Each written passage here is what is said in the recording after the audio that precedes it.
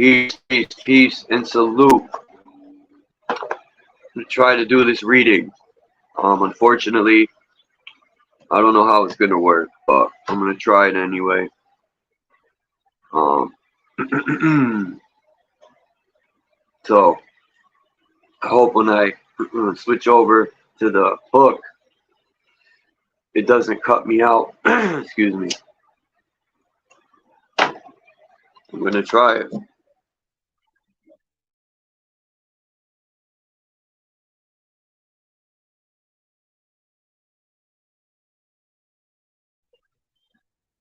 Let's see what happens.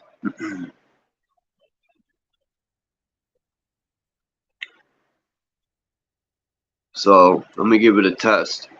Just as trees, ponds, clouds, and rocks are thought of as living beings, so the sun, moon, and stars in their firmament are depicted in Indian mythology as alive and endowed with human passions and yearnings.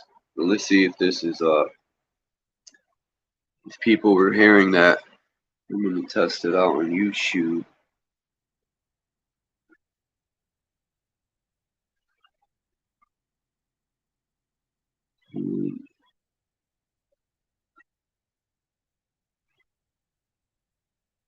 Check it out here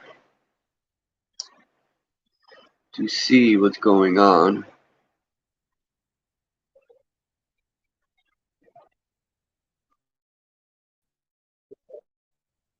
Okay.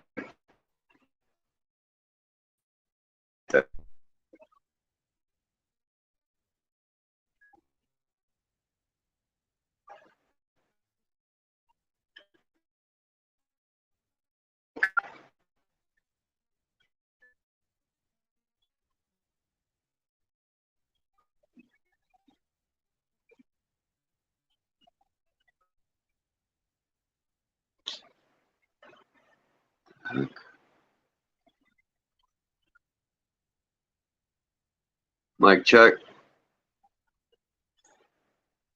Everybody hear me?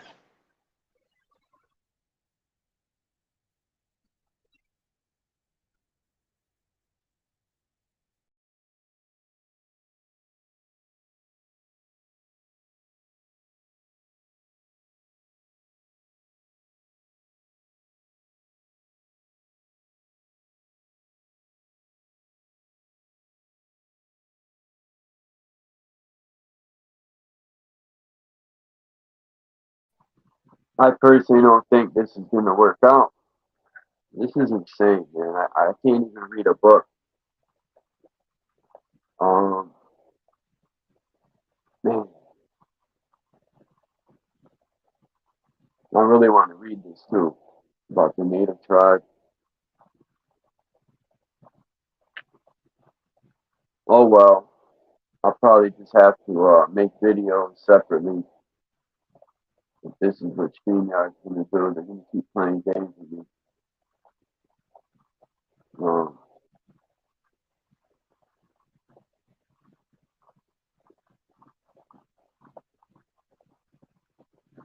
I'm gonna read. I'm gonna see how long I can go. Um, I'll just start reading, I guess. I don't. I mean, yesterday I was literally on Google while people were up here talking, and it didn't boot me out then. But it seems now I tried the split screen stuff they got on the phone, but it ain't working. I don't know how to use it. Let me see. Get up there.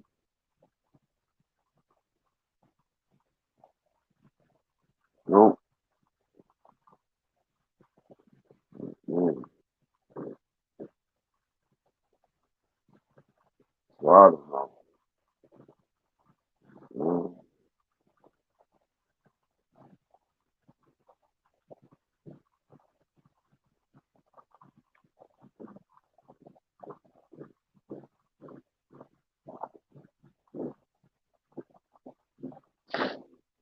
I don't know. I'm gonna try reading, and if not, I'll post this out and just do my thing. I don't know. Just as trees, ponds, clouds, and rocks are thought of having living beings, so the sun, moon, and stars in their firmament are depicted in Indian mythology as alive and endowed with human passions and yearnings. The sun, the father of light, who begets all living things upon Mother Earth, the illuminator of primordial darkness, is life giver as well as destroyer. The sun is usually male, though it is female among the Juchi, Cherokees, and Eskimos, all whom regard the moon as male. In the tales of many tribes, the sun makes love to mortal women, sometimes marries, and has offspring by them. The great shining orb is the ultimate fertilizing agent in the universe.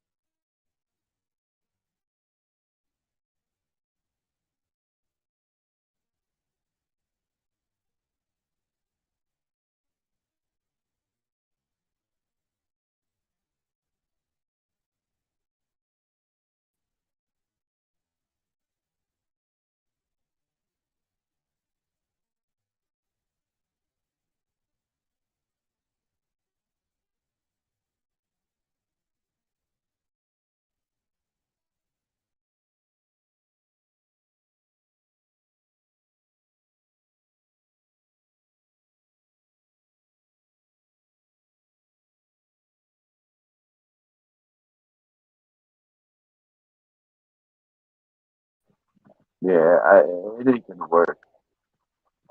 It just ain't gonna work, man. I gotta figure out how to do this some other way. Um, Let me see. So, I got an idea. As always, I got this phone.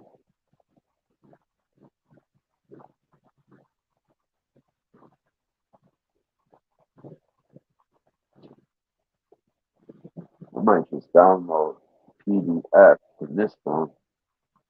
Geez, London. I was trying to read, but I guess it ain't gonna work. I have to. Yeah, I can't leave this page. It just boots me out if I do so. That sucks. Yeah, that build you had yesterday was interesting, London. Yeah, I can't do this. This phone's dead. Oh well, so much for reading. I tried. This phone has dual, dual pages where I could have this. Oh, I got to figure out how to work it though.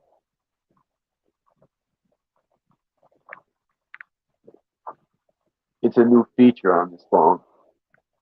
These type of phones has a dual screen. I put it on in the settings, but for some reason it's not working. I'll figure it out later. I downloaded this new PDF on the Native Tribe. It's like 600 pages. It talks about every tribe.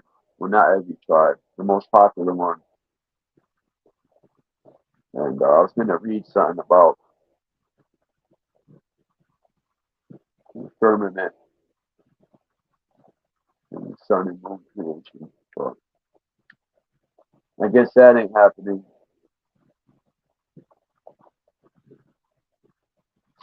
I have to change the title.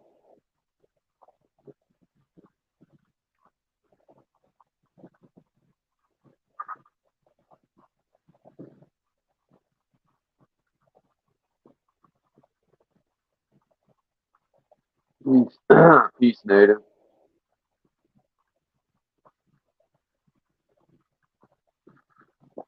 I gotta charge this. Or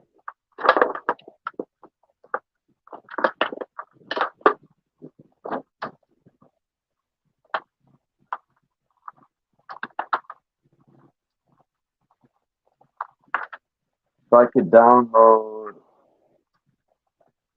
um, the PDF on this phone, I'll maybe do a video. I'm just gonna probably just start uploading videos because my new phone is fire, and this phone has so many more options than that piece of junk I had. Peace, London. What's good? Fucking chop. Good man. Man, you guys went pretty long yesterday. 7 and some change. Oh no, what's this? What's going on with my StreamYard? 1 second. StreamYard is this page isn't responding. What the fuck is that? Can you hear me? Yep, loud and clear. Oh, that's right. I got to What fix the, mine. Settings, what the fuck audio. is it? I don't know Can what you just hear me happened there. now? You're a bit how would you call it? Muffled. You're a bit Can muffled, you hear? but Hold on, I'll fix that.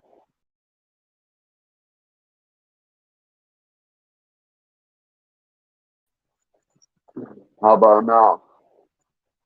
a bit better than before. Yeah, I had to change the settings. Excuse me. I forgot that I had my earpieces in. I had it on default. hmm Maybe it worked better on default. Did I sound clearer before? No, you sound better than before. I did? Oh, I sound better now than before. Okay. Yeah. Yeah, I got to get me some. I'm gonna buy these new headphones I seen.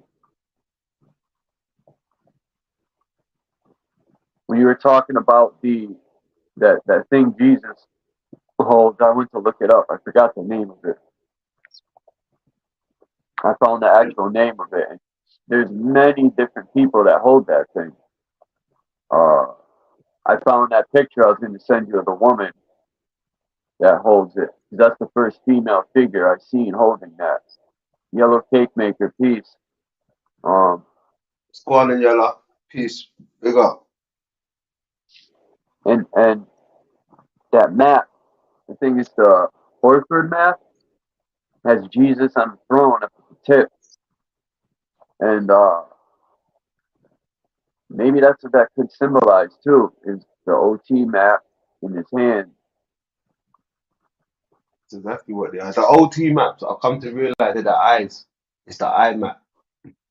You That's exactly what the OT maps are. seen the one I sent you, right? That's shaped like an eyeball. That was weird. That map. Yeah, they're all eyeballs, man. These things are eyeballs. There was even another map that I looked at. It's littered with eyeballs, to my understanding, but I didn't know what they were until I started to come across this eye theory, and it makes more sense. I think that's what might be the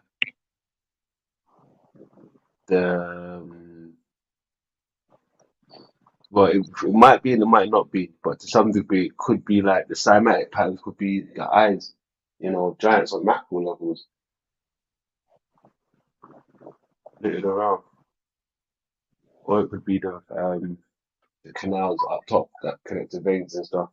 But there's so much aspect you can go with it. That's why it's interesting. It's not just one aspect.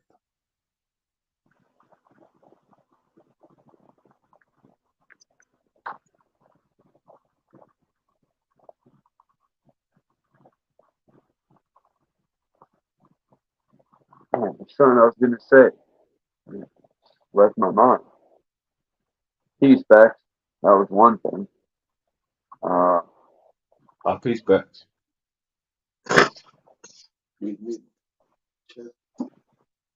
damn it, man.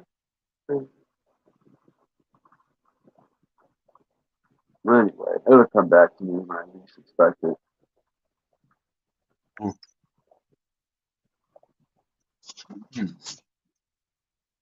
Yeah, I'm fucking Oh yeah, tired. my Telegram.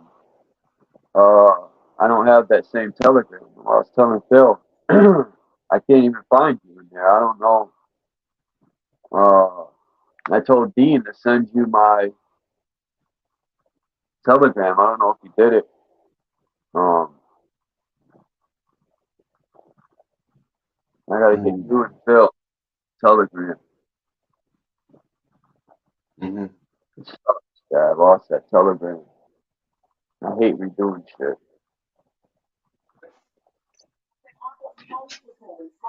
Yeah, I've been in a lot of Telegram groups lately, man. Yeah, quite a lot. My phone's always pinging off, ping, ping, ping, ping, ping, ping. Sometimes it gets a bit too much, if I can be honest. Huh. But I mean, the beauty of it is that when I do go back onto the group, sometimes there's so much gems, so much pictures and stuff that I'm like, wow, thanks, guys. You know, they're sharing lots of pictures on there, lots of videos. So I suppose sometimes it has its wins over there. But even when Yeah, I I'm live, find. I got to put it on mute for like 3 hours sometimes.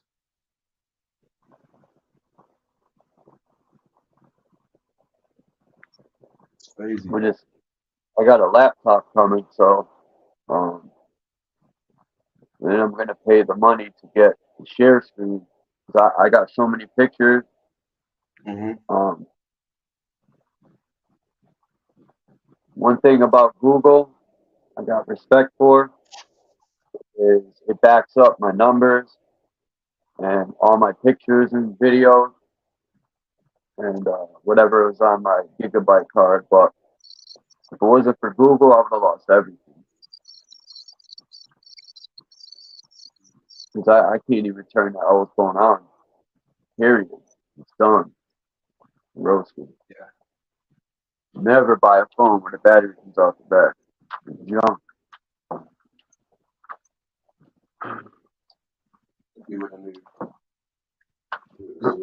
But I've been into a lot of these old maps and I'm trying to like piece together. And I hear a lot about this crater. At one point, there was no snow or winter, and the only reason I can kind of agree with that is because of that map from the 1500s by Urbano Monti, aka has another name I forgot. And there's no ice, no winter. It's all lush green and desert. So I think whatever happened, war, was pretty recently. They had giants depicted, and then the Patagonian giants. Those maps are from the 1500s, early 1600s. So these giants are not that far back. I got pictures of Russian giant people, Chinese, American Indian. I mean, all sorts of these people are 9 feet tall. Um,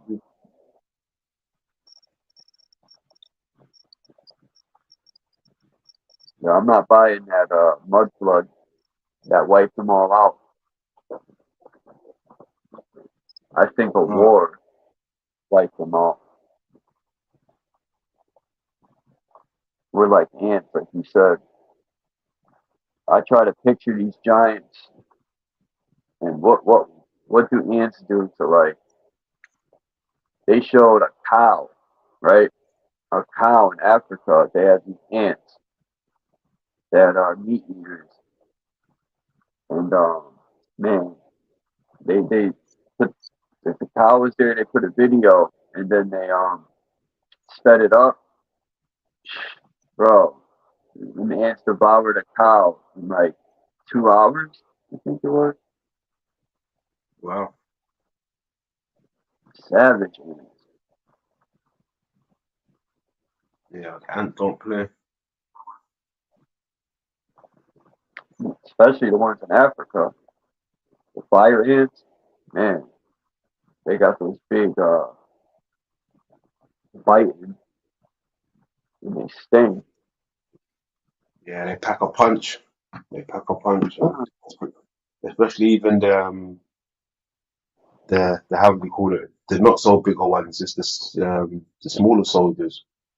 Even with the big termites, all of these soldier ants, they pack a punch, man. Pack a punch. Uh, Termites too. Yeah, they're part of the ant family, right? Yeah. Termites, yeah. Mm-hmm. And they eat solid wood. I mean, Mm, a little skeleton bug that you can crush with your hand is chomping its way through solid wood. I think about this stuff sometimes. Like, damn. mm. What up, though? What up, though? What's going on, Doc? What up, He though? started chilling. Hey, what up, though? I got a question for both of y'all. Why when the elephant or the gorilla or any other creatures, right? Even coming down to the chicken or the bird, they don't require any assistance when they give birth. Only humans need the help of other humans to bring life into the world. I think that is a direct misconception within the lie that we should always raise our eyebrows and be like, "Oh, we that's facts." Like, like ain't no birds helping birds, ain't no lions helping lions bring Earth, bring the new cubs into the. They may provide some type of protection, right? But they're not gonna help the lioness give fucking birth, bro. Why do we require assistance? Mm, I think it's one of those things, Doc. Even birds to a certain degree require assistance. I think it's like a mammal thing, right? Because reptilians out from the gate, they don't require no assistance. As soon as they're out of their mum's embryo, the egg, whatever, they're swimming and they're gone and they're eating. Doc, they're even eating inside the embryo. Sorry, inside the womb. They're eating each other. Right? I've seen documentaries. They're actually eating each other from inside. Mammals, on the other hand, they need mm, nurturing throughout their months until they don't need it anymore, right? Even down to stuff that you see like with what do you call it? Bald eagles, right? They have babies in their nests. Even they have to attend to their babies sometimes to a certain degree. But with reptiles, straight out of the gate, Well, yeah, right? we know birds, yeah, but at that point, the babies are already outside of her. It's Exactly. easy to play. That's just like my with bad. us, with mammals as well. The babies are outside of us, the woman, It's but it, we're still it's attending to them. easy it's easy for me to protect an egg rather than the egg to be attached to me. You know, like check this out, bro. Even though you a woman, when she's pregnant, it looks like an egg. She's hey humans. We are so fucked up to the point where we can't even bring Earth without using a whole unit. Like, who was the first people giving birth? Like, I don't think it required any moxicillin or any type of any kind of Hey, adrenaline rush, any kind of no. Listen, they have to give birth raw. Like it wasn't no lubricant. Like at some point, like epidural shots. It wasn't none of that. You had to have that baby. You know what I'm talking about? of Hey, course, but dig this. listen, What? Yeah, dig this. What's before y'all leave the egg thing? This is what's so amazing about eggs, right? Okay, when a mammal, right? They have their they grow they offspring inside their body, and their body feeds the baby. Egg, where how is it growing? What is it eating? It's just growing and everything. So that's incredible to me that you can be in an egg and grow without eating nothing, without drinking nothing. Just whatever come with that egg is what grow you, and that's amazing to me. But y'all go ahead. Well, the here's mom, the the mom, the mom has attachments to the egg.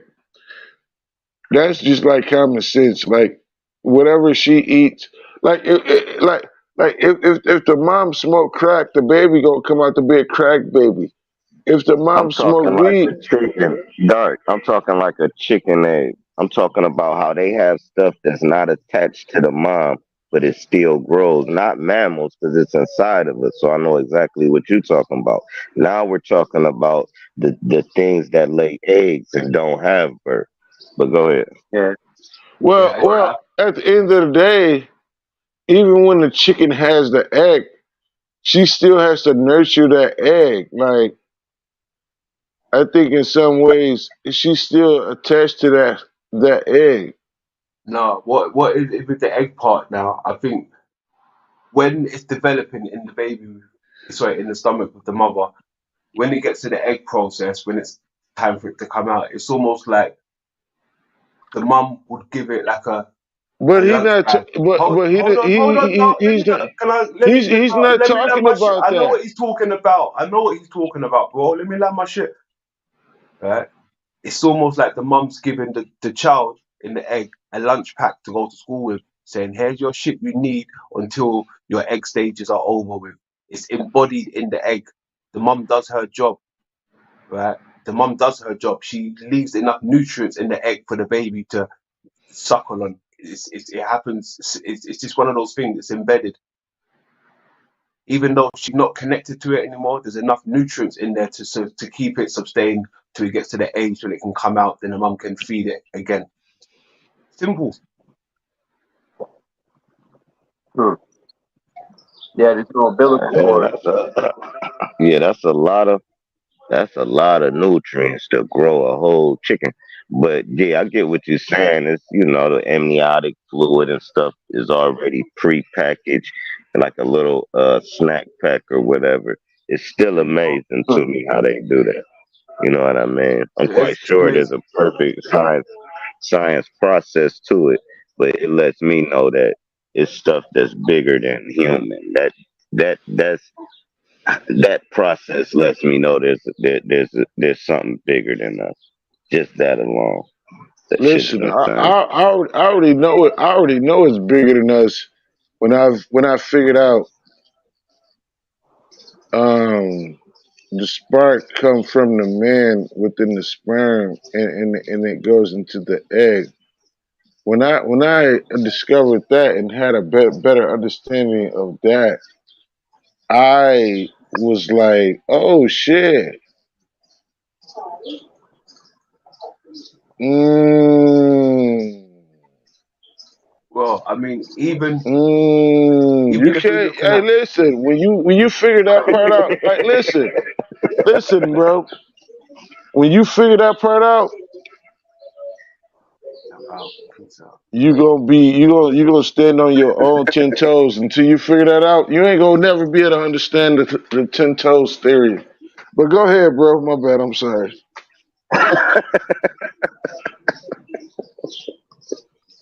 why is you Oh man, laughing, feeling great. nigga? Man, I'm feeling great this morning, Nigga, man. I'm nigga, out nigga, here with my bird, you, with you, my you, birds. Yeah. nigga, What? I'm What? nigga, they almost slap your birds, nigga. Yeah, motherfuckers, they don't just chirp. Birds actually carry spirits, bro. Birds will follow you, bro, and you won't even fucking know it, bro. You be driving to work, motherfucker say leaving and follow you and go land in a tree at your job and wait for your ass to get the fuck off work and race your dumb ass back to the crib. Birds is different. You ever saw? Listen, bro. You ever been to a funeral? How they let the doves go and the doves come back to the bird keeper. You ever saw that? That's real shit, dog. You ever saw a Yeah. motherfucker that just hold his hand in the air and the eagle come out of nowhere and land on his shit? Bro, you Uh, better study birds. Quit think I'm just I be talking pseudo shit. I put my Go hand ahead, out talk up. first, trying to see if they'll land on my finger, but it never happened. Hey, listen, drop. Stop stealing my shit. Cause I already I'm not said, great, nigga. Motherfucker, listen, hold on. I already said that. deja vu, man. You should, you should, Deja you vu, should, bro. you should always listen to the creatures. You should always listen to anything outside of yourself. You should listen to them birds. Like I could tell when the winter is coming. Like being in the Midwest, that's all you gotta do. That's all you gotta do is look in the sky, right? Because when you look in the sky, what do you see? Birds migrate. You see birds flying to the south. Bro, how You many know, times you heard me on my microphone? Anytime I'm outside, you just hear a lot of birds, bro. Everywhere I fucking go, bro. It's almost spooky. Everywhere I go, bro. All fucking day, dog. You hear them drop the now? bird. That's cool. Yeah, they telling your I bitch fuck ass to with them. get up. It's time to get up. I had a cockatiel. I had a cockatiel and I used to hold my hand up and it'll fly out the cage and land on my finger and shit. I ain't never had no pair. They'll bite the tip of your finger off. Them motherfuckers is some evil son of a bitches. They look pretty. They'll start mocking you and shit. Charles, Charles. You like, hold on, get your crazy ass off my motherfucking house. The hell out of here, bro. Yeah, the motherfuckers crazy. An eagle, nah, for real, an eagle will pick your little Shih Tzu up out the yard, bro, or your little baby in the yard playing. They got videos of them trying to do this shit, but 9 times out of Yeah, 10, the baby be too heavy, yeah. you But can't, you they'll can't, try, you they'll can't, get it up in the air. you can't really train a eagle because the eagle is its own boss. At the end of the day, yeah, you can try to train an eagle, but if that eagle decides like I'm done with your bullshit, I learned what I want to learn from you, and guess what, bitch, I'm gone. And guess what? You can't do nothing about it because it can take off, and you ain't gonna never find that bitch again. But it can go anywhere. It don't have to But For listen real. to it's a you. tribe. It's a tribe that's not true. It's a tribe. You can Google this shit where they stay in the mountains, right? And it's like some goats and shit, right? That be on the edges of the mountains and shit. They train the eagles to pick the goat up and drop it. The goat falls and dies. Then they go down there and eat the goat and feed the eagles. It's the most amazing process where they like working together to eat the fucking goat. You just type it in, trains eagles to catch goat. It's crazy, bro. I be watching some weird ass Discovery Channel shit, man. That shit, it's a lot of weird things in the world. A What are them animals? motherfucking lion. Oh, go ahead, you got it. What are those animals that climb the side of the rock? The freaking hook right into these little splints. The hook into the rocks. They climb the side of cliffs. Forgot the name of them. What what did you say, Charles? Look into what? They climb the side of cliffs. They have hooks that hook to the I mean, they climb the side of cliffs that I've never seen nothing like it. They climb the side of dams. Uh, is it a billy goat? Anyway, I I like. think it is a billy goat. I've never seen nothing climb no damn cliff like that. Um, I just wanted to respond quickly, if it's okay, guys, to the egg thing and this women needing help having babies and stuff like that. If that's okay, before we switch into goats, would that be all right, Charles? Yeah, there's something about them helping us or help women give birth. I think there's something sinister to that. But anyway, No, I agree on multiple fronts. One of the reasons the hospitals took on helping women give birth was because at that point in time, many women had lots of children, and it almost was sold off like a spa. You got to get away from your family for a day or two to give birth instead of just doing it and getting back on to taking care of the family. And in doing so, they often ended up injuring women because the women going to the hospital didn't know that it wasn't a spa, if that makes any sense. They didn't know that where they were going, the people didn't even know how to wash their hands, and then they would end up infected and they would end up needing medication and stuff like that. So women gave birth a long time ago. Women were capable of giving birth alone. This idea of women dying in childbirth is some sort of intermediary function of the I don't even want to blame the Western world, but we'll go with the Western world narrative at this point, because that's what we see as Western medicine, even though it's they are the infiltrators, these medicine people. They're media, like medieval medicine. They are like making a movie here.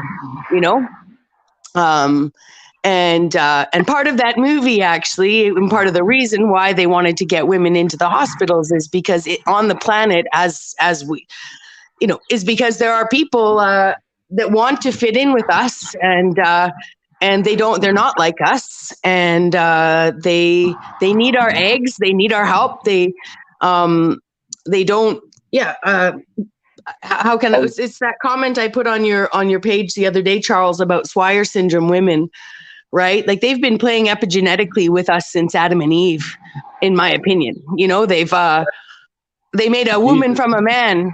They made a woman from a man, right? You can't make a woman from a man. The only way you can make a woman from a man is to, well, you can, they're all over the planet, right? But they can't breed. They need fertility clinics. They need donor eggs from a real woman, right? They're called Swyer women. If last two builds ago of Charles, maybe the last one, in the comments on his YouTube channel, I've posted links to 3 different articles in PubMed.net or PubMed. Whatever, the published medical articles about these Swyer women. They've been epigenetically created. That's not what the article's saying. The article's just talking about these XY women that can give birth, but their pelvises are narrow. So until they mastered the epigenetics of it, most Swyer women needed cesarean sections, and because their hips were too narrow. And most Swyer women don't know they're not women. They menstruate because they took the birth control pill. what if one of the first they took human eggs first? One of them to give birth by using so-called humans' eggs and all that. I don't know. It's crazy. Now the scriptures, when the scriptures talk about like she absolutely right. When the scriptures talk about a woman come from a man's rib, what they did was extracted some fluid out of the rib. They did, Yeah.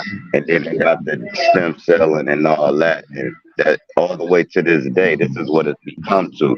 But like from the beginning of time, like you said, they've been tampering with the DNA.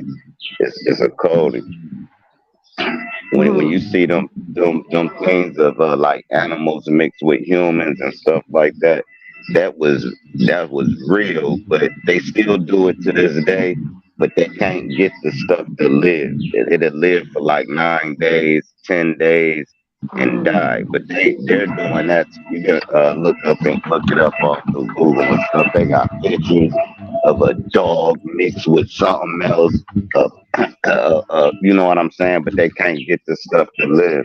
They gotta be the same family. So they man and woman is the same family. So like Shaq, that's not normal to be that big. A midget, that's not normal. Them is a Mhm. side effects of them messing with the DNA code, I believe. That get I these love. you got it. Oh, sorry. No, you go ahead and finish. I can hold on to my thought. Oh no, yeah, I was finished. I think that's Okay. where birth defects and Elephant Man and stuff like that come from. But go ahead. Yeah. And I was going to say, I appreciate that you say this about the relationship. I don't know if I understood exactly what you were saying, but I do know that these elites were, they marry they marry within the family. But I was going to say that that's one of the reasons we need to go to the hospital, and they need to access anything from a woman's womb naturally, because they cannot. And I don't even know if they're telling us honestly about eggs, because if you ever seen inside of a chicken, the chickens, if you butcher a chicken that lays eggs, you'll find inside that chicken's uterus are eggs in multiple stages of development, right? It's not in the, well, I don't know if it's called the uterus. I'm not a veterinarian or whatever, but you can actually see inside a chicken that the egg with the hardest shell is the one closest to the birth canal, and all the way back, you can go all the way back to a yolk.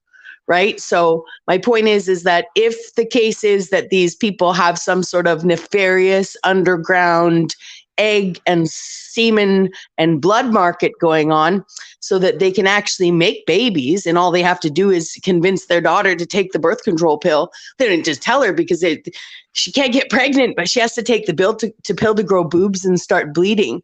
But my point is that I do believe that in order for her to carry a man's child, we're going to call them, this woman thinks she's a woman, they have to take I think you'd have to have an egg related to you or your husband in order to create that embryo, allow that embryo to be created, not just some third party donor unrelated. So we don't know that, we know, but nobody knows these creatures, for lack of a better word, exist on the planet. Even these creatures don't know they're creatures, for lack of a better way of putting it. Um, and ergo, they need access to, that's one of the main reasons of medicine, actually, is for us to go into that hospital and them to get some aspect of our biology, so that they can keep it in their gigantic file of who's related to whom, so that they're not at the hospital. But I'll blame the Vatican for this one, but they're not in on it alone. They can't do it alone. All the churches are in on it. All the hospitals are in on it. All the schools, all the towns, all the everything. Even the imaginary island with natives protecting it from no man ever walking on it but their tribe, right? Even those guys are supported by the Freemasons. Everybody's in on it. It's a huge, huge, huge system that's been going on for so long, and it's only set up so that they can determine who's got the right genetic information, so that they can use it to make sure that they have the genetic information they need to make the babies they need.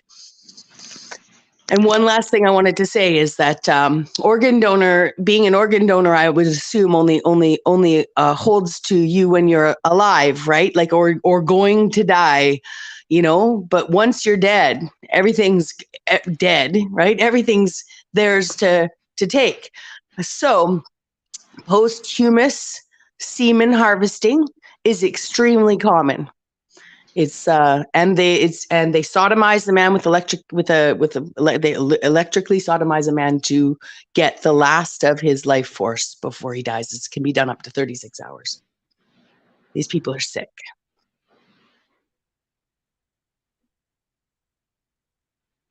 Are you there? Are you there? Am I alone? Hello? Dark Chameleon? Charles? We lost Sir Drop?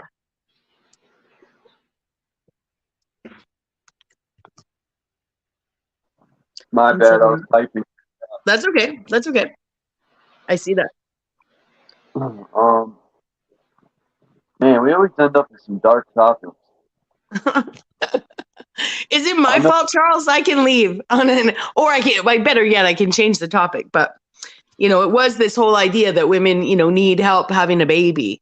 The only reason a woman would have another person there to have a baby is to secure that she's supported and that she has everything she needs. So she doesn't got to go get some water or whatever while she gives birth. And sure, it can be done. In fact, if you have to, it's done in a field while you're still working, but we ideally have a nicer idea of civilization. And, I'm ignoring the hospital situation that we're in now. Not saying that they're bad things, but I'm just saying you could you could do it in a more comfortable setting. The reason a woman needs another person to have a baby is just she doesn't, but it's humane, and animals aren't humans. Put it in that incubator, separate the mother from the baby. Exactly, and good point. I was only leading up to the birth, right? But they want that they want to sever that connection, and they want to prick that baby's heel, and they want to put it in their gigantic database of who's related to whom and what's in that blood. I talked about this before. There's a place off the coast of Connecticut and New York, near New York City, and I think it's New York City, Long Island too. Because Long Island wrapped around Connecticut, not around Connecticut, but it goes in front of Connecticut, which creates the Long Island Sound, which most of Connecticut is in the Sound. It doesn't have the open Atlantic. It's more or less a bay. The Long Island Sound, if you look at the map. So I could see New York across the water. But there's an island, as New York City has many of them. Staten Island, and there's a couple more out there. There was one that had insane people. I forgot the name of that island. It's abandoned. Then you got Statue of Liberties on an island. Then you got this other place that's like it's right near Connecticut, and it's like a laboratory. And there's been the craziest stuff that wash up on the shores. Like, Yeah. Has anyone seen pictures of the dog bodies that have human heads? I've seen a lot of sick pictures. I think I've seen one on the beach. Then I love how they try to discredit the stuff because they're like, oh, that's just a hair, that's just something that's been in the water and bloated. That's what they'll say. It's like, oh, it was in the water long enough that the hair fell off, and it's actually whatever, a walrus or something stupid. Yeah. If they said that, they're like, well, there's no walrus in Connecticut, so what did that thing just go rogue from up north? Sorry, say that again? I said, there's no walruses off the coast of Connecticut, so what did it go rogue from up north? I don't even think there's walruses up north either. I think they're on the west coast. Walruses might be an invention of the zoo. Maybe. Well, let's talk about that thing. I do believe there's fake animals in fake or man-made, but fake. I do think some animals are fake. With the gorilla and the people in the gorilla suit. Because I watch this channel called I Expose the MCs. And he talked about that. The zoo he made a video on that. And how they walk on like stilts or crutches they have to make them, in the suit. So, they walk with a gorilla. Like, how, so I don't know. I don't think all gorillas are fake. More or less it could be. I don't know. Maybe that's why when people fall into the gorilla pit, it never happens to them. You know, they take genetics out of everything, like especially the Bible. People really, the religion has really poisoned the mind when people think God is snapping his fingers and just creating people out of dirt. And we're made from the dirt of the earth. Like God just made a snowman, but more or less a mud man or a dirt man, and then snapped the fingers and came to life. It's all genetic modification. Exactly. And we could I was go gonna, we could go with the idea that maybe we're all womb man, right? Like maybe I'm just going with this for a second, okay? Maybe we're all genetically modified men, and we didn't know it, right? And the ones that are the most successful in the experiment are the ones that didn't need help menstruating, didn't need help getting pregnant. Now I don't believe that. I really don't believe that. I believe that we were man and woman, and there were heterosexuals, and then there were homosexuals, right? And we already said this. It's not about gay people. You know what I mean? It's about breedability. Something had happened to those people. They weren't allowed to breed with each other anymore, and they were like, "No, that's not fair," But they were doing bad things in the first place, and now they're doing bad things again, And they had just had a lesson to learn, and they're just stubborn, and they won't learn it, so they'll just abuse. They lie and cheat and abuse the real inheritors of this place, who are the biological male and female people designed to be here, manipulating and fruitfully multiplying and expanding the universe with every child born. Yeah, there's so much proof to show that these taller people existed.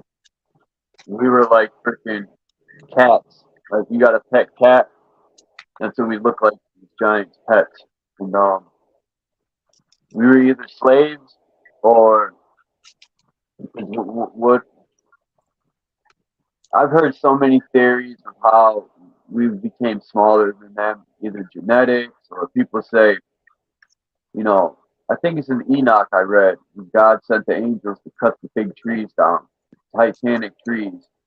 Now, I personally think this makes a lot of sense. Somebody brought up, I think it was uh, Divergent brought up that they cut the big trees down, capped the dome over, and then flooded the place. That would be the only way to keep the water in, right? How else can you drown giants? I see what you're saying. You had to throw huge things in the pool to make the pool overflow enough to drown the giants. Well, they say the water's above. Now, we all don't know the story, but my theory is Divergent said they put the firmament after, which trapped the people here, and then filled it with water. Now, I don't know how they did all that if we're underwater. So the flood came from below, not above. The flood, from what I understand, the flood in the Bible was from the waters from below. Well, they said, I remember in the Bible it says they opened the portals, or in Enoch, for the windows to the firmament opened.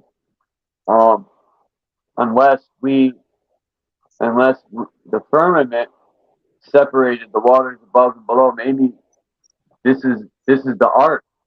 The ark of energy is what created firmament, and we're underwater from almost like a we're in a force field and we're Atlantis and we sunk under the ocean, right? And the last thing Atlantis did or whatever before we sunk completely was like put a shield around it. Or what a shield would be, round like a globe, right? Like your shield ideally would make it so no one could come from below or above into your system. Anyways, sorry, I digress. That's a slight possibility. I think it's an infinite plane that's outside of this. I was watching I downloaded the clip. You ever watch? I agree. Yeah. You ever watch? What's the name of the movie? It's a Marvel Comics movie. When they were in I can't think of the name of it. They had like a shield over their city. Um, Damn. I just watched the clip yesterday. I downloaded it because I remember seeing it in the movie. It's the one with, I think it's called Infinity. No. Anyway, Infinity, some shit. It has all the superheroes in it from Marvel, I think. And it's the part where Evil, they were trying to attack the Black Panther's home city. I forgot the name of it. Willis McCoy, maybe you can help me out with this. And they have like a firmament or whatever you like to call it over the city. And it was designed to keep evil out. Now, where was I reading? I only thought of this because I was reading out of that book, The Knowing Ones, where it said, they asked what's outside of this realm, and they said nothing but darkness. Or no, that's in the other clip I got from the other movie called Dark Tower. And he was explaining to the kid about Mount Meru or Rufus Nigra, the mountain at the center. And he explained it put there in the beginning of time. It's the mountain that goes up to the heavens. And, Polaris is connected to it and all that. And he said it was put there at the beginning of time. And it's like the frequency of this realm, that mountain. And it creates the firmament, and it was designed to keep the evil out, because on the other side of the firmament, it's an infinite plane of darkness, and there's all the demons and all these evil entities that are trying to get in here. And that's why it was created in that movie. And then I seen the Marvel movie, which they got the firmament, and what do you know? What's coming in through the force field? Nothing but evil people trying to take down Black Panther's city there. There's so much in the movies. There's so much synchronistic clips that I'm going to show to prove that more or less this firmament might be put in place to protect us, not to curse us. So I don't know. True. That's exactly the picture you were painting for me, Charles. Even before you got to that bit, I'm so every time I hear you talk, like you're in my brain, or I'm on your wavelength or something. Seriously, because I was just thinking that we were in our safe place, and they came here too, right? They got in, Was on your channel that you were reading something that said that that about the angels being? Yeah, it was you. I think that was saying you read somewhere that the angels had been they weren't fallen, they left, or they weren't exiled, they left. Yeah. Yeah. That was from Manly P. Hall book I'm still reading. That was chapter 1, Rhodopraxis. Yeah. Oh, with Manly P. Hall? Yeah, I was explaining that these angels didn't have wings. They flew in crafts. They were they look like you and me. They didn't have wings. They didn't fly in the air with wings. They put angels with wings to symbolize they flew in crafts. They don't want us to know that. They had technology. They were flying in crafts. Yeah. There's a biography of Manly P. Hall that Phil shared with me a clip of yesterday. Okay.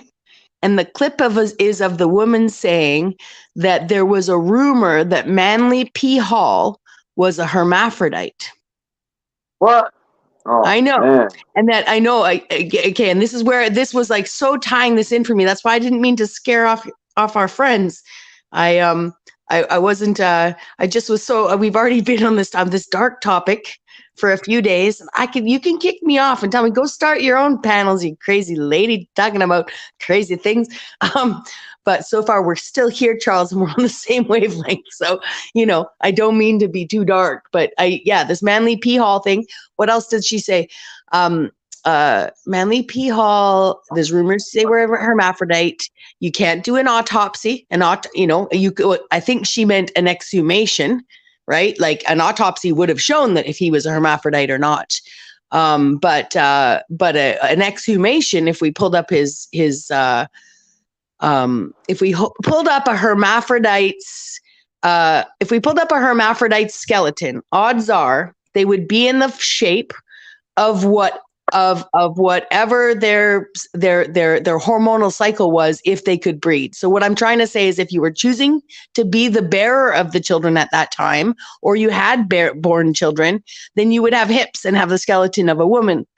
But if you had never given birth, or if you can be a father of some children and a mother of many more, you would actually probably have your skeletons might always look male. I'm not sure, but I assume that if you're a hermaphrodite that can breed, then your body morphs based on whether you're pregnant or not, and your hips literally widen if you give birth and that kind of stuff. So hermaphroditic, my dad was a doctor, and when we were younger, actually, I won't go into that. He used to use the term hermaphrodite. In fact, we were raised to call my dad always wanted us to be smart and to challenge people, right? So this is what I thought. But so when everybody else, they were taught cute names for their genitalia, right? My father taught us the medical terms.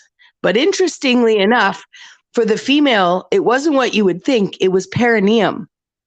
So penis and perineum. Well, a perineum is a taint on a man, and on a woman, it's the space between her vagina and her anus.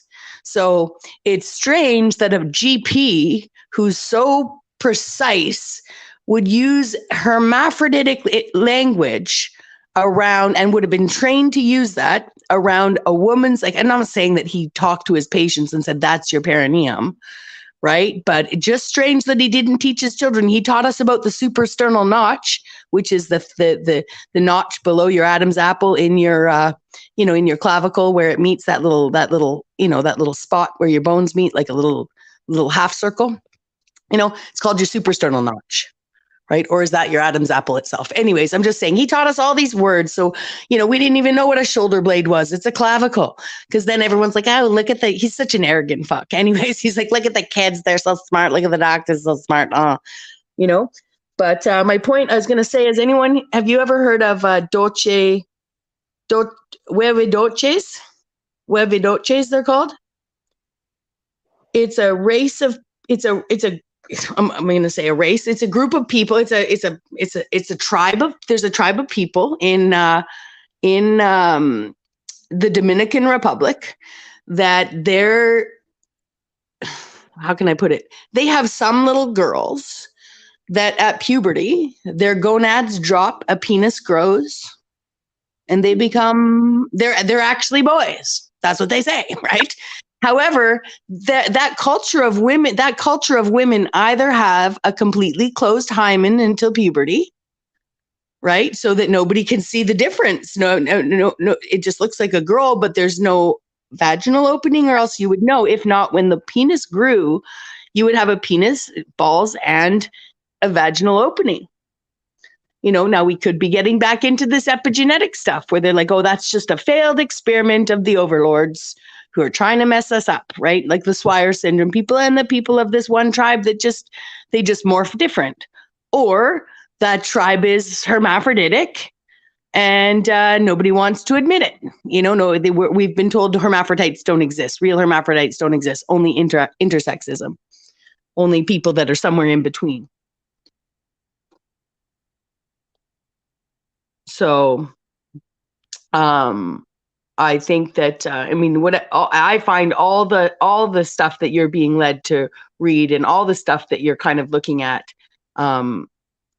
tends to support the idea that somehow some people were supposed to be being kept safe from something, and and something's not right. No, actually, that's where London's back. He says it's interesting. Thanks, London. I was thinking about snakes and and birds and all these symbols of different kinds of creatures that people have on their flags and why. And I really feel like a huge part of this has to do with symbolizing their role in this genetic manipulation, whether they can come from above, whether they come from below. You know, flying creatures come from above and snakes come from below. Both those creatures lay eggs outside their bodies, which might be secret code for we need eggs outside the body to sit on and incubate and breed with. Sorry, I'm on Instagram, That's and it took okay. me forever to figure out Khloe Kardashian, and I'm like, how the hell did she get on my? I don't follow this stuff, and I couldn't figure out how to unfollow her. I don't know how she got there, and I'm like, what's going on here? I got BitChute. I found my BitChute account, my BitChute, Odyssey, Facebook, Instagram. I'm about to really get shit popping and start trying to get people to think differently. Just planting a lot of seeds. That's all. I'm not That's good forcing work. no. I'm just And I was trying gonna, to get people to freaking think again. yeah, maybe Khloe Kardashian's showing up on your feed because we're speaking about hermaphrodites. Speaking about sterile hermaphrodites, and egg stealers, perhaps. A side note, just to support sort of what I'm thinking is, in fact, I quoted someone once said, I said, someone could be the father of one children and the mother of many more. That's actually from Ursula Le Guin's Left Hand of Darkness. And in Ursula Le Guin's Left Hand of Darkness, she's a lesser known dystopian sci-fi writer. And I could go find the book right now. But her preface in that sci-fi book is one of the best things I've ever written I've ever read in my entire life. And she's talking about basically marketing ideas and getting them published involves compromise. Ergo, what she's about to tell us is going to be deemed science fiction, right? But reading between the lines, you know, and if you understand what she's saying by the end, she says, I met these people. You know, I met someone who told me this story. And then the beginning of the story starts in 1492. There's an advocate sent from the land of Terra. He goes way, way, way up north into the ice, and forms like an arc back down to another place on the plane where they know, and he's being sent to another quote.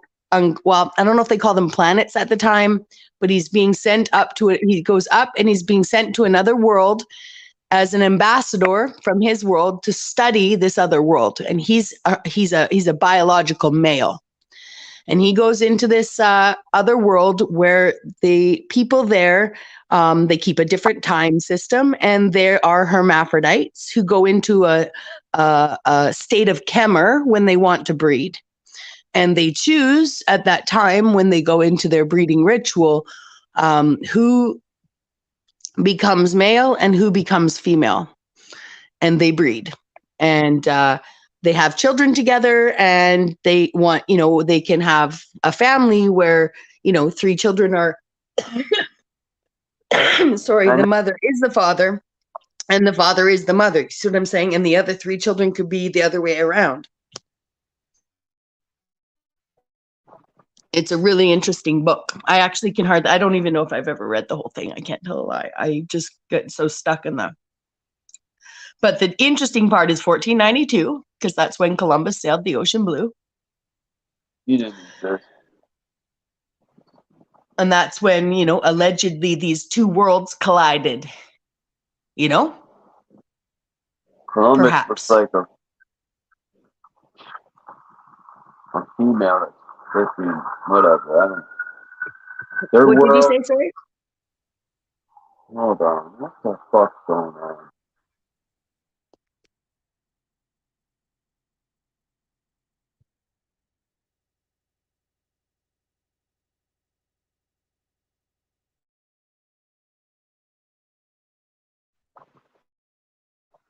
Here we go.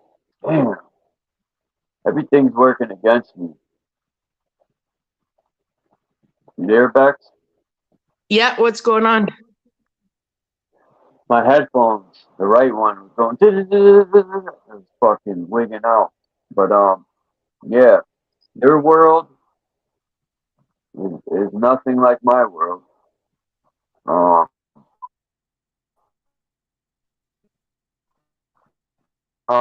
when they were created, or how they were created, most part, all the ruling positions, they ruled more or less. They wanted rulers, but never ruler. You know, control and some of that. I'm talking about like rule I over think me and make me stuff. I think That would never happen. your earphones are muffling you a little here. It's always something. I know. Oh, that's why.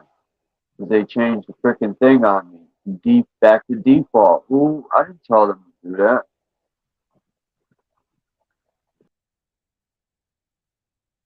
Oh, here I I am. didn't Oh, tell. good, you're back. You were gone for a second. I'm like, no, don't start reading dark stuff on Charles' channel when he's not here. I'm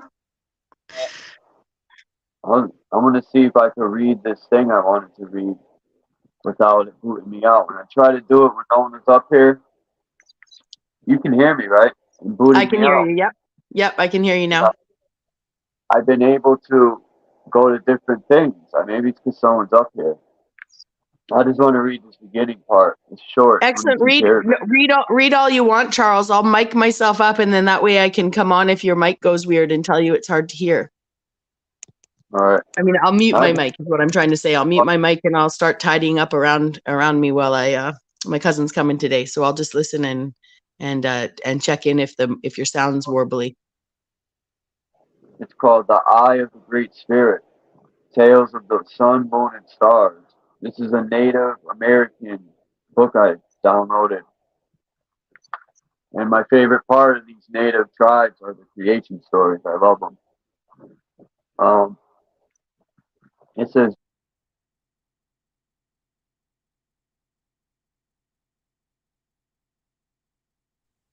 No sound. yeah, forget it. I'm not even going to do it. It's going to kick me out. Oh, is it because you're reading off the same device? Yeah. Can you hear me now? I can hear you. Yep. It'll probably, it shouldn't cancel me out. There's an Can you? option on this phone where I could have split screen, but it don't work. I don't know why. I put it on. I'm gonna have to figure it out how it works so I could have split screen and read. When you opened it up, was it on the split screen? No. I know Oh, I with could. how I use split screen on my phone, at the bottom of the phone, there's the arrow, the circle, and then a little box that is in two squares instead of one square. It's an Android at the very bottom, the constant bar that you can have on your screen has a back arrow, a circle, and a square. My square is Yeah. a double. It looks like two rectangles. And if I Yeah, hold my thumb on that two rectangle thing, the StreamYard will go up small on the top and a blank square shows up. And that's, basically you can access, the StreamYard. If I hold it on the double thing, then the StreamYard stays. It might go a little small to give you room to look on your phone for what you want to open in the bottom half. But then you go and you scroll, StreamYard's still there. Then you go and you scroll, you find that PDF and you pull it up and it should be split. And in order to get rid of the split screen, you just again hold your thumb on the double box and the bottom box disappears and the top box stays. I put the settings on. Now I got it. It was in. Where is this fucking settings now? It was in. do.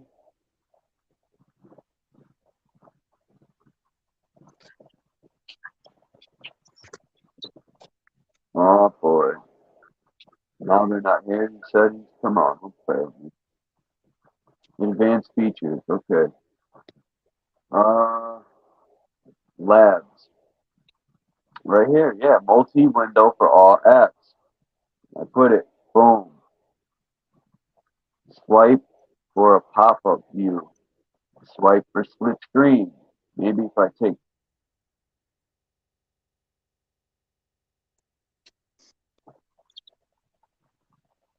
No, it's not working. If I take that off. I don't know. Hold on. Full screen and split screen. Full screen and split screen view. Multi-window for all apps. Allow all apps to open in pop-up view or split screen. Swipe for split screen. Motion and gesturing. Double tap to turn on screen. Lift. Double tap to turn off screen. Turn over to mute. Pick up phone calls. Bring the phone close to the air.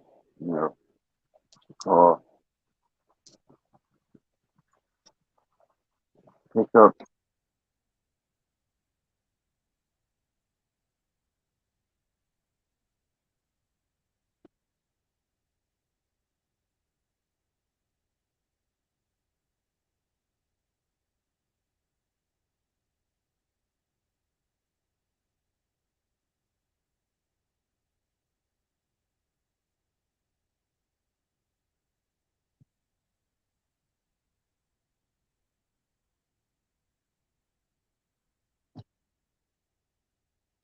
You still there, Charles? Yeah, I'm here. Okay, just making sure. I was just in options trying to figure out how this works. Yeah, I'm no hurrying on my part. I just was I don't stripping. have a little that comes up though. That's weird. I wonder why yours does that. My phone's pretty old. And it's well, it's not that old. It's like 3 years old, but it's an LG. They might have changed technology a little. Or No, you did? you're supposed to. Yeah, you got to hold down. Okay, this makes sense now. So now I can. I don't want that. Where's what I'm reading?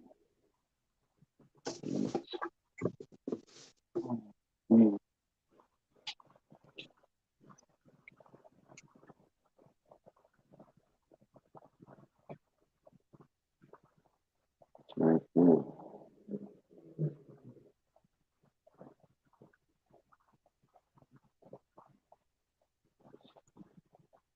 Hold on.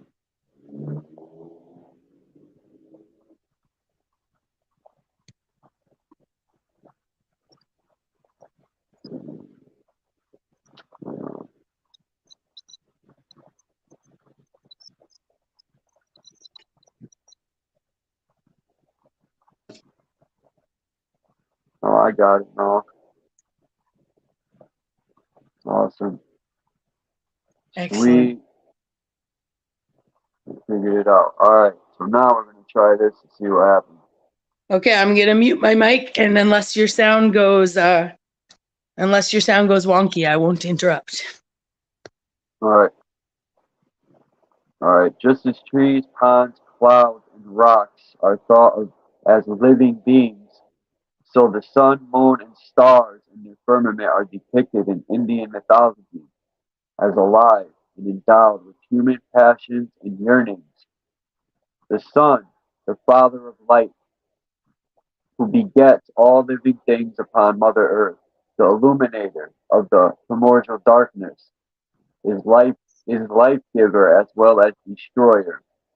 The sun is usually male, though it is female among the Juchi, Cherokee, and Eskimos, all of whom regard the moon as male.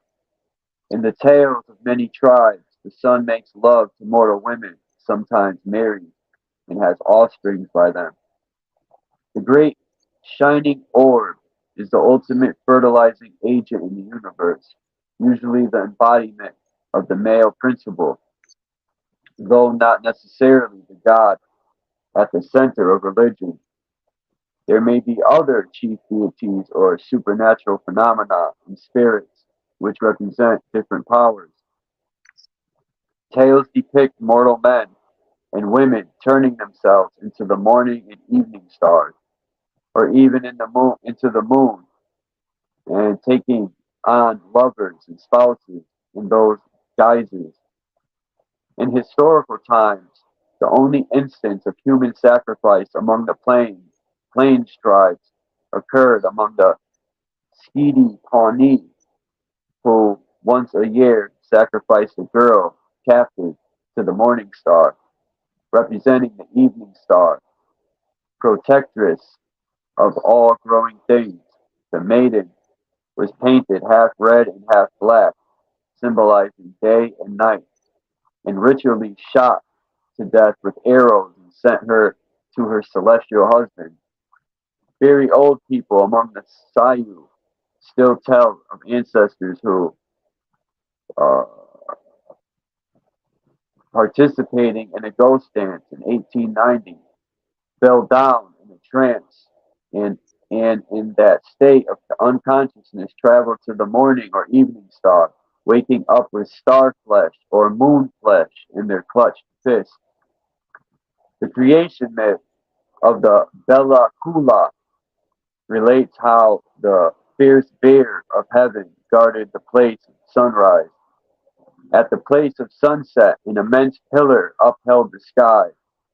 The sun's path was a bridge as wide as the distance between the winter, the place where the sun sits down, and summer, the place where the sun stands up.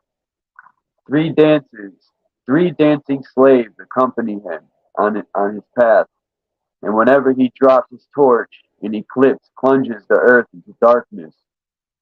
Indian myths, like those in every other culture, grapple with the basic paradoxes at the center of the human world, and certain primal themes emerge with we in the West have often come to associate with Greek prototypes, even though their evolution has been wholly separate on this continent. Thus, one northwest coast myth closely resembles the Helios continent. The Helios. Thus, one northwest coast myth closely resembles the Helios Phaeton story of ancient Greece. A woman conceives by sitting in the sun's beams, and her son matures in 1 year. He shoots arrows into the sky and climbs up the ladder they form to visit his father. After pestering his father, he is finally permitted to carry the flaming disc along the appointed path. But tottering under his heavy burden, he got too close to the earth. The oceans boil, the forest catches fire, and everything bursts into flames. The father quickly steps in to assume the load, and her mis- the whoa whoa her sumptuous boy is turned into a mink. Other themes include Promethean thefts and Orpheus-like journey to the underworld in an attempt to defy the finality of death, seen in the story of a Cherokee tribe trying to help a grieving female son retrieve her dead daughter. The sun can also be reduced to a small object stolen from the other side of the world by a trickster or a friendly animal to bring light to a tribe living in darkness. Whether they are hunters or planters, people who live close to nature are keen observers of the stars and planets. They study the sky, determine the right time for planting and harvesting, or to discover where to mine the right time. Oh, dis- discover where to find game at a certain time of the year. The prehistoric mound builders of Cahokia in what is now eastern Missouri had their own Stonehenge, an astronomical observatory consisting of a circle of upright poles. Among the prehistoric ruins of Chaco Canyon in New Mexico, one kiva, a large, partially underground circular ceremonial chamber, is so constructed that on the day of the summer solstice, and on this day only, a shaft of light shines through a slit in its stone wall. From the spiral image of the sun chipped into a rock wall in the southwestern United States to the plains, Tunk- Tunkashila grandfather, whose sunbeams impregnated the mother goddess so that she gave birth to gods, humans, and animals alike. The sun plays a radiant role in Indian mythology. He is Shakuru of the Pawnees, who gives health and strength to warriors. He is Payatimu of the Puris, regulating the season and determining the time for planting and harvesting. He is Ata, Ata no, wait, Ataxok, Ataxok? I might be saying that wrong. Alta, it can't be Alta.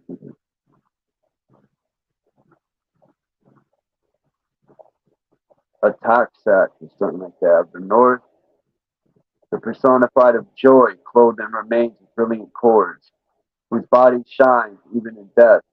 He is the Tan of the Tuwa, with his face surrounded by rays of feathers.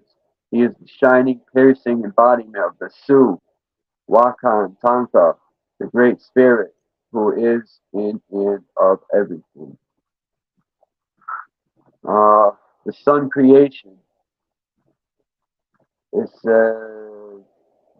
Rule Siu, the Sayu Indians. Far from being relics, Indian myths are still told on winter nights, and as some of the old tales die, new legends are being born, according to a medicine man's dream or visions.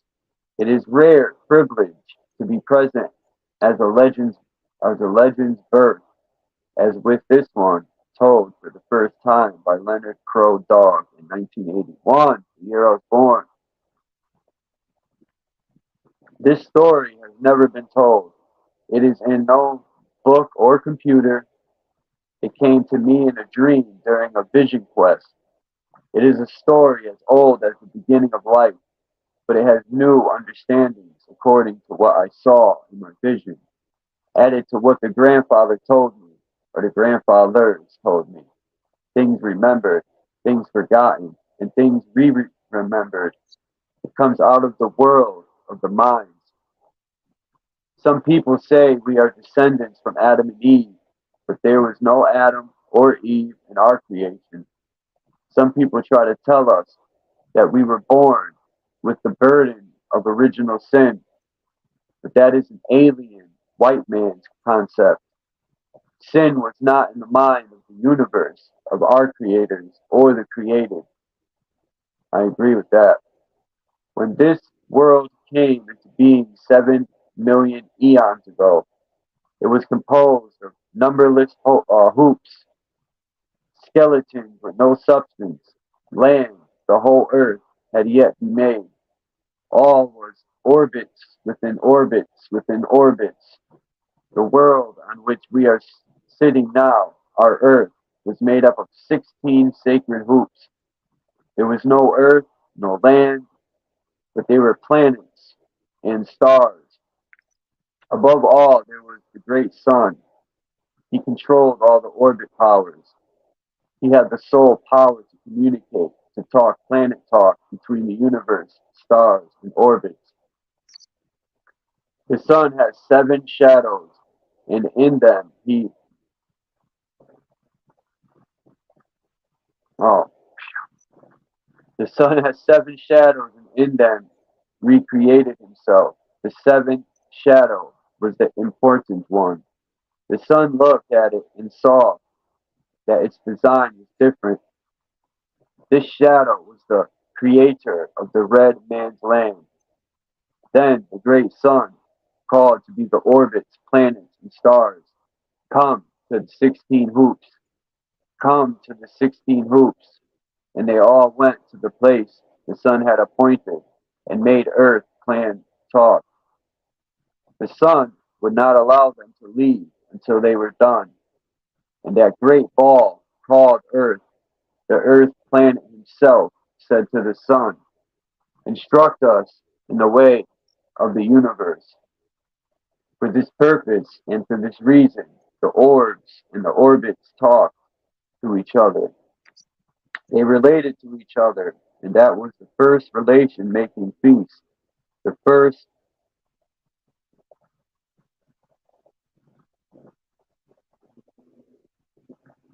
Alan Wampi,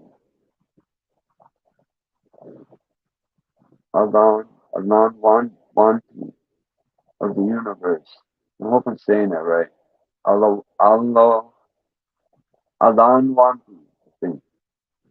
In one of the orbits, the east asked the sun, why have you called us to come here? What have you called us for? I have called you because you shall take part in this creation.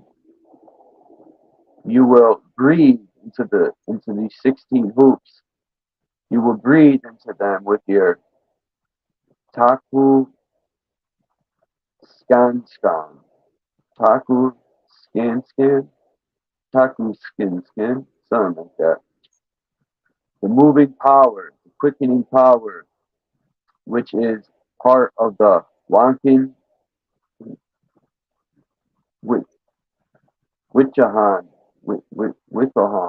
Wichahan, the big sacred work we must do. Where's Native when we need him? In the orbit, which is called the South, asked the sun, why did you call me? I have come with my planets and my orbits, and you must tell me what to do. In this manner, the orbits talked. Then the West asked, sun, why have you called all the orbits and planets here? What is the purpose? I have called you here in a sacred manner for a sacred purpose, to help me make this earth, this land, to breathe into the 16 hoops. The North said, what is that thing you call land? What is this thing you call earth? What have I to do with it? The great sun replied, you are the living moisture. You are the atmosphere. You are the North. You will be the caretaker of this earth. You will make the seasons in all eternity. And the power from the North answered, who? This was the echo of the echoes of all the universe, and it reverberated throughout the hoops and orbits. I like that word, reverberated. So the sacred four directions powers breathe their life-giving breath into the air we are sitting on. The 16 hoops were still skeleton hoops. You can see through them, walk through, float through. They had no substance yet. The sun again called the powers of planets to crowd around the earth and breathe into it. And this was the beginning of the red man's life. All the powers of the universe participated in this creation. But there arrived among them in a whirlwind an unknown power right out of the center of the universe. Its name was Unknowingly, and it also breathed into the 16 hoops. All the powers breathed fire and the other elements into this land. And when they had finished, 1.5 million eons of creation had passed. The sun looked at the earth. Everywhere he saw beauty and light. He saw the art designs of the universe, the creation art of the planets and land painting. The sun gathered parts of all the riches of all the universe and put them into the newly created world. Nothing was wasted. But the earth was bare. It was a bald-headed world. No life was on it yet. It was rock, a far shining crystal. The great unknown power, the grandfather power, unknowingly, was part of the sun, and the sun was a part of him. Unknowingly was seen, unseen, and had many forms. He spoke, Ho, aho, now it is done. This is the great way of the Great Spirit talking. And of the earth he said, this will be my seat. This will be my my backrest. In the earth he planted the seed of life, a planting that took 500,000 eons of creation time. First, unknowingly planted trees, the kind that never change, that are always green, the pine and the cedar. They are the green relations of the universe, and we will still use the cedar as incense in our ceremonies. In his mind, this tree planting was done in the blink of an eye, but it lasted 1.5 million eons of creation time. At that point, the sun did not move yet, did not rise, and did not go down. It just stood in one place. The sun looked at the earth covered with green and said, it is beautiful. I am satisfied. Then the great sun made the 4 seasons for north to take care of. And when he had finished, another 500,000 eons of creation time had passed. And no birds had yet been created, just our green relations. The trees spoke to each other. Every day and every moment they were talking. And they are still talking now in an unknown language which humans do not understand. When a little child emerges from the womb, the first thing it does is to cry and cry. It too is speaking in an unknown language, tree language, universe language, survival language. Though the newborn later forgets, he knows at birth that he has to survive to take care of this world, to live in a sacred manner after the original instructions. When 3 million eons of creation time had passed, the great sun looked down from his orbit and thought, this is unique. Everything moves in a great way. Caretakers, the sacred 4 directions, have been appointed, and they are doing well what they are supposed to do. And he looked at a tree and saw that a big branch was broken off. He said, Tun, tun, tun, tan, tan, tanti, birth giving. It's time for creating people, for forming them up in pairs. Don't call us Indians, call us birth people, because that is what we are. That is what we are. Take place, but somebody should be the caretaker of this birth people's land.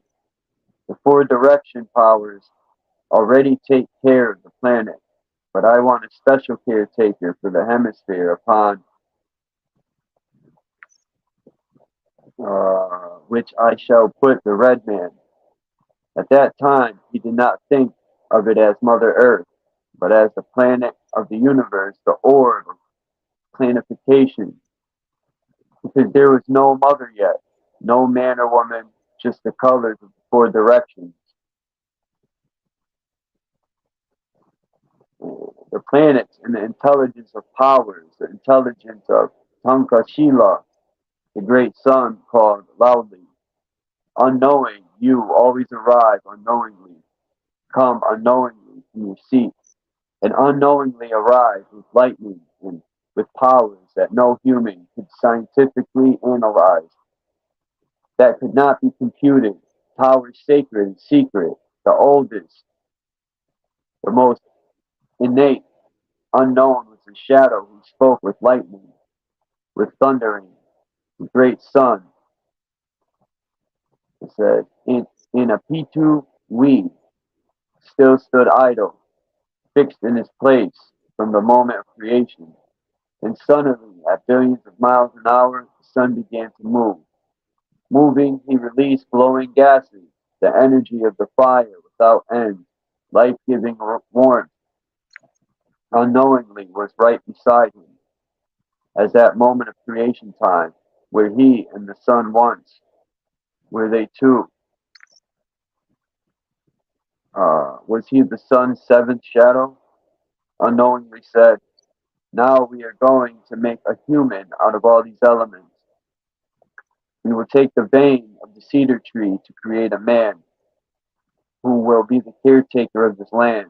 His name shall be Ikchi Wichasha, the wild, natural, two-legged, the wild, free human.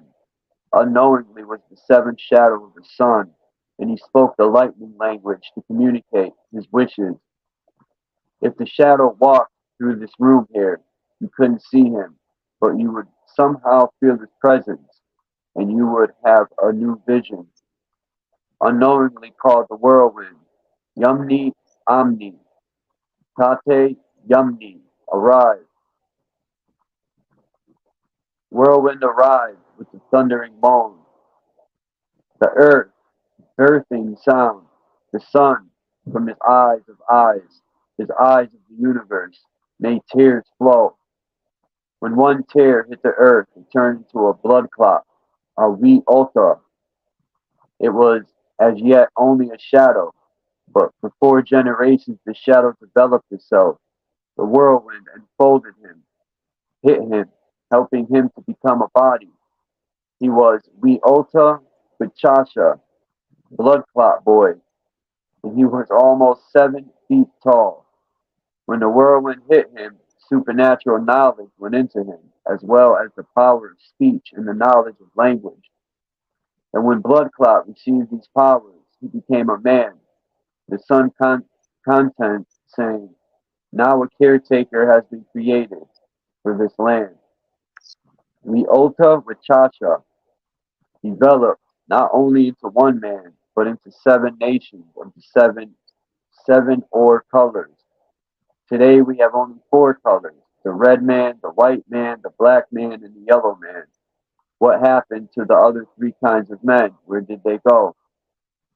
One was Kosantia, a great planet with plants, animals, with humans. Kosantia is the darkness of every blue. He said, I shall be the nest maker. I shall be the upholder of the dome. I shall be the blue sky. He is still here, whether it is day or night. The vault above us make himself dark at night and blue during the day. And there's the second one. His name is Edom. Hota Edom. Hotanka, the great voice blazing forth. Where does he come from? He is floating in the voids. He is red in art design. You can see him among the thunder clouds sometimes. And he is the Wakinyan, the great thunderbird, the winged part of the 16 sacreds. He is still here. And still one is missing. Where is he? Look carefully, for he is the spirit of the land, the yellow spearhead of the earth powers. He is Wo Wonkin, the supernatural. Together with the 4 races of mankind, the above, the below, and the winged spirit from the 7 generations. None are missing, and we are part of them. They include us. They include everything. Even a pebble or a tiny insect is gathered up in the sacred hoop. Now the sun had given Blood Clot man the intelligence of the divine human being. We was a medicine, for the sun had shed tears and sweated as during a sweat lodge purification. Out of the winds, out of the whirlwind, out of the sacred breath of the universe, Blood Clot had been made. He was not created in 9 months, like the child you and your women begot, but over millions of years. Yet even your baby, a little of that lightning power and star breath is being passed on. At this time, the earth was a crystal of crystal inhabited by a great intelligence and over blanketed by the sun and the shadow he had created. Its shining center was crystal, glass, and mica, but it was solid now. He could not pierce it or walk through it, for the skeleton had been covered with flesh, green flesh. Next, Wankin Tankachila formed animals in pairs to give their flesh so that man could live. And then it was time to create women. There was no moon then. It was still the period of sacred newness. The sun again called all the planets and supernaturals, and when they assembled, the sun, in a bright flash, took out one of his eyes. He threw it on the wind of his vision into a certain place, and it became the moon. And on this new orb, that eye planet, he created woman. You are a planet virgin, a moon maiden, he told her. I have touched you and made you out of my shadow. I want you to walk on the earth. This happens in darkness at the time of the new moon. How will I walk over the land? Asked the woman. So the sun created woman power and woman understanding. He used the lightning to make a bridge from the moon to the earth, and the woman walked on the lightning. Her crossing took a long time. Now, the maker of the universe has created a man and woman and given them a power and a way that has never been changed. Doing that, the sun had used up another million eons of creation time. He instructed the woman in her task, which she accomplished through her dreams, through her visions, and through her special powers. The Great Spirit had created the woman to be within the man, with we Ota with Chasha, but not right away. They had to make contact slowly, get used to each other, understand each other for the survival of their caretaking. Tankashila let blood roll into her. She walked on the lightning, but she also walked on a blood vein reaching from the moon to the earth. This vein was a cord, a birth cord, and went into her body, and through it she is forever connected with the moon. And 9 months of creation were given to her. At first she was without feeling, for love was created in her and inside the man long after their bodies had been formed. They did not live as we do today, but were part of the land, taking care of it, even while it took care of them. The man and the woman began to communicate with each other and talk for many years. Then inside them a feeling emerged, even before they touched each other or felt a vibration, woman understanding. So by the powers of the great sun, by the powers of Tankashila, it was given to them to understand that they were man and woman, creators themselves. That understanding came to the man through lightning, through the sun blood that was in him, and it came to the woman through that birth cord which connects her to the moon, and in whose power she still feels at her moon time. You are the caretaker of the generations. You are the birth giver, the sun told the woman. You will be the carrier of the universe. The man and the woman did what they were meant to do after sacred nature's way, and twins were born to them, two little boys. They were not born in a hospital or a teepee, but in the natural way. The woman crouching, gripping her birthing stick, with a soft deerskin waiting to receive the womb's offering. The sun dome, where they're dwelling, not a teepee or a house.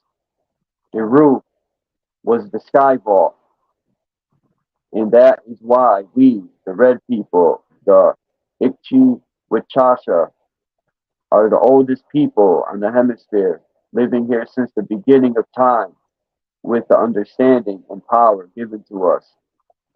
At the moment they were born, the twins already had that understanding and power. Now, isn't that crazy? I just got to pause for a minute. That their story also, their man and woman were born with twins, just like Adam and Eve had Cain and Abel. Anyway, Cain and Abel weren't they, twins.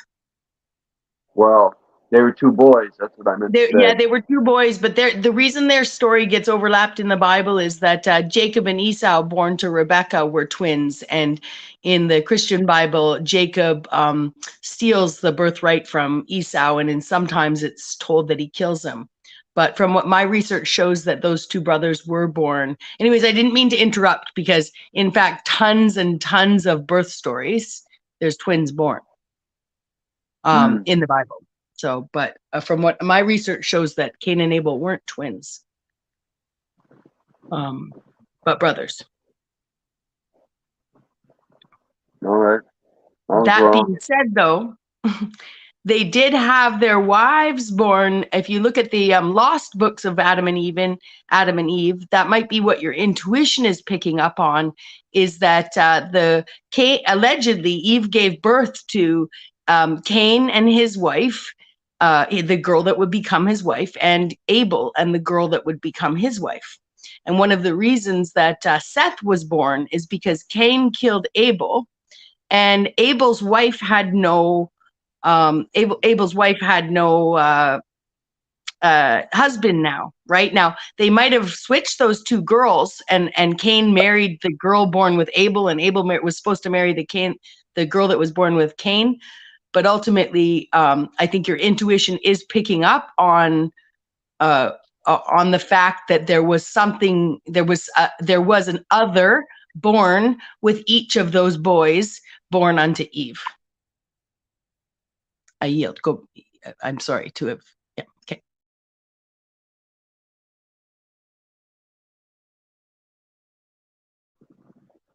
All right. Hold on.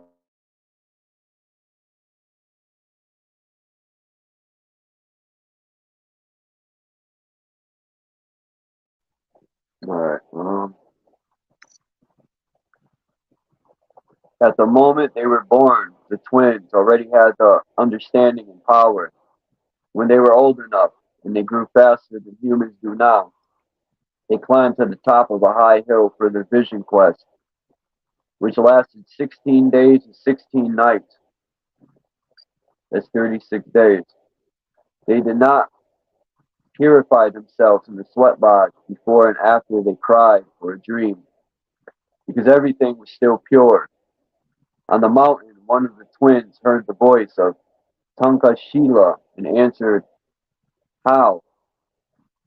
And Tankashila showed him the path to making and keeping a flame. I think it says Peta Awi. No, Peta Awi Han Kishni, the fire without end. And ultimately, from the vision came the first sweat lodge. The one twin received the great vision, the other twin a lesser one, and each of them followed his own dream. We, Ota, with Chacha, and first woman beget other children, boys and girls, from whom sprang many nations. The twin who had received the great vision also had a son, begotten with the help of the sunbeam.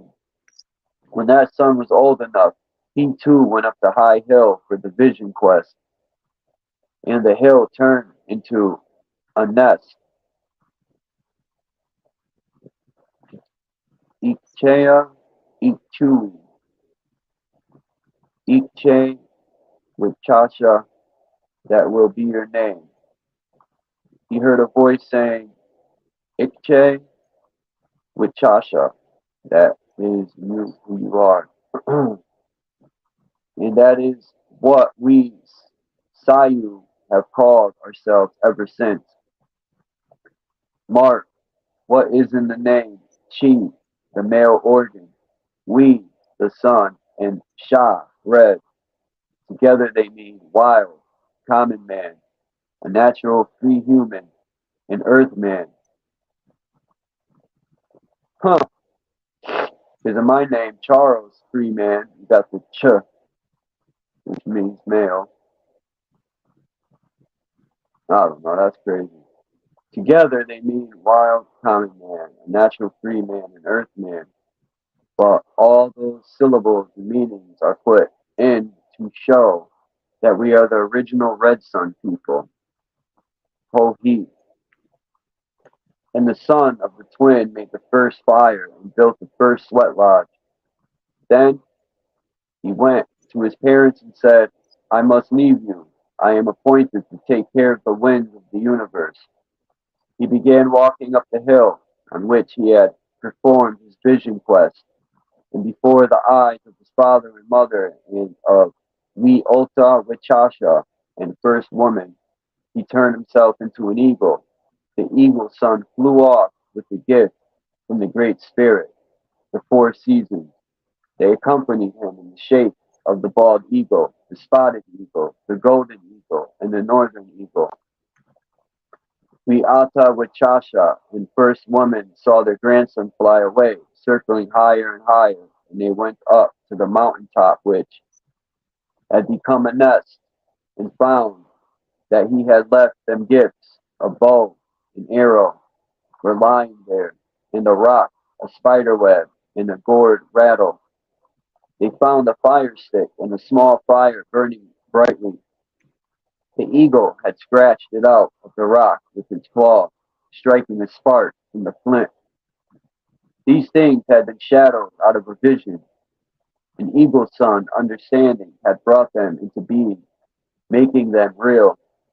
All the sacred survival things fitted themselves into hands of Wi Ulta Wachasha, his first woman, and through them were given to the red man, together with the knowledge of how to use them. And when these first parents brought the things back to their small camp, they found it swarming with people in many camp circles of many tribes.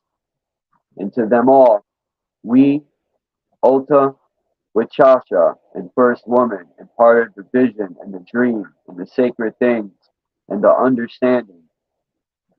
And at that moment, the 7 million eons of creation were ended.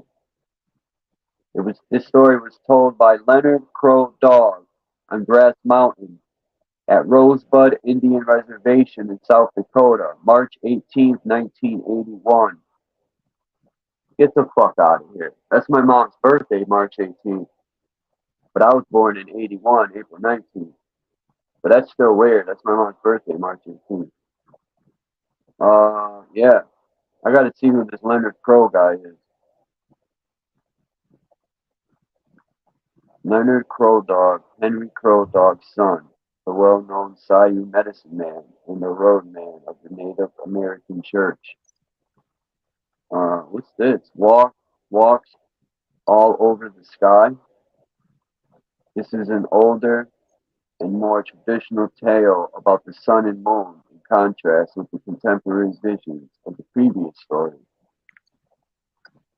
In the beginning, before anything that lives in our world was created, there was only the chief in the sky. The chief had 2 sons and a daughter, and his people were numerous, but there was no light in the sky, only emptiness and darkness. The chief's eldest son was named Walking About Early. The second son was called the One Who Walks All Over the Sky, and the daughter was Support of Sun. They were all very strong, but the younger boy was wiser and abler than the elder. Oh, they're crazy. I'm not reading this whole story. It's the same type of story, but in a different way. They got the 3-legged rabbit. And maybe I'll tell this. It's only a page and a half long. It made the younger son sad to see the sky always so dark. Oh, I read this one before. And one day, he took his brother and went to cut some good pitchwood. They bent a slender cedar twig into a ring the size of a person's face, then tied the pitch wood all around it so that it looked like the mask. They lit the wood, and the one who walked all over the sky put on the mask and went to the east. Suddenly, everyone saw a great light rising as the people watched and marveled. The chief's younger son ran from the east to the west, moving swiftly so that the flaming mask would not burn him. Every day, the second son repeated his race and lit up the sky. Then the whole tribe assembled and sat down to a council. "We're glad the child has given us light," they told the chief, "but he's too quick. He ought to slow down a little so he can enjoy the light longer." The chief told his son what the people had said, but Walks All Over the Sky replied that the mask would burn up, and before he reached the west, he continued to run very fast, and the people continued to wish he would go slower until the sister said, "I'll try," and hold him back a little. The next time, Walks All Over the Sky rose in the east and started his journey. Support of Sun also started from the south. "Waiting for me," she cried, running as hard as she could. She intercepted her brother in the middle of his race and held him briefly until he could break free. That's why the sun today always stops for a little while in the middle of the sky. The people shouted for joy in support of Sun's father blessed her. But the chief was displeased with walking about early because he was not as smart and capable as his younger brother. The father expressed his disappointment, and walking about early was so mortified that he flung himself down and cried. Meanwhile, his brother, the son, came back tired from his daily trip and lay down to rest. Later, when everybody was asleep, walking about early rubbed fat and charcoal over his face. He woke his little slave and said, "When you see me rising in the east, jump up and shout, 'Hurrah, he has risen.'"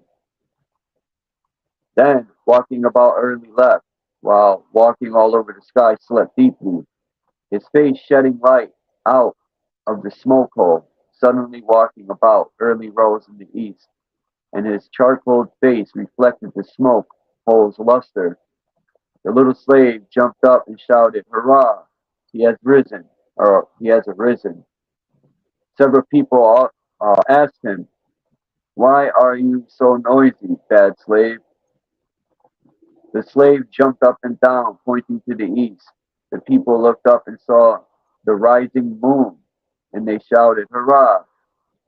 Time passed and animals were created to live in our world below. At last, all the animals assembled to hold a council.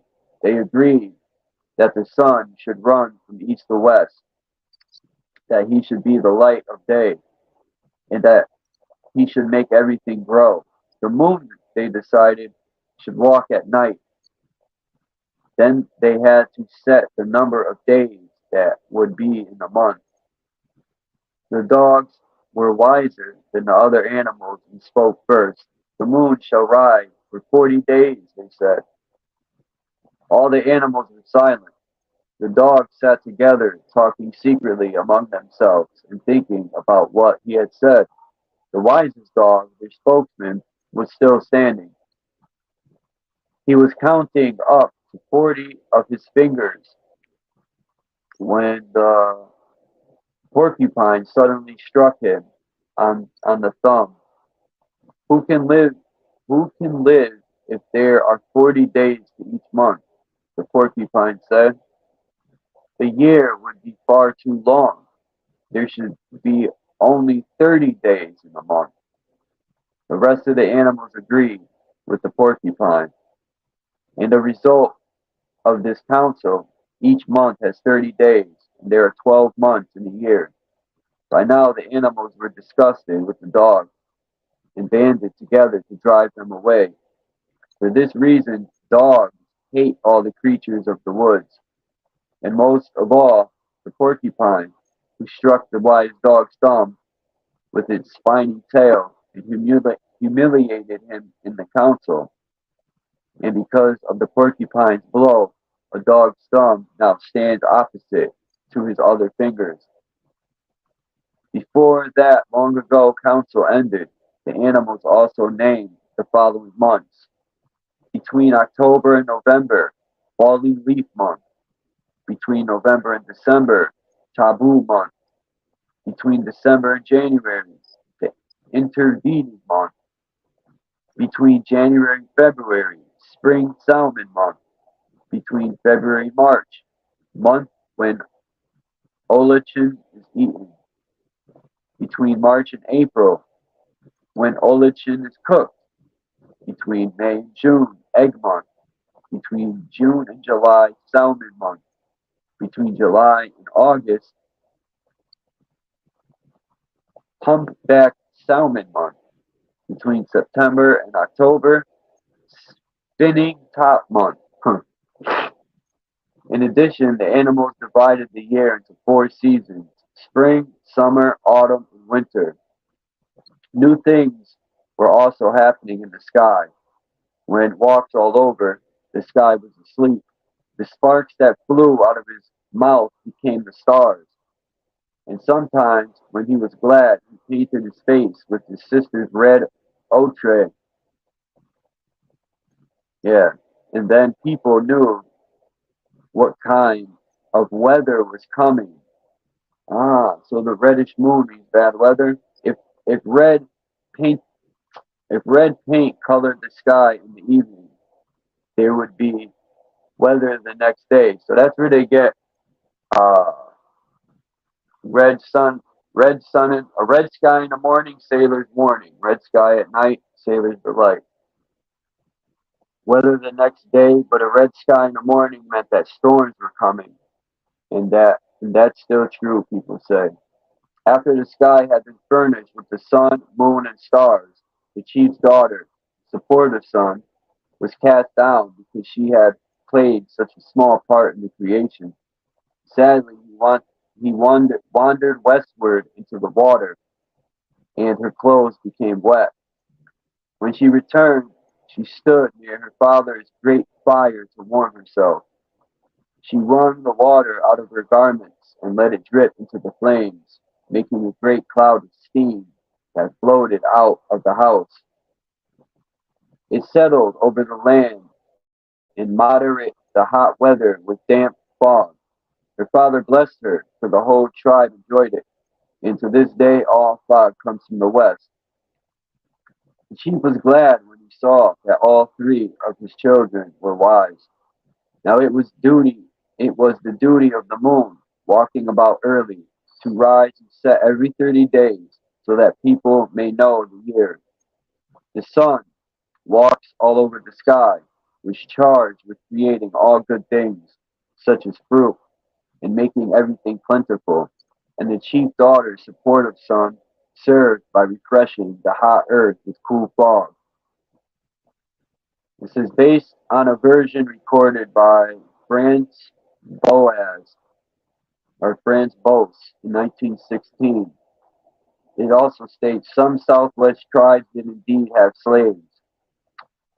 As this story suggests, the status could be inherited from one generation to the next, and they looked upon as their owner's possessions to be killed if the owner wished. Since the Simshi, I can't say that word.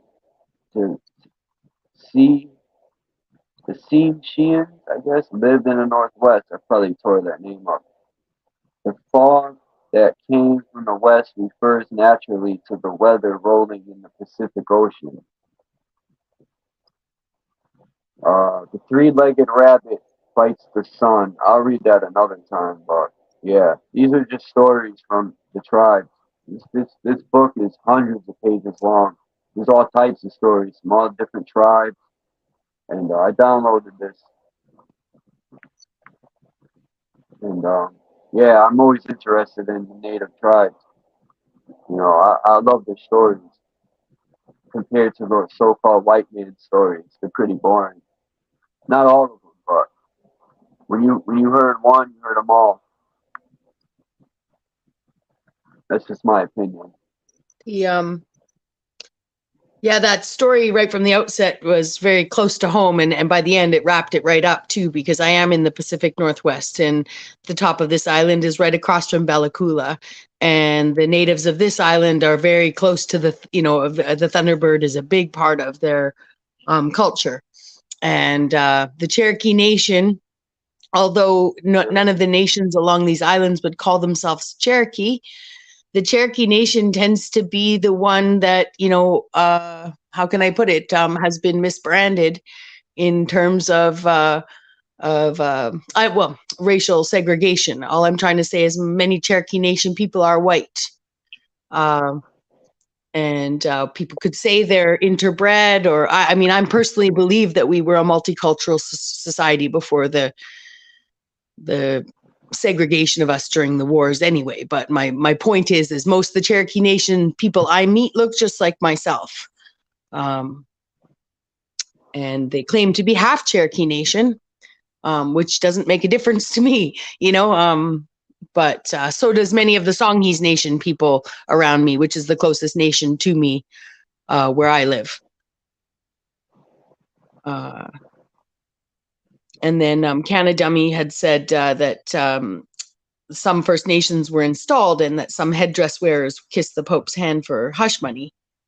But I also know that at least across these nations in the Pacific Northwest, the hereditary chiefs were replaced by elected officials in the last 100 years. And those elected officials could very well have been implemented as double agents, and already sold out as a family before they were, I mean, no insult, but I do know that it's a huge position of strife when it comes to resources here on the island. The hereditary chiefs, for instance, the First Nations people are deforesting some of the older forests right now. And they were planted by their people. And the hereditary chiefs are the ones that have said that that's a go. And the elected chiefs are the ones that have said that's a go. And as much as many people in the First Nations tribes are in support of the hereditary chief's decision to sell off these old forests, there are the elected ones. Many people are in support of the elected people doing that. The hereditary chief families are really adamant against chopping them down.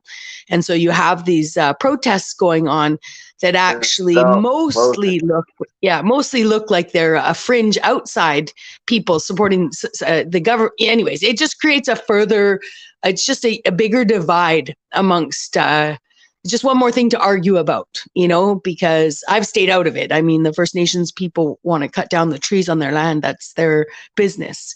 And that being said, according to them, all the trees are on their land, right? So, and but it's just interesting to see the politics of it and how much that what you just read supports so much of the stories of the First Nations around me. I wanted to just add one more thing because I did Google it while you were saying that, and I was right in that. Just a second. Oh, come on, I'm trying to split screen. Here it's. Oh, just a second. Sorry, guys. I got too many windows open. So, in the Bible, book of Genesis, Cain and Abel are the first two sons of Adam and Eve. Cain was firstborn, was a farmer. Abel was a shepherd. The brothers made sacrifices to God, but God favored Abel's sacrifices instead of Cain. And then the next thing it said was, the next thing I found was Cain a twin? God rejected Cain's sacrifice to signify his disapproval of his marriage with Aklima, his twin sister. And Cain slew his brother in a fit of jealousy. In another Muslim tradition, Cain's twin sister was named Lucia, while Aklima was Abel's twin sister. So that was when I interrupted you. That's exactly what I had read, was that technically Cain wanted to marry his own twin sister, and Abel was due to be married to his twin sister, and Aklima, which goes along with the whole story of was there genetic manipulation involved in turning their twins into a girl? anyways, but Cain wanted to marry his own twin sister, and he got mad at Abel and killed him. So you're right, they were twins, but not with each other. I said they were twins. They were born on the same day. But they're not. They're years apart, Cain and Abel. The first set of twins in the Bible is Esau and Jacob. They're not twins with each Oh, other as boys, but they are, and in the book of Genesis, they don't even mention the twin sisters. well, it just so happens then I met they're both boys, just like the native tribe story in the beginning Yeah. of time. There's two boys. What's up with no women, man? And then these weird stories, like, I used to think Cain and Abel, the only option would have sex with their mom because they tell you that's the beginning of time, and then they go off in the story and say they went to other lands to find women, and that's right there. I knew that this isn't all of our story. This is some specific story of their ancestors. This has nothing to do with my people. I knew what the hell am I going to church for? This ain't my story. This ain't my family story. It's someone else. I don't care about that crap. My family's just as important. I should be writing a book on my family's beginning. So is everyone else, Yep. Well, religion makes you feel like you're not special at all. Like you're just some born into sin and you're this bag of flesh that's, I don't know. Religion just gives you a bad mind state. I guess it depends how you look at it. Some people swear by it, but that's their spiritual path. I could look at things, all the positive things in religion, but to me, there's more negative things. People should know right from wrong and how to treat people. Their parents should be teaching them that before they even know what a Bible was, unless they're Bible thumpers, and that's all they're taught. My mother taught me I'm grateful. Everything from right from wrong. You feel it inside anyway when you do something wrong. No one needs to tell you. My mother taught me that before she even taught me what a Bible was. And I think she was like that because of what she went through in Catholic schools. They beat your hands with a ruler and make you stand in the corner with books on your hands and all this stuff. And I was like, man, that's abuse. That's crazy. I don't know. Like I said, man, I learned more in my own path than I've ever learned in school. All you learn in school is to regurgitate textbooks. You don't learn nothing. It's really not out of experience. It's like when I took courses for a job. I learned more on the job site than I've ever learned in the course. They don't even teach you anything really in the course that you're going to learn on the job site. So,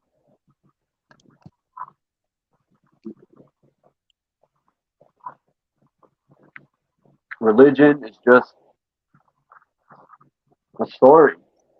And when I tell people that book is copyrighted to the Queen, to the Crown, people get mad at me. And I say that book is written for King James by philosophers. People get real mad because it might be a disappointment to them but the truth is a disappointment to a lot of us because we've been lied to. In the beginning, it does hurt. Me, it kind of hurt. I was more like, I knew it. It was more of like happiness because I knew I wasn't crazy. I knew that son wasn't right about a lot of shit.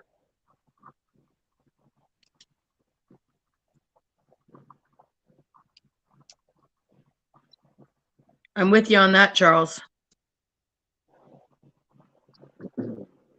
Definitely. Face plant. I think even worse yet that book might have been written by just that people are being misled to worship the enemy, for lack of a better way of putting it. Although again, I think people are born in legion with the enemy, and by the enemy I just mean the bad guys. People that aren't out for the better good of everyone, but are out to better themselves. Oh, hi, And Faceplant. religion, it proves that there's more than one God. There's all sorts of different gods. It proves it. Because how can people have all these different viewpoints of this creation story? Every family has their own creation story. That's why there's so many different, you know.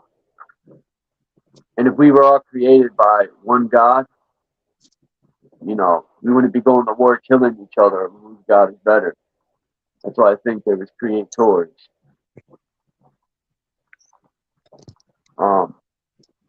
And just the whole story. I wish I had a lot of the, not wish, it would have been nice to have a lot of the stuff I know now when I was like 11. If I could take everything I know now, bring it back to when I was 11, and I would thrive in the system. I would have built me in, and I would have crushed all their lives and probably dismembered the system all by myself. I almost I believe joined that. the Masonic, but thank whoever for technology, because it's in the palm of my hand. But I don't know all their secrets, but that's fine. I know for the most part, the higher ups in there are up to no good. I've always knew that. Like, what do you think about Satanism? Do you think, because if you look at, I mean, people say they do. I've seen this clip on YouTube, and the guy was saying that, oh, what's the actor's name that played in, damn it, man, what's his name? He played a samurai. He played in that movie, that came out. What was his name? I can't even think. My mind's all cloudy.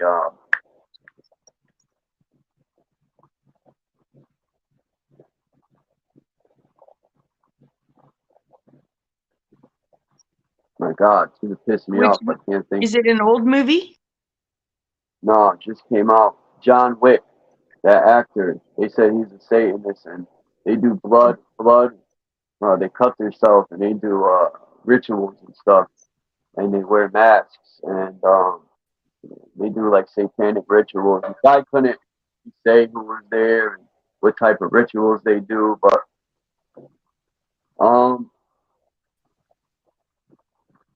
I think blood rituals, you're binding yourself to something, and you know that's not, to me, that's crazy. I wouldn't bind myself to no spirits, or to cut yourself. That's your DNA. That's, to me, that's your holy grail, man, is your blood.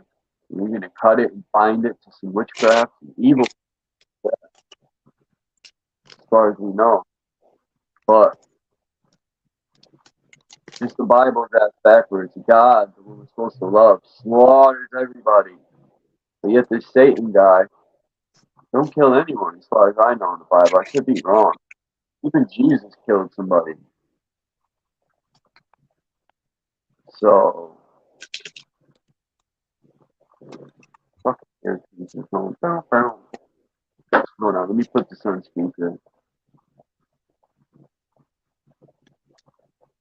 Ah, come on, kid, the dummy, man. You gotta get that signal fixed. I be hearing him on Red Squid. He be dropping gems. It pisses me off that. Not in a bad way. It don't piss me. You know, I'm not. Because I want Faceplant to come up here and drop some gems.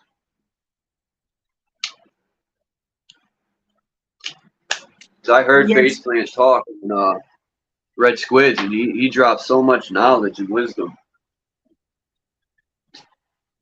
Yeah, he was sharing a lot in the chat. You could tell he's got a lot to say.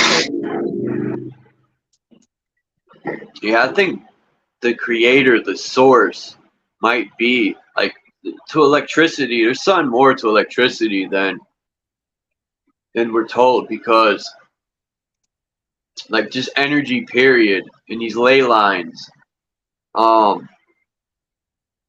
think I'm onto something because these ley lines, even though Boston don't start with New, I'm pretty sure the ley lines go right under Hartford, Connecticut, the capital. So there's New Britain, New Haven is on the ley line. That's why you got the Skull and Bones home base is in New Haven, Connecticut. You got the giant obelisk in my city, and then it goes to New York. All these news are on this ley line. Philadelphia's on the ley line. All these major cities. There's something with these ley lines too, and energy. The source has to be energy, electricity. Because when you die, that means your electricity isn't flowing through your body. That's why they go pew and they bring you back with electricity. So, you know,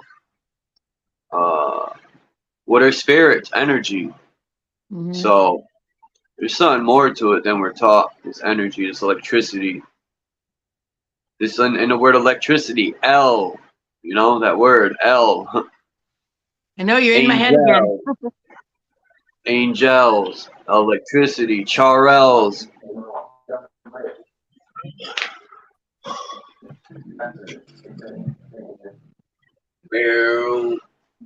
I see Faceplant. Is he there? Can we hear him? Hello? Mic check. Plant. Stick your finger in the socket. Get your signal going. hold a climb coat a hanger tower. up. Touch a coat hanger Yeah. to a tree. See if a coat hanger in it. Or touch your hand to a tree. Actually, I Or wonder if just touching a tree would amplify the signal. That's another climb a thing I wanted to tower. say about the story you just read.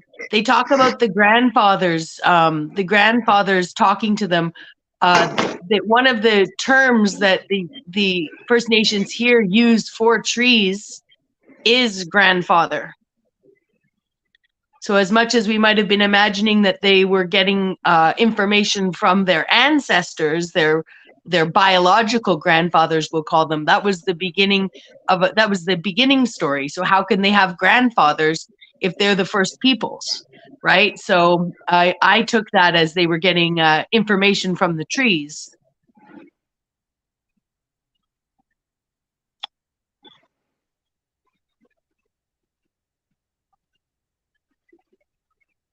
But yeah, definitely electricity, Elite, the Elite being the elect, the electricity. There's something way more to that.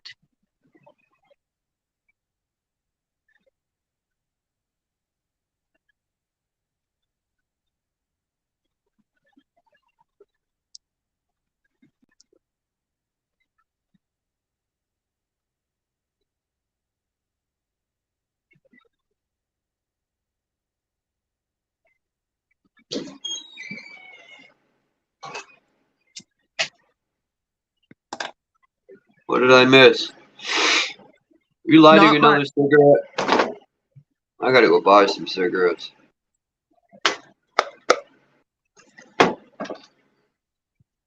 Damn cigarettes. They're gonna ban Newports, from what I hear. Now they want to ban them after everyone filled their lungs with fiberglass. Now you care? Come on.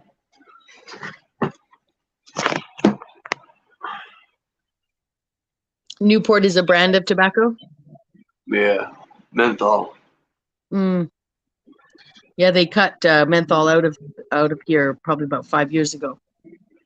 What? Mhm. Canada. Yeah, I no don't like flavored it, though. cigarettes, but you can have flavored vapes up the yin yang. You know, they phased out flavored cigarettes, which there was only one flavor. Why don't they change that chemical flavoring called yellow 5, yellow 6, red 40, blue, whatever? Oh no, they'll just change cigarettes, not the artificial flavoring chemicals. That's in my soda right here. It's everywhere. I looked. It's in the candy. Ow! It's in soda. It's in cereal. It's in oatmeal, flavored oatmeal. It's in everything. They say I looked up why. I did a video on Red 40 and all that from the website, and their excuse is Well, it makes the product more appealing, and the colors are more darker to give the eye, to make the product more appealing to the eye. And, so to make the product appealing, you're willing to assassinate your clientele. I mean, come on. I see bullshit flags come up when I read a lot of their stuff. I'm like, come on. No excuses. Better own up to that shit. Metis or Metis have a buffalo skull with crossed guns on their flag. Metis? Métis. Métis people are considered, originally they were half French, I'm gonna look half that up. First Nations. It's a term now used. It was originally, it means half in French, and it was originally because the people of the First Nations people, with the fur traders, they came here. The fur traders took wives of First Nations people, and they had children. Their children were called Métis. But now it's used quite universally as a term for First Nations people's children who are half First Nations and half anything else. We lost Charles. I lost Charles. I'll stay on for 5 minutes or so if he's coming back.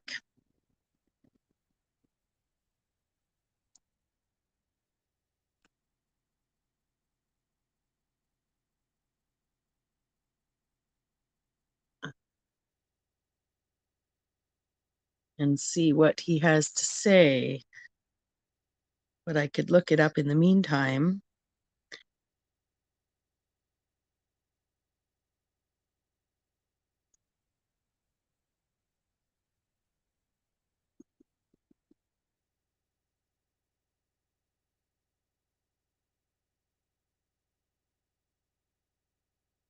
Here it says the Métis are an indigenous people whose historical homelands includes Canada's 3 prairie provinces, as well as parts of British Columbia, the Northwest Territories, Northwest Ontario, and Northern United States. In French, the word Métis is an adjective referring to someone of mixed ancestry. Since the 18th century, the word has been used to describe individuals with mixed Indigenous and European ancestry.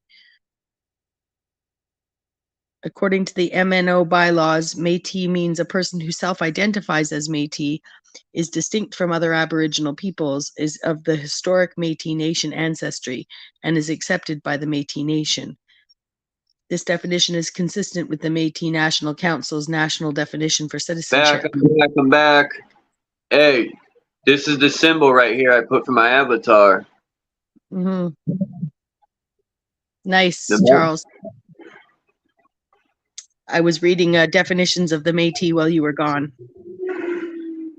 I seen the symbol and I said, those are the 4 colors of creation, or the 4 Yep. elements. And the 8, the sideways 8 is the symbol for infinity or infinite.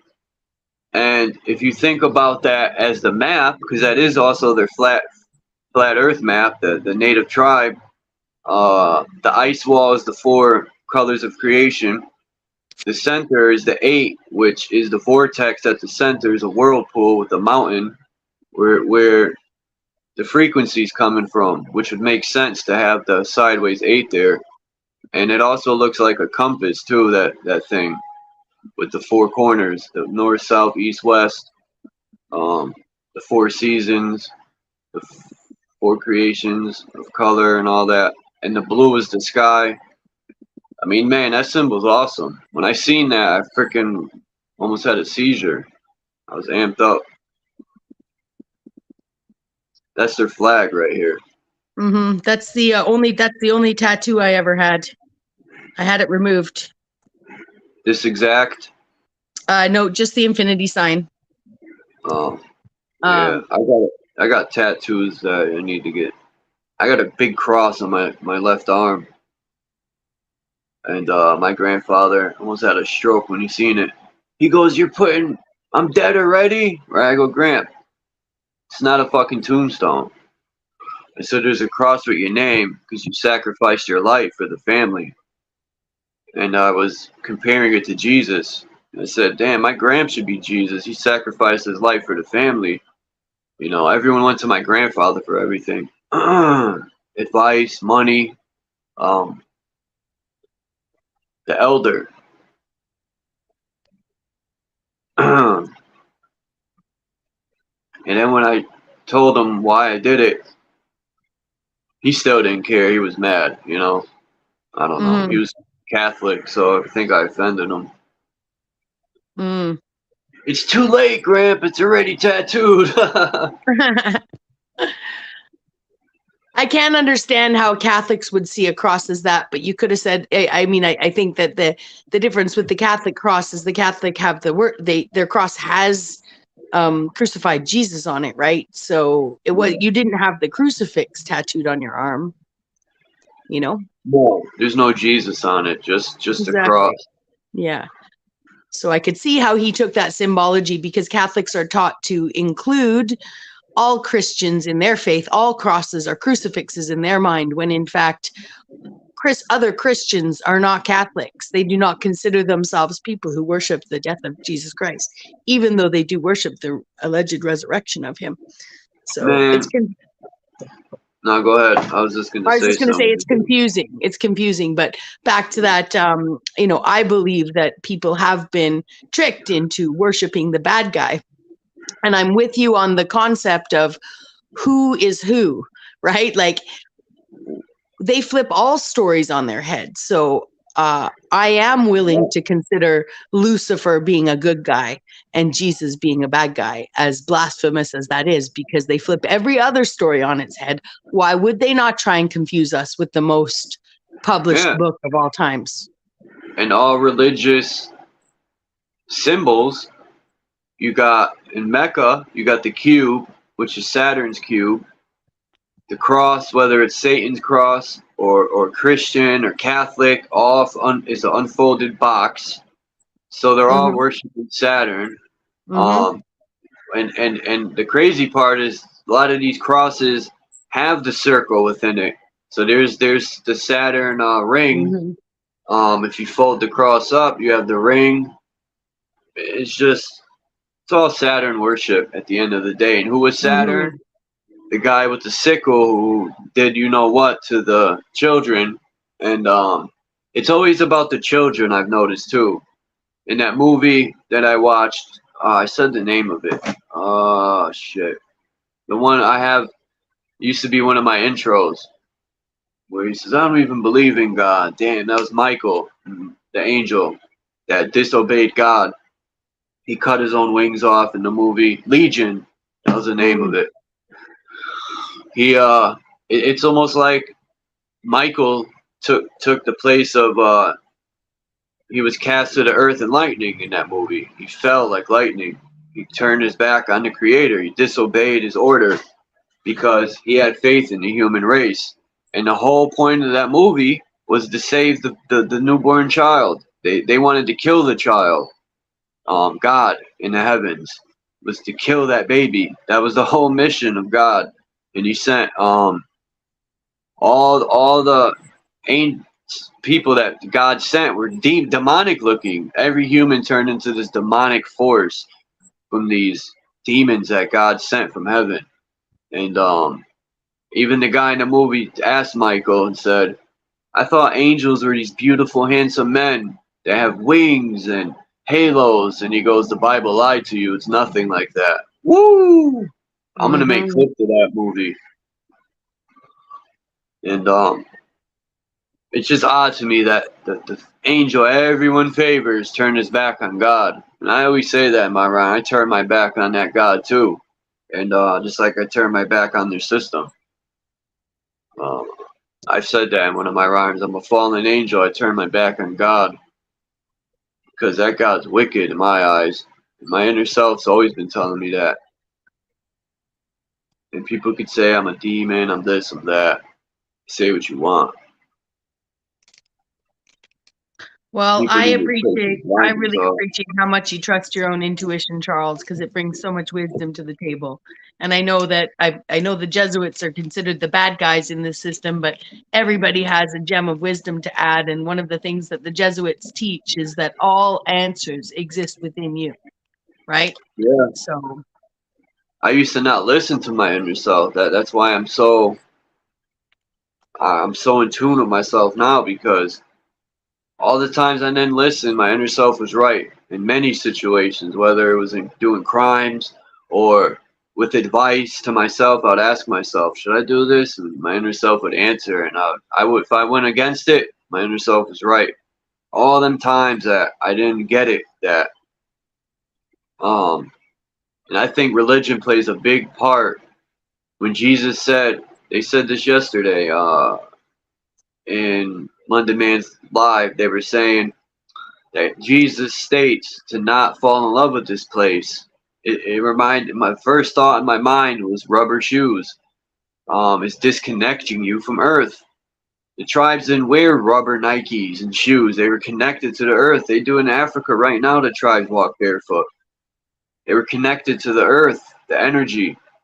well, and likely if they put anything between them and the earth to protect themselves, it's a conductive material, not a stunting material. So, i.e., they Right. cover the skin of their feet with the skin of another animal, right? Which I'm assuming doesn't interrupt that natural connection Good at all. point. Good point. I like that. That's a very good point.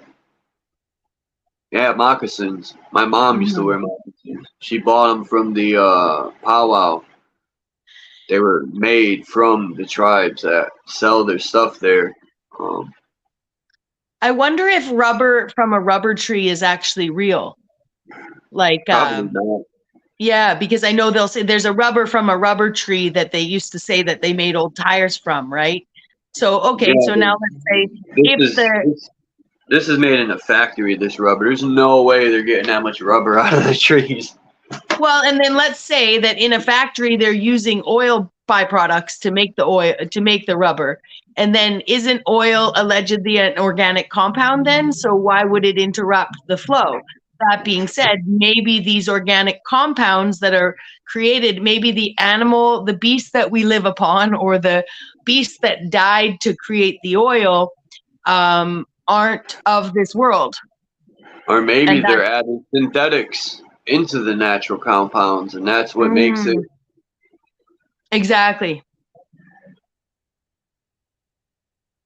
Mm-hmm. It's like plastic. Plastic is not natural compounds. It's made from chemicals that you get from mining the earth. And I don't know, because one thing I remember the native tribe saying is when the white man came here, they poisoned all the rivers by mining. And it made me think, damn, so by them digging in this dirt and this ground and washing it out in the rivers, is poisoning the people downstream. It's making them sick, all the metals and stuff. And it just made me think, like, I don't think we're supposed to be pulling the metals out of the earth. Like I've said this before, the crystals that are under there, they're there for a reason, to keep the frequency at a certain. That's what I think. It's my theory. Phil said the ley lines are created by them. I'm not denying it. It could be, very well. If you look at their map, they have ley lines everywhere. But free energy didn't seem to give people cancers and all this stuff. It's only this microwaves and stuff like that are making people sick. Their free energy they had a long time ago didn't. Bless you, Chloe. What's up with that? So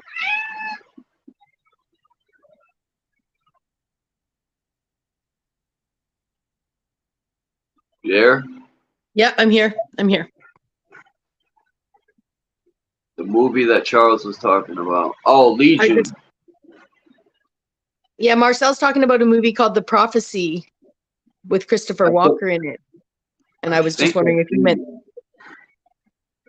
No, the movie Legion had Marcel's about the angel Michael and Raphael, I think. No, was it Raphael? Gabriel. But this Gabriel is not like the other Gabriel that was in that movie with Constantine. That was a female Gabriel. This one is a male Gabriel, and he had the weapons they had proves that God had technology. I mean, the weapon Gabriel had, Michael still whooped his ass though without his wings. Even the wings they had would turn to metal, and when he would spin, they would cut.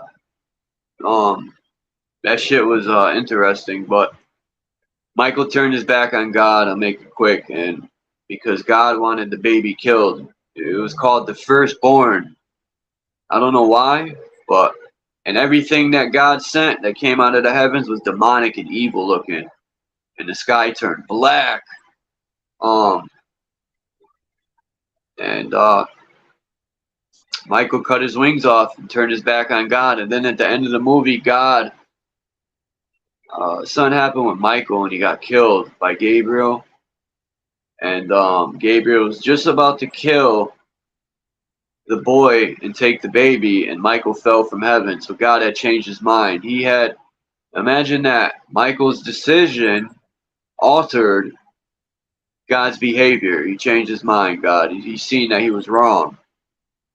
So that goes to show you that God is not the Almighty. You are. The God in that Bible is more say. You're the source. We're all the source.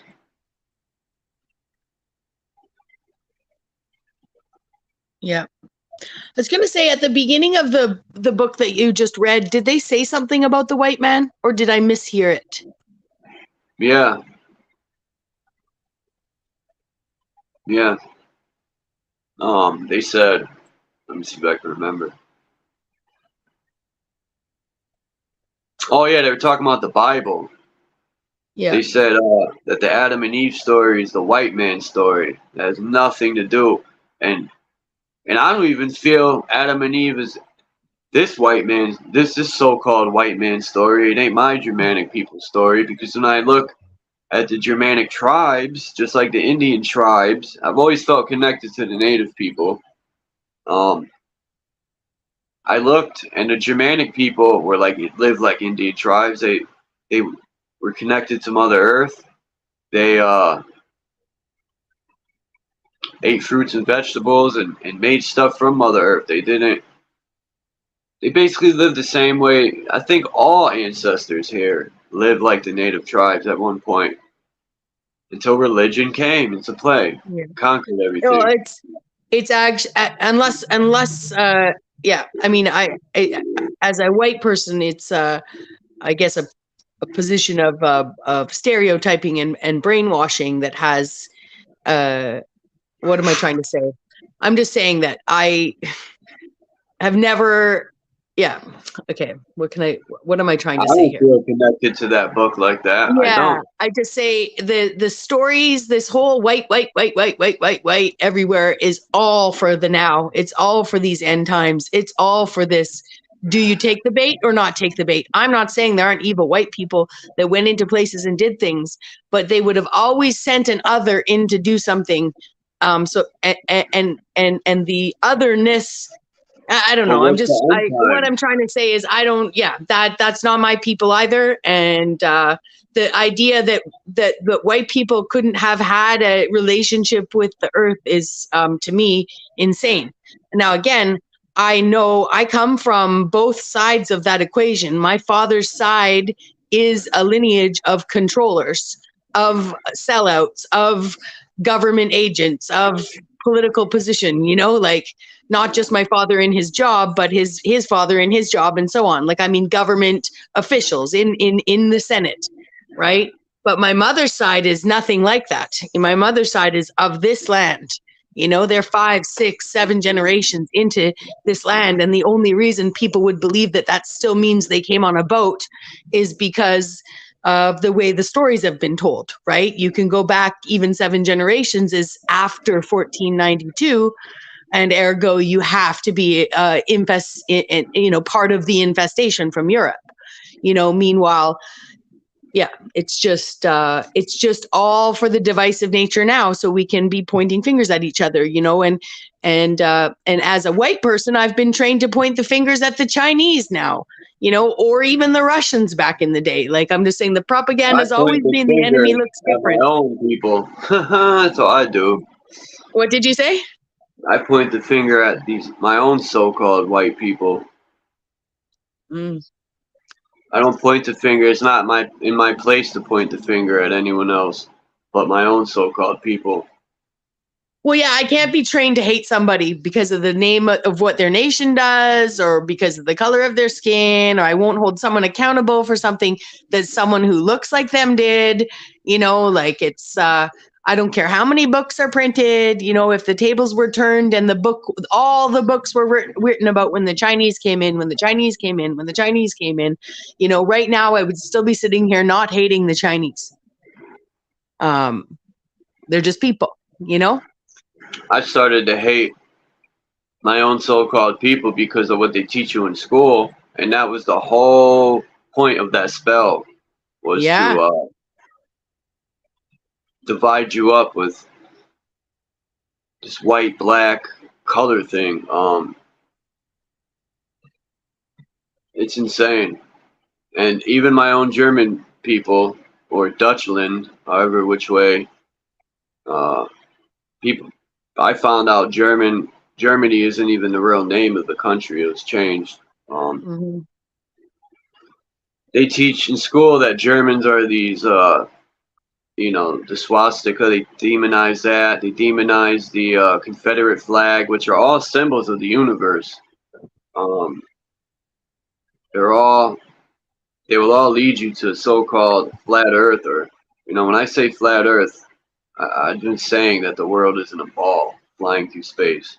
That's all I'm saying. It's not flat as a tabletop. The water is, but not the land. Everyone should know that. But I don't. What was I going to say about the Bible? I lost my thought when you were speaking. Hold on. Something about the Bible.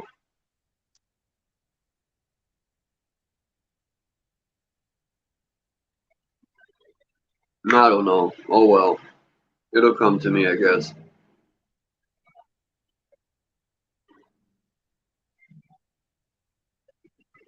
It was something about not being connected with the Bible. Well, I was going to say, I challenge anyone to find any stories about race in the Bible, any stories that refer to color of skin. The only time they mention the color of skin or the idea that two people might look different is when Rebecca gives birth to brothers that are now considered to have different fathers. Other than that, everything is just tribal names. And so we backwards infer, because we've been told the world was segregated, has always been segregated and segregated until the last 100 years, that when they talk to the people of the Caucasus Mountains, that they were talking to the white people. When they talked to the people of the Romans, they were talking to the olive skin people. They don't talk about China in our Bible, but in the Chinese, the Bible's been around. Tartar was the Chinese, and it was a little bit in Russia and a little bit in China. The Tartarians is Tartars. Mm-hmm. That's another civilization damn near wiped out of history. But even China doesn't try to hide the white history of China. There's white mummies in museums right now in China, found on Chinese land. I'll bet you could go into China and find white Chinese people that have been there hundreds, if not thousands of years, and they are not considered any less Chinese than anyone else. It's our propaganda machine that tells us China was backwards until we started trading with them 50 years ago. Meanwhile, everything when I was a child was made in Taiwan.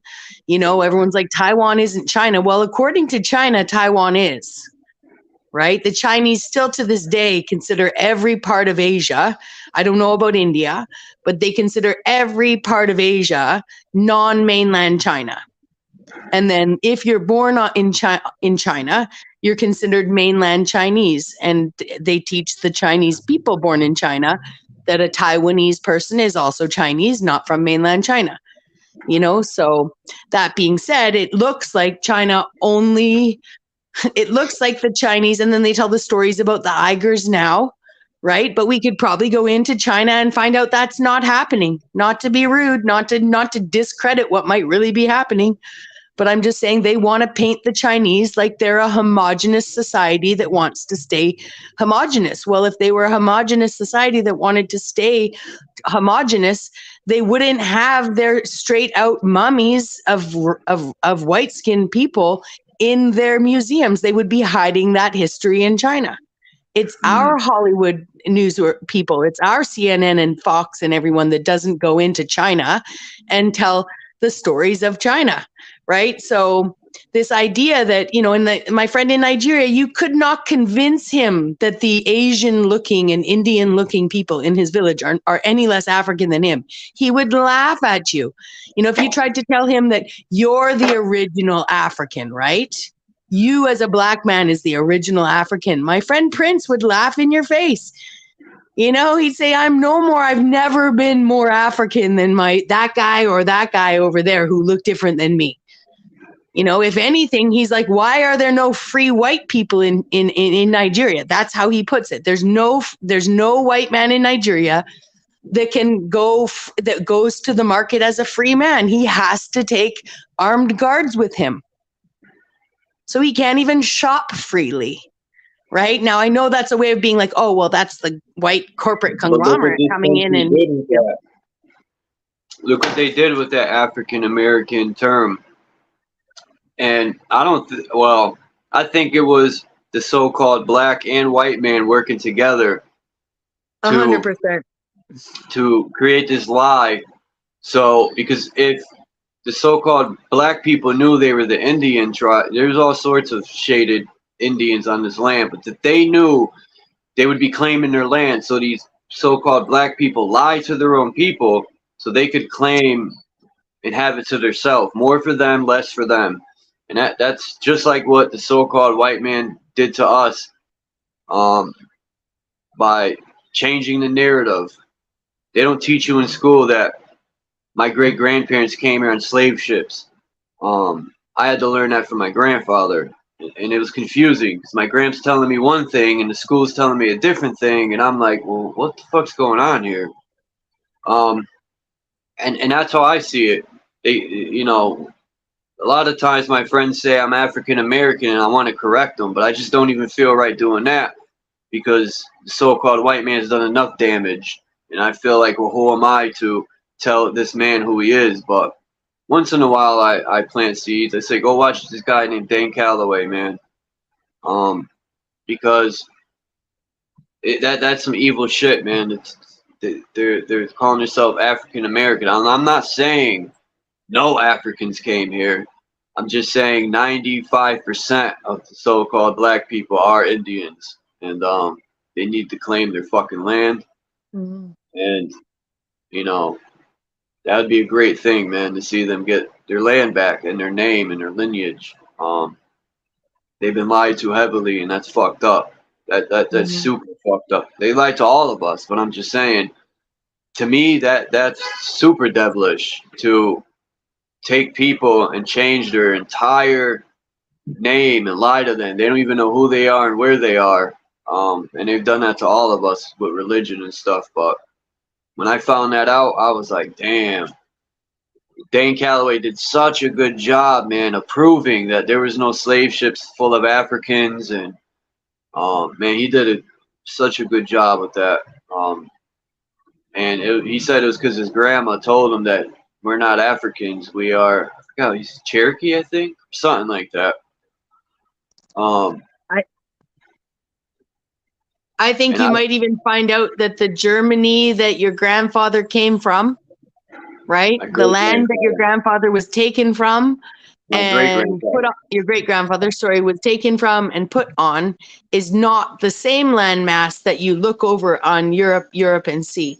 The central North America, where they say these majority of these Métis tribes come from, but central north and northern north, the north part of the provinces of Canada are predominantly European language speaking people, right? So the northern half of Canada, actually, I don't know if it's right across the board, but definitely even up into BC, the Mennonites and Hutterites and all those people are all Germanic, Ukrainian people, right? That you could have easily, they say Israel was created in the 40s. So was Rome.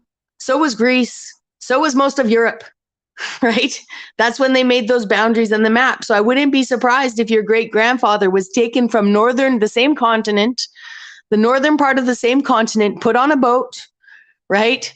And taken down to another part of the same continent. To say that Germany was the same as the Germany they're telling us today is it's far-fetched to say, because even Rome, even all roads lead to Rome, they just deemed Italy the boot that is Italy today. In the 40s, in the 1940s. So I'm just saying that it could very well be that I'm not trying to claim territory. I'm just trying to say that's how fucked up their stories are. I mean, I don't know. I think that the reason that it's so easy for at least the Caucasian people I know, the white people I know that I grew up with, most of us don't have grandparents that speak a different language in the southern part of BC. Most of us have great-great-grandparents had the same accents we have, and so we just get lumped into, oh, you're English, Irish, Scottish, Welsh, look at your red hair or whatever, when in fact my matriarchal lineage, the history is wiped. It's not even there, so... And yet, yeah. So I'm just saying it's a very convoluted story. It's all very convoluted. And 120 years ago, or with no technology, you could have taken people and trapped them, thrown them on a boat, and taken them into the middle of Lake Ontario, spun them around a little, taken them out the other side, and called it you're in a new world when you're actually on the same land. They still can do that to this day. They do that to this day with their airplane travel. Oh, we'll just go up in the air. We're going to go direct route from here to there. No, they don't. They fly around. They take you. They go around something. Make sure you don't look down. Fly high enough so you can't see below. I never thought of that they could do that in a boat. Take the natives from here, bring them out, go in circles, go around, and bring them to South. Well, they would see their ancestors, but they could bring them all the way down to South America and be like, this is the new land or something, and sell them off. They could take them from their home and sell them, but the point is they kept them here, and they lied to them through generations, and it took their own people to do that. And they teach them that they're related to the Africans, but Dane Calloway made a video asking people from Africa, and the people from Africa say we're not related to the people that are here. Yeah. And Africa is a nation that, whether they were convinced to do it or they were doing it in the first place, I'd never heard of this perspective either. But I saw a TikTok video where there was a white guy and his black friend, sounded like they were from like Alabama or something. And he says, hey, Ryan, I'm making that name up, but hey, Ryan, tell him what we were saying when we were talking about Africa the other day, right? Tell him what you were saying. Africa came up and you had a good point. What did you say? And she said, and she's also black and from wherever he's from. And she says, fuck Africa. She's like, they fucking sold us. Right. And I was like, whoa, I'd never thought of that before. Right. It was just an interesting take from it was just a white guy and his black friend, both Americans, both from the same state, had that drawl, that southern drawl, right? And he's saying, Ryan and I were talking the other day about Africa, and she said she had a good point. Tell him what you thought about Africa, Ryan. And Ryan's like, she's like, I say fuck Africa. They fucking sold us. fuck Africa, right? Which was just an Cherokees interesting admit. take, right? In the middle of all these wars and all this stuff. And, you know, whether she was saying whether I was born here, my ancestors were born here or born there, it's irrelevant to me now. I'm fucking American, right? Because I would, Cherokees if I, admit they had white slaves. The black pardon me? Cherokees admit. It said there's this video where this black Cherokee guy admitted they had European slaves, white slaves. But they won't teach you that in Interesting. school. And I don't have no hatred towards any of them. It is what it was, No. man. It's No. not like that now. We're all slaves. Hey, what Well, am I doing? and I think if we really understand why they've put us in this system, it is because they want our biological material. They do. They have all the money in the world they need, right? They have Yep. all the systems set in place to usurp the power that they need to maintain the power that they have. What do they need from us? They need our blood. They need our eggs. They need semen.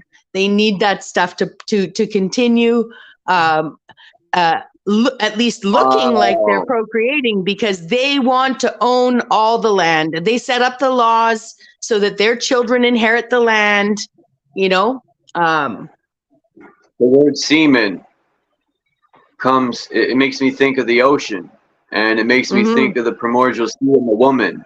Seamen. They're at sea. Woman, man being the men part, and the sea men. Like your sperm swimming in the primordial sea. Anyway.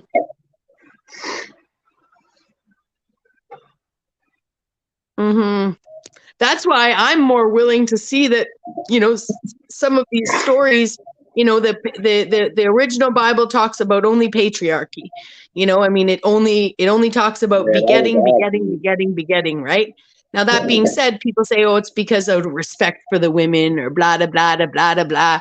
But ultimately, patriarchy isn't the opposite of matriarchy. It's the absence of her. It's the erasure of her.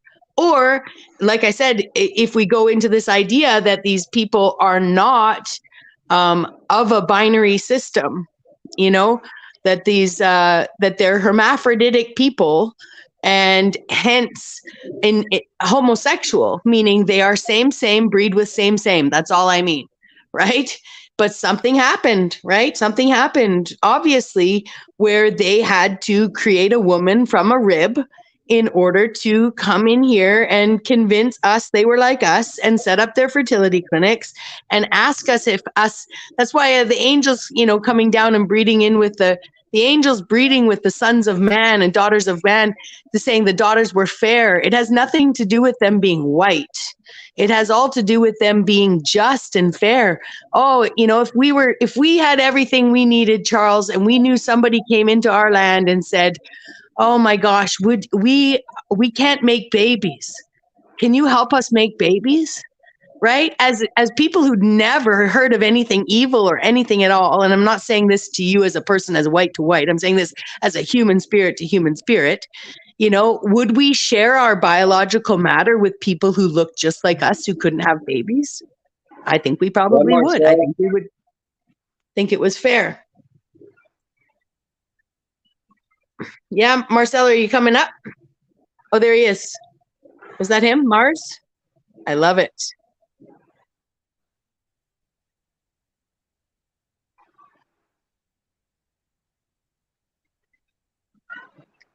He might be setting up his avatar. Are you there, Marcel? I don't think that's Marcel. No? I heard somebody.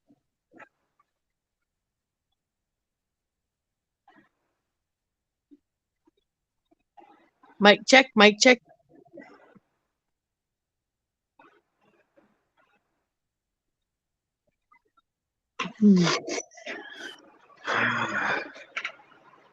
When I was hanging out on a Muslim page yesterday and Muslim stream, and went on and talked on their panel for a bit, but I learned actually in the Quran, for instance, a lot of these the twin story of Cain and Abel's there, but there's no mention of Jacob having a twin.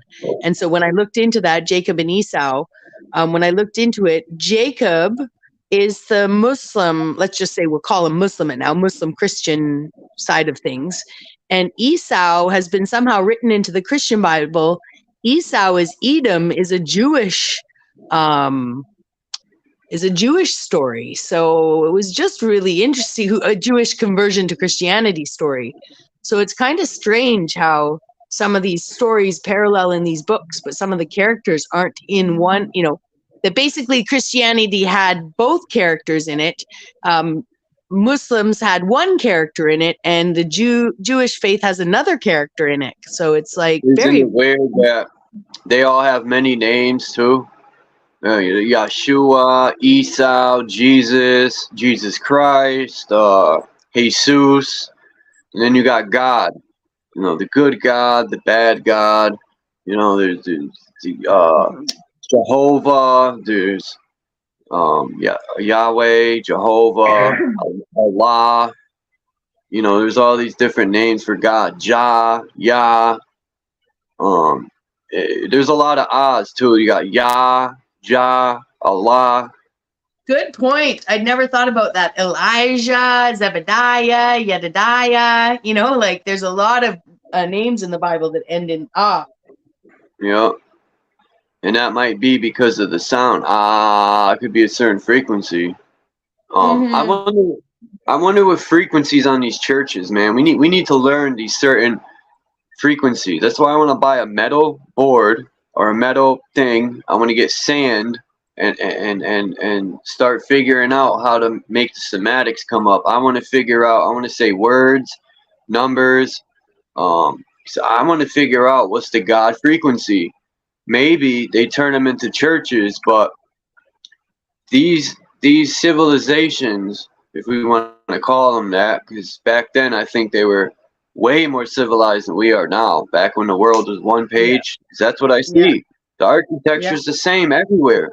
So what was the frequency they were using that was godlike, where it wasn't giving people these problems with their body?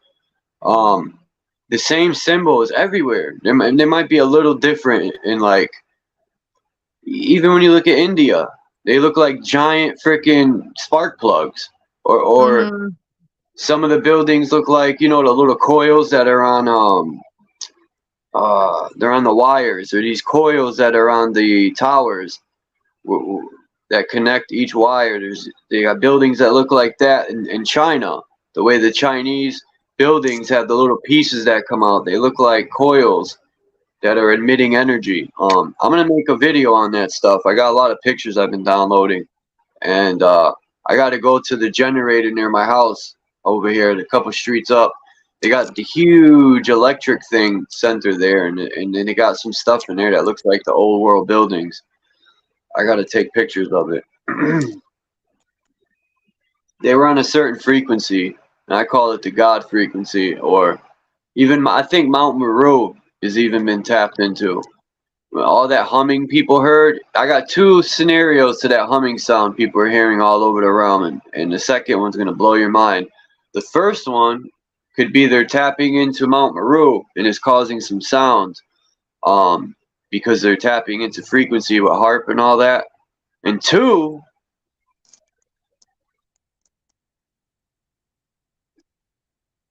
mic check. Where was I going with this? What did you say number two was? Number two, I stopped because I forgot what I was talking about. Oh, different reasons for the humming sounds in the realm. Yeah, is they tapped into Mount Meru, and the second one I was gonna say is I forgot. I personally think it could be sort of Transformer style. The way the realm expands. Yeah, that's a good point, because the Transformers do hum. That's a good point. Because I have a theory that these pyramids, let's just say, right? The pyramids are potentially pods that were sent, let's just call it like seed pods, technological seed pods sent from a giant ship Hello, You Marcel. good, Hey, Marcel? hello. Good morning, Toynine. Toynine. It's It's not the only morning Dutch here. word I know. It's Toynine evening. Dyke and Toynine. Just means tuna. Just means tuna. Yeah, I don't know what's up, but my avatar was gone. Oh, the second one was they could have speakers somehow. They're testing out for the Blue Beam project, their fake alien invasion. They got speakers somehow attached up there, and that humming sound is just testing how loud these speakers could be. I thought about that, but I don't know what they would hook them to. Maybe the firmament is solid. I don't know, but Hmm. they could be hooking speakers up there, loud sounds. They do their fake invasion, but Yeah. or they could hook blue beam things up there so they can make their big fake Jesus in the clouds. It'd be more, instead of from the ground, they could do it from the air too. But anyway, Well, I'm with you on that, and I think that they have the technology. Like, if I would think that, what something that sounds like it's coming from above could easily be projected from below. Perhaps, right? That they. Listen to thunder. You ever hear thunder echo off the firmament? I have. Did you see the lightning strikes? They've proven they do not come from the sky, but from the earth. Ground. Connect to the earth. They come from the Phil- ground. Phil Right? has Lightning strikes goes from the earth to the top of the dome instead of the other way around. Oh, Interesting. because I the know dome is Phil has spinning some footage. and it's creating electric energy. The So dome. it's energy for sure. Yeah. Because they said one electric strike, in the buildings, when they have that wire, or that metal pole at the top of a building, they say it's to, if a lightning hits it, it'll hit the pole. Well, how the hell does the lightning know to hit that pole? And it only hits the pole. You never see lightning strike hit a building, right? It only hits that fucking metal pole coming out of the building. So they're taking Well, it. They're finding ways to get it from the ether, the energy. it does. It is energy, and it does destroy a building. But does the lightning strike come from above or below? Well, that's where I don't would know. say I've never that. seen lightning hit a building. Never. Only that That- metal pole. One lightning strike could run a city for. That's all I wanted to really say was one lightning strike is enough energy to run a city for. I forgot how long he said, years or something. Mm-hmm. This guy Well, was and watching. what if the underground train system, okay, or hadron colliders or whatever they want to call them, what if the underground train system that's in operation today, I'm sure of it, generates the power for the realm? It's always running, it's always going, trains are always going, and the electricity, the lightning strikes that go up from the ground are a way of discharging too much electricity being generated by these systems underfoot. And that's how the ethereal energy might be made, is actually through motion in the earth. And yet when there's too much, and when we've overproduced energy, it's designed to feed back and strike back to these towers and poles, right? That then make sure that it's, that we're not walking around getting electrocuted by static electricity in the air. I know it's up above us, but if it got too powerful up there and we weren't using it, right, it would start zapping back down at us, like a shorting out system. So I and that's just my theory, but I know, Charles, you have a really intuitive sense of the underground infrastructure, the steampunk freaking beautiful realm that's like, I believe, still in existence to this day. I believe that people who live in penthouses, that's why penthouses are so valuable. Okay, and I watched a building. I've been watching a building being built in my town today, where they scoop the dirt down right down to the wall that goes up to the street. 2 stories of the wall up to the street. They drape gigantic black plastic down, black paper down, or fabric or whatever, thick fabric down this at the bottom of this wall, right? Because I believe that at nighttime they actually delivered the majority of the the stone from that was like the cement slabs being used to build this building, I think came from the underground, right? And now that I'm looking at it, I should have been taking time-lapse photos all along. I'm going to put a camera on one of these fucking building sites because there's stuff going on at night when we're not thinking. And now I could just go to this thing today and show you that there's access to this. They've created access. Every parkade has a locked gate on the bottom of it where that's just where people rent, better spots for the month, right? No, that's access to the underground. Every penthouse likely has its own. That's why you pay so much, because you're an elite. You live above the world, looking at the world. And when you want to travel in the world, you just take your own elevator down to the underground system and you get on the freaking train. These people walk amongst us and they think they're better than us because that in Hartford.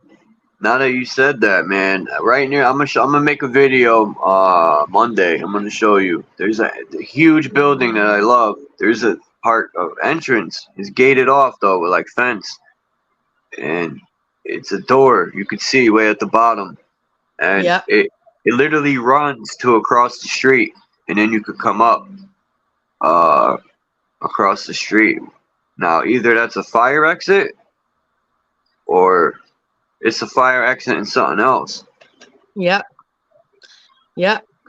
You can look at. I'm with you. As a child, I was always I never understood why I couldn't enter some doors in the church or other buildings where we were going in the as a child with my parents, right? There were all kinds of people. Oh, why can't we go there? No, it's just locked off. You would get as an answer from your parents or people working there, but you never really know what is really there. And I definitely think now that it's all elite territory, basically. That was rude of me. I didn't need to burp that loud. You can burp as loud as you want, Charles. It's your channel. You can burp if you want to. Anyways. That's funny. I didn't even hear it. Is it strange? But you're too far away. Huh? It's because you're too far away. It's because you're in Europe. I'm in North America. I could hear his burp because I'm closer to him. Yeah, the ripple effect died out in the wires. It didn't make it that far. Yeah. Anyways, it's fascinating. Although I'd like to look up the etymology of that word. If you have the lightning strikes, if you look at brain activity, for once, you have the connectors, you have the receptors and they communicate. And it's like electricity. What you feel and what you hear and what all the signals you get through your eyes or light or darkness or whatever, it's like information, and maybe it's it could be a communication device as well, the electricity. Yeah, because the word electric, you got L, and then you got etric, and then the same thing with metric. What's with the etric? L, electricity, we need, we all know what L means. But what's the etric part?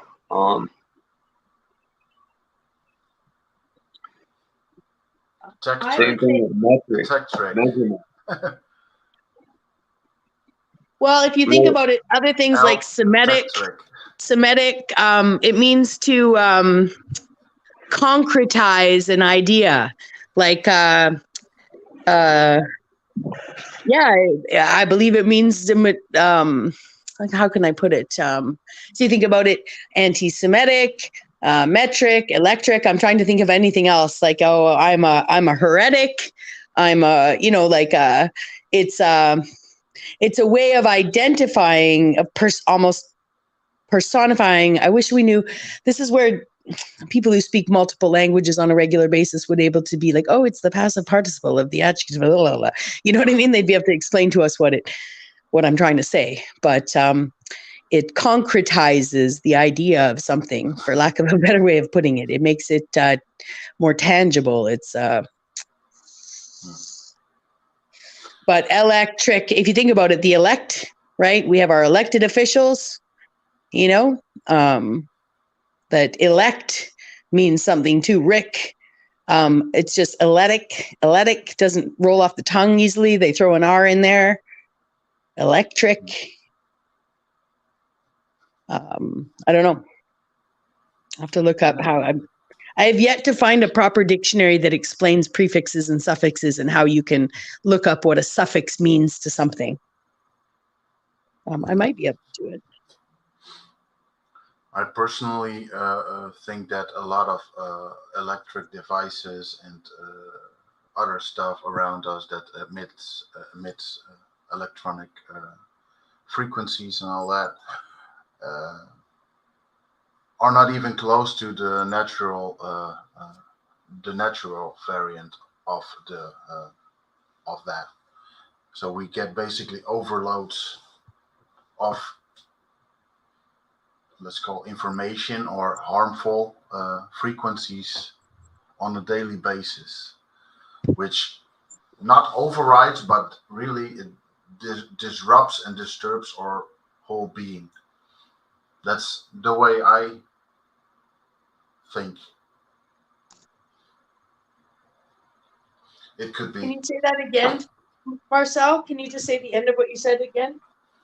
Well, all the electric devices around us that emit frequencies, electricity, signals, are not even close to the natural frequencies anymore. Like for instance, trees and other living things, and the soil and plants and all that. It's like we are getting overloads of harmful information slash frequencies in our bodies and minds, which disrupts basically our whole system.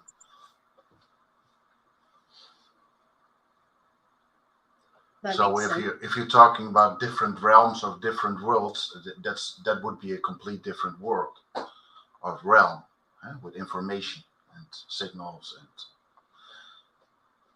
what I'm trying to say, that basically could be hell, disrupting us.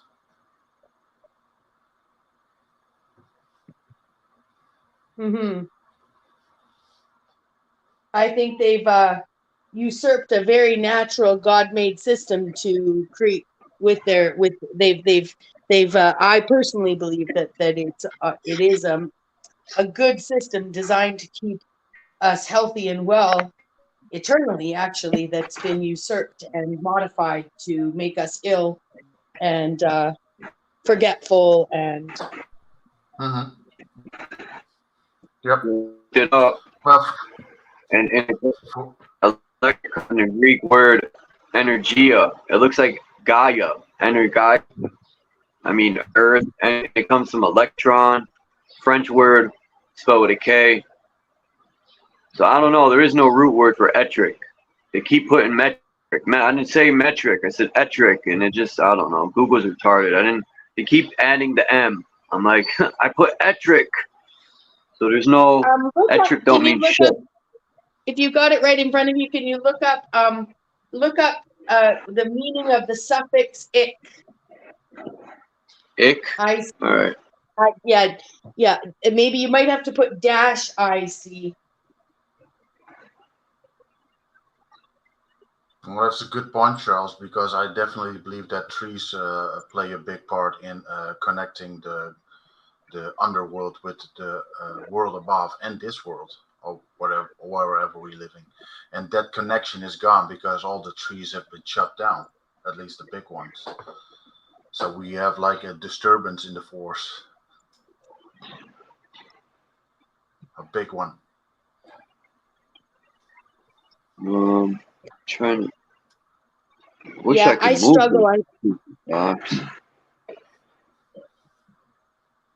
Don't let me move it.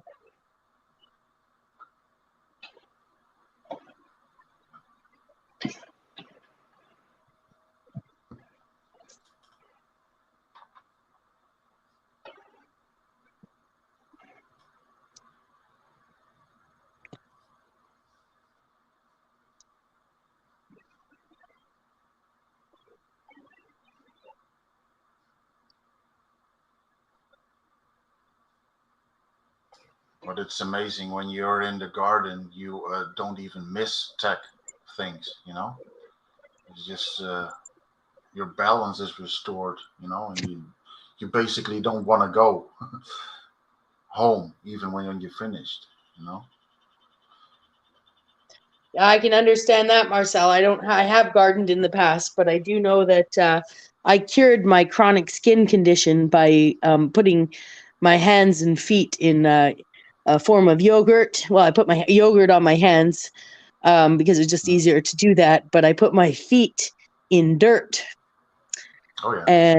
And I used to have a chronic psoriatic condition on my hands.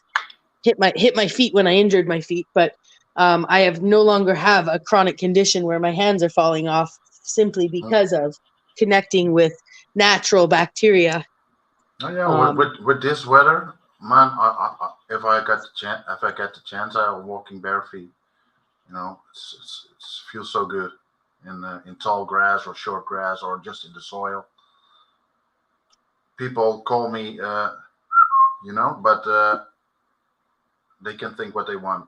I know it's good. Just walking bare feet, it heals you. It's my experience. I hear you. You reconnect with Charles said Gaia, Mother Earth, call it whatever. It helps, And I've got a sort of the same story, Rebecca. When I had a big depression, and I was already off my mats, but I still had like issues. And at one point, I took a book and I took a walk, and 1.5 liter water with me, and an apple, and I found a tree where I sat under in the shade, and it was summer.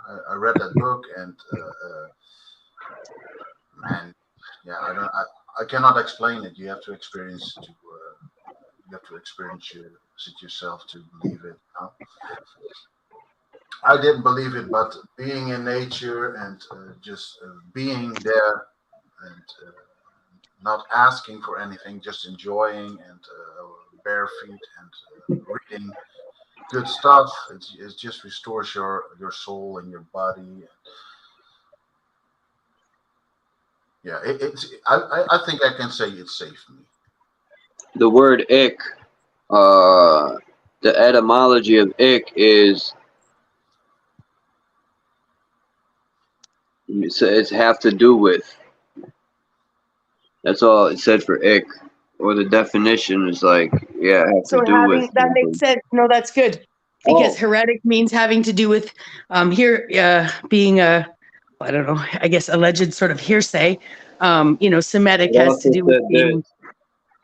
Look in the chat. Also called ick. IC. Interstitial cystitis, a chronic painful bladder condition. It's often mistaken for urinary tract infection. Yeah. Interstitial cystitis. That's a crazy word. Cystitis. Mm-hmm. Well, that's like cystic fibrosis. It's of or pertaining to a metric of. That makes sense to me.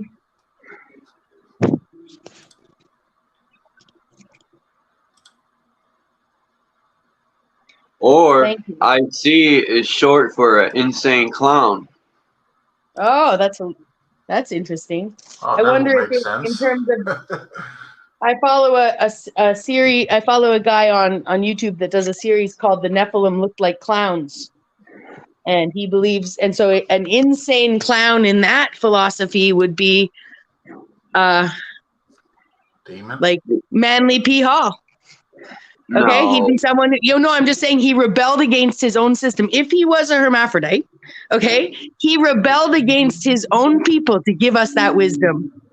Right, and he would be in their mind insane. I'm just tying it back to some rumor I spread earlier on the stream. You see what I'm saying? I respect his the way he does that, you know, to get the wisdom out. But I personally don't think he's telling the real secrets that matter. Because I'll tell, I don't know. They probably would have killed him. Because Red Squid said something. I said what up to him in his chat. Shout out to Red Squid. Like I said, I don't have problems with him. He taught me a lot. He has a good channel.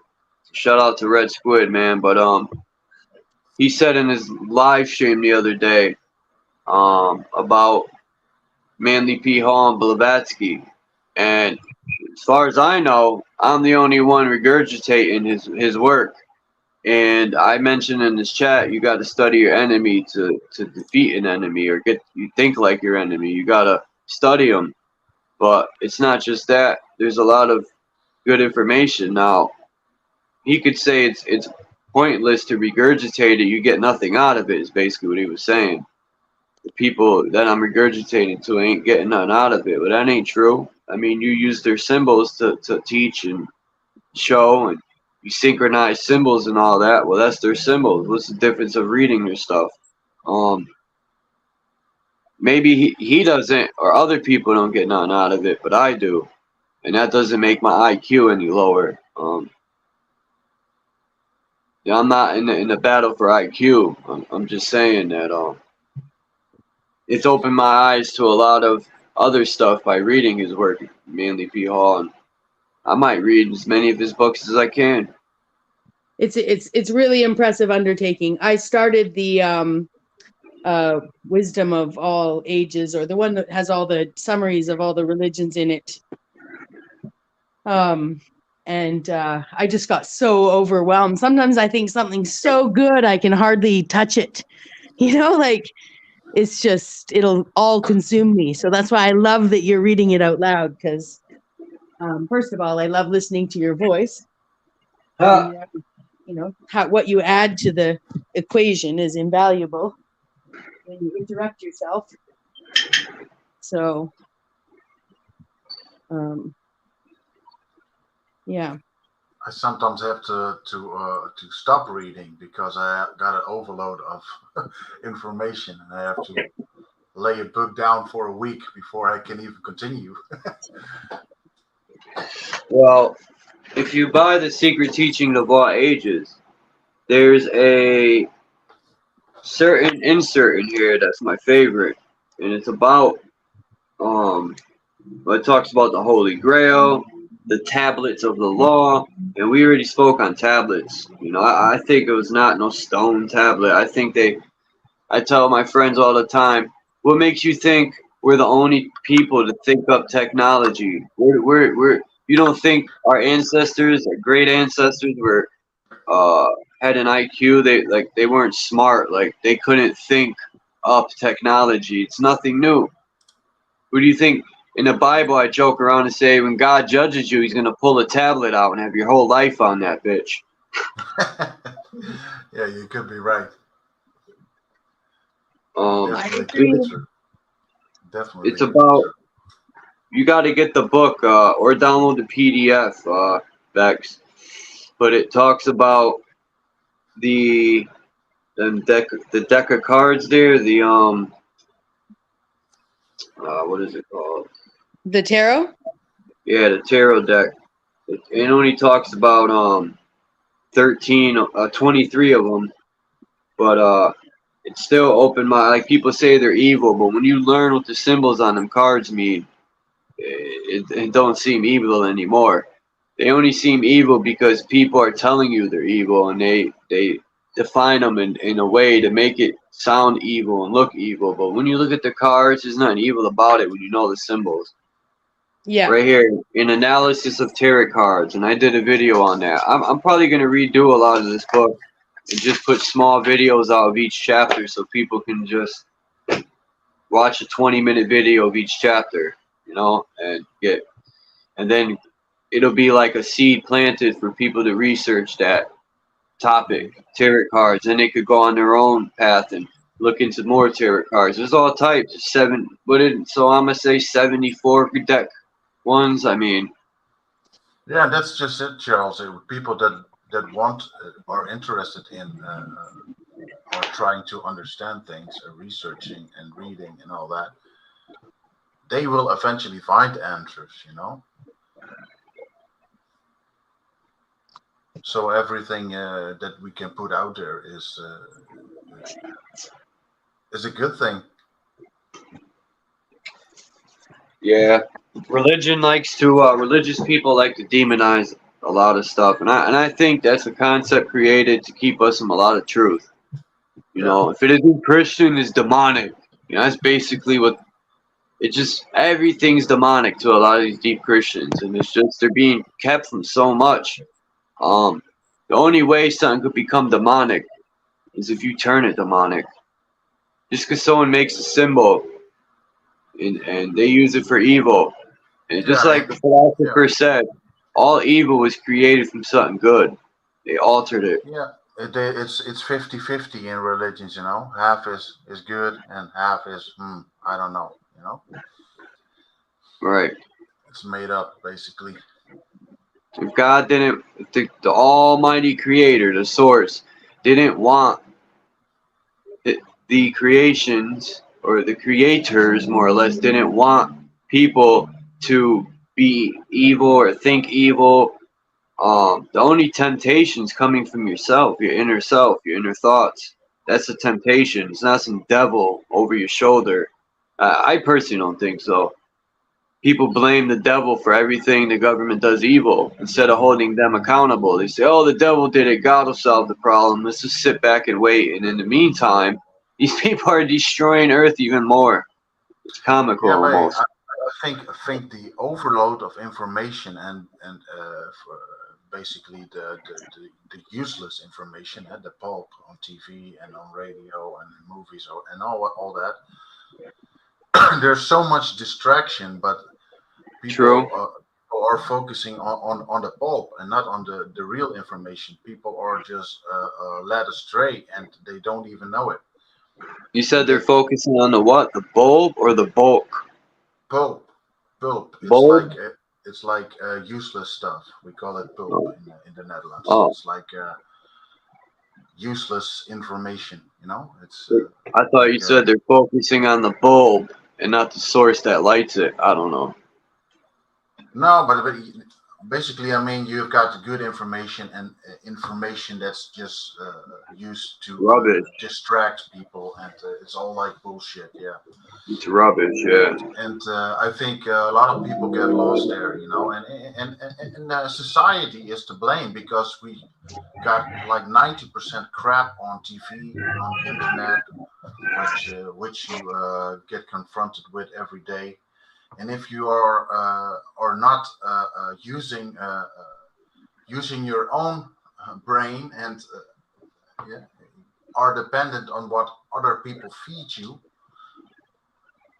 on information like news on TV or the radio or if you don't research anything yourself, you can easily led astray. And I think that is happening to a lot of people. They don't even like the last time we talked in Holland. It's called onderwijs. It's underwijs. The education system is basically called underwise, like under what's you need to know. You know, it's basically they keep us dumb, and that's horrible. You know that they did that to us. Did that to us and still are doing that to us. I just like learning and I don't know, Manly P. Hall just when I heard about it from ODD TV and Eric Dubay and so I ordered the book. It was like $12 or something. And then I had it for a while and I didn't read it. And one day I just picked it up and started reading it. And that was it. I said, damn. I connected. And I'm not a big reader of books that much in my life. Recently, in the last 10 years, I started reading more. But I more or less would get information from talking to people. I got the same, Charles. after schools and my diplomas, I really started reading, but reading the stuff that I did like, you know. Yeah. Like the last two books I read were the Martin Luther books, and I was hooked. You know, I was already looking and listening to stuff about Tartaria and old civilizations and all that, but Martin just puts it like clarity, you know, and you realize, hey, I'm not insane, you know, these people are right, you know. It's good that you can find people on your own wavelength now on the internet. It's like a blessing. It is. It's just some people, you know, in the so-called truth community, some people will be on a high horse and they forget where they came from, you know. Mhm. Like even like Beck said, I could relate to her when she said, even me, I wasn't fully asleep. I wasn't fully sleepwalking, bumping into shit. I've always been questioning since far as I can remember. 11, Yeah, probably 8, believe it or not. People might not believe me, but yeah, me too, dude. my mom was here. She would Just like you. definitely say, I questioned the Bible at 8 years old. I had some questions that no 8-year-old should be asking. But and then when I got Wu-Tang into my ears, it even elevated even more. When you talk about the government and the Silent Yeah, Weapons for Quiet War, that book I read, I found that out because I was looking up this Killer Army album. It's a group from Wu-Tang that I used to listen to called Silent Weapons for Quiet Wars. And I said, man, were these people trying to tell us something? I never knew the book came out. And yeah. They probably did try to warn us yeah, one way or another. Yeah, it's not an actual weapon. That's what I thought it was, an actual weapon they're talking about. No, they're talking about this system is a weapon against the individual. That's why I've said that for a while now that if they called the Civil War, then we are in the most civilized war you've ever seen. It's so civilized, you don't even know it's being sold as the system. You know, you don't. It's so civilized, you don't even know you're at war. yeah. Like I said in the chat a while back, some people are happy to be slaves. Yeah, They can only talk about their job and the next time they're going on vacation and to get the next facts, because if you don't take the facts, you cannot go away. You know, Marcel said. they are happy to be slaves. Really, wow. Yeah, you said it right here. Some Yeah, people are happy to be slaves. Look around in your town. Their job is everything, slaving your life away for paper. That's yeah, facts. yeah. I had friends, Marcel, that told me this is life, man. This is what life's about. Get up, go to work, pay your bills, put food on the table, and die. You know, you do that your whole life until you die. And I'm like, damn, what a waste this is. But then always the answers, yeah, that's how we always do. So you have to do that as well. Yeah, but it doesn't make sense. You start asking questions and people just look at like you're the greats you want. You know? Because there's nothing wrong with work, but we can do work that really contributes to our society. But this is just sell your soul to the devil, and you got money and you got everything. And if you're still a good person, you basically don't have anything, and you have to rely on a corrupt system. That in itself is a crime. Because most people I know are good people, but they're like stuck in that system. And yeah, but we can be that change, but everybody has to step out of this corrupt system, and most people are not even close to getting there. You know,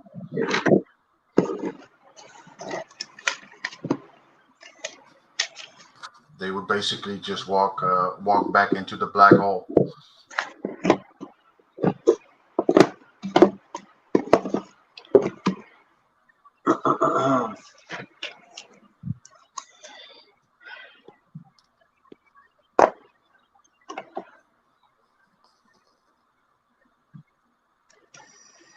Black hole. What's the song? Is it Black Hole Sun? Or is it Black Black something? hole sun. You're the one. Something like that. Yeah. Yeah, Probably what saying, was the band's name? It was a pretty disturbing video. I can remember. the Black name hole of the sun. band is Rage Against the Machine. No, I'm joking. It's fuck, I forgot the name. Soundgarden. Soundgarden. Was that the one? Think so. Maybe. I don't know.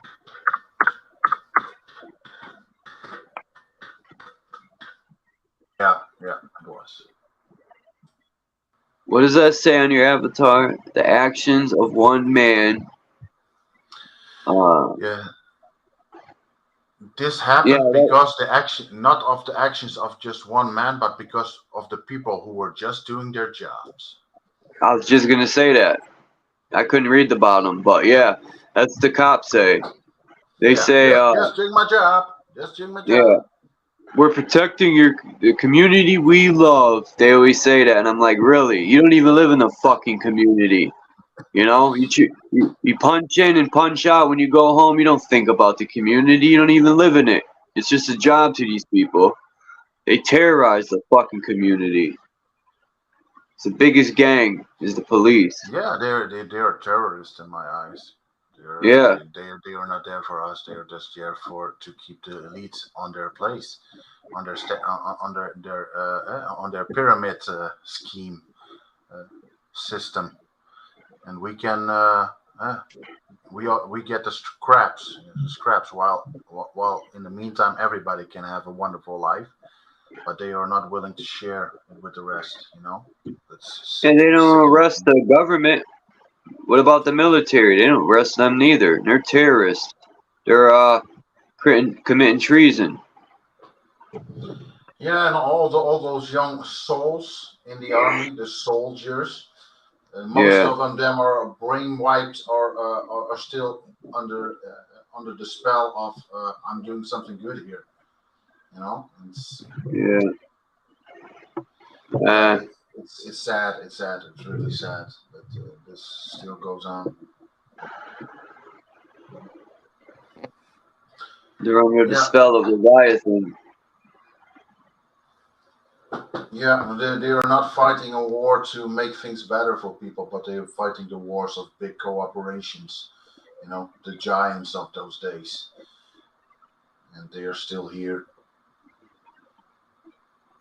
committing war crimes and destroying countries, destroying people, stealing children. Just like the JEWs. You know, they always cry out. I said this before, but I'm going to say it again because people are blind to it. They don't realize it. You know, people always say that the JEWs, poor them, but I'm like, bro, but you have that number ain't tattooed on you. It's in your fucking pocket, and you willingly carry it. That's your slave number. It's called a SS, Social Security, SS. Yeah. Yeah, that's and true. the birth certificate is the collateral. It's like a receipt that you're owned. Man, I'm mad at my mom for that. She got bamboozled when she signed that stupid birth certificate. Yeah, but that's just the thing, Charles. They didn't know as well. I know. It's not their fault because our parents knew what they knew back then, and our grandparents knew even less. You know, they were working the lands for God's sake all day. Yep. You know, for them. Taking tobacco, my grandpa. Yeah. But my grand actually lived in the time. I thought about it because the date's what, 1933, I think it is. When birth certificate started, I think it's 33 or SS Social Security, one of them two.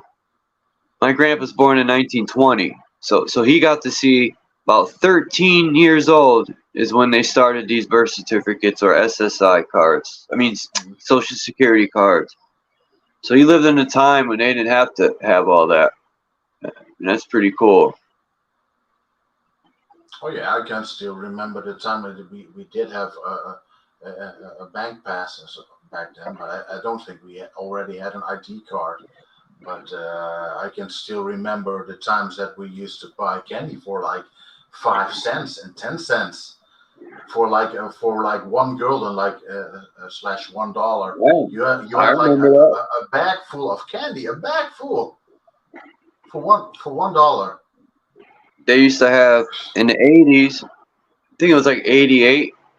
There was this Chinese shop that had penny candies, but that didn't last long, maybe a year. But I still remember nickel bubble gums, Mm-hmm. 10-cent candies, and we would go to the bodegas and they would have shelves, these little plastic shelves, and they would have all types of candies for a nickel and a dime. That's it. 25-cent bags of chips, big bags of chips. I used to get 4 for $1, 4 bags. 25-cent juices.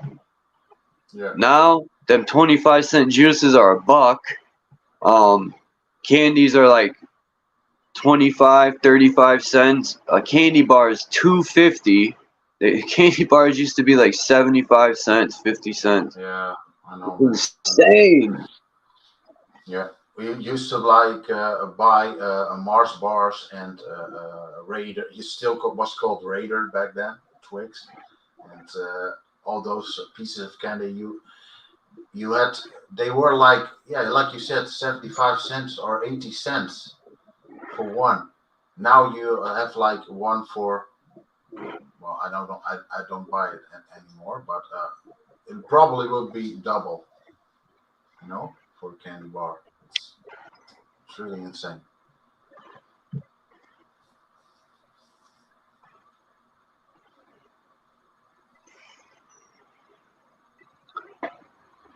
Damn, I've been going 4 hours almost. I'm probably gonna shut this down in like another 15 minutes.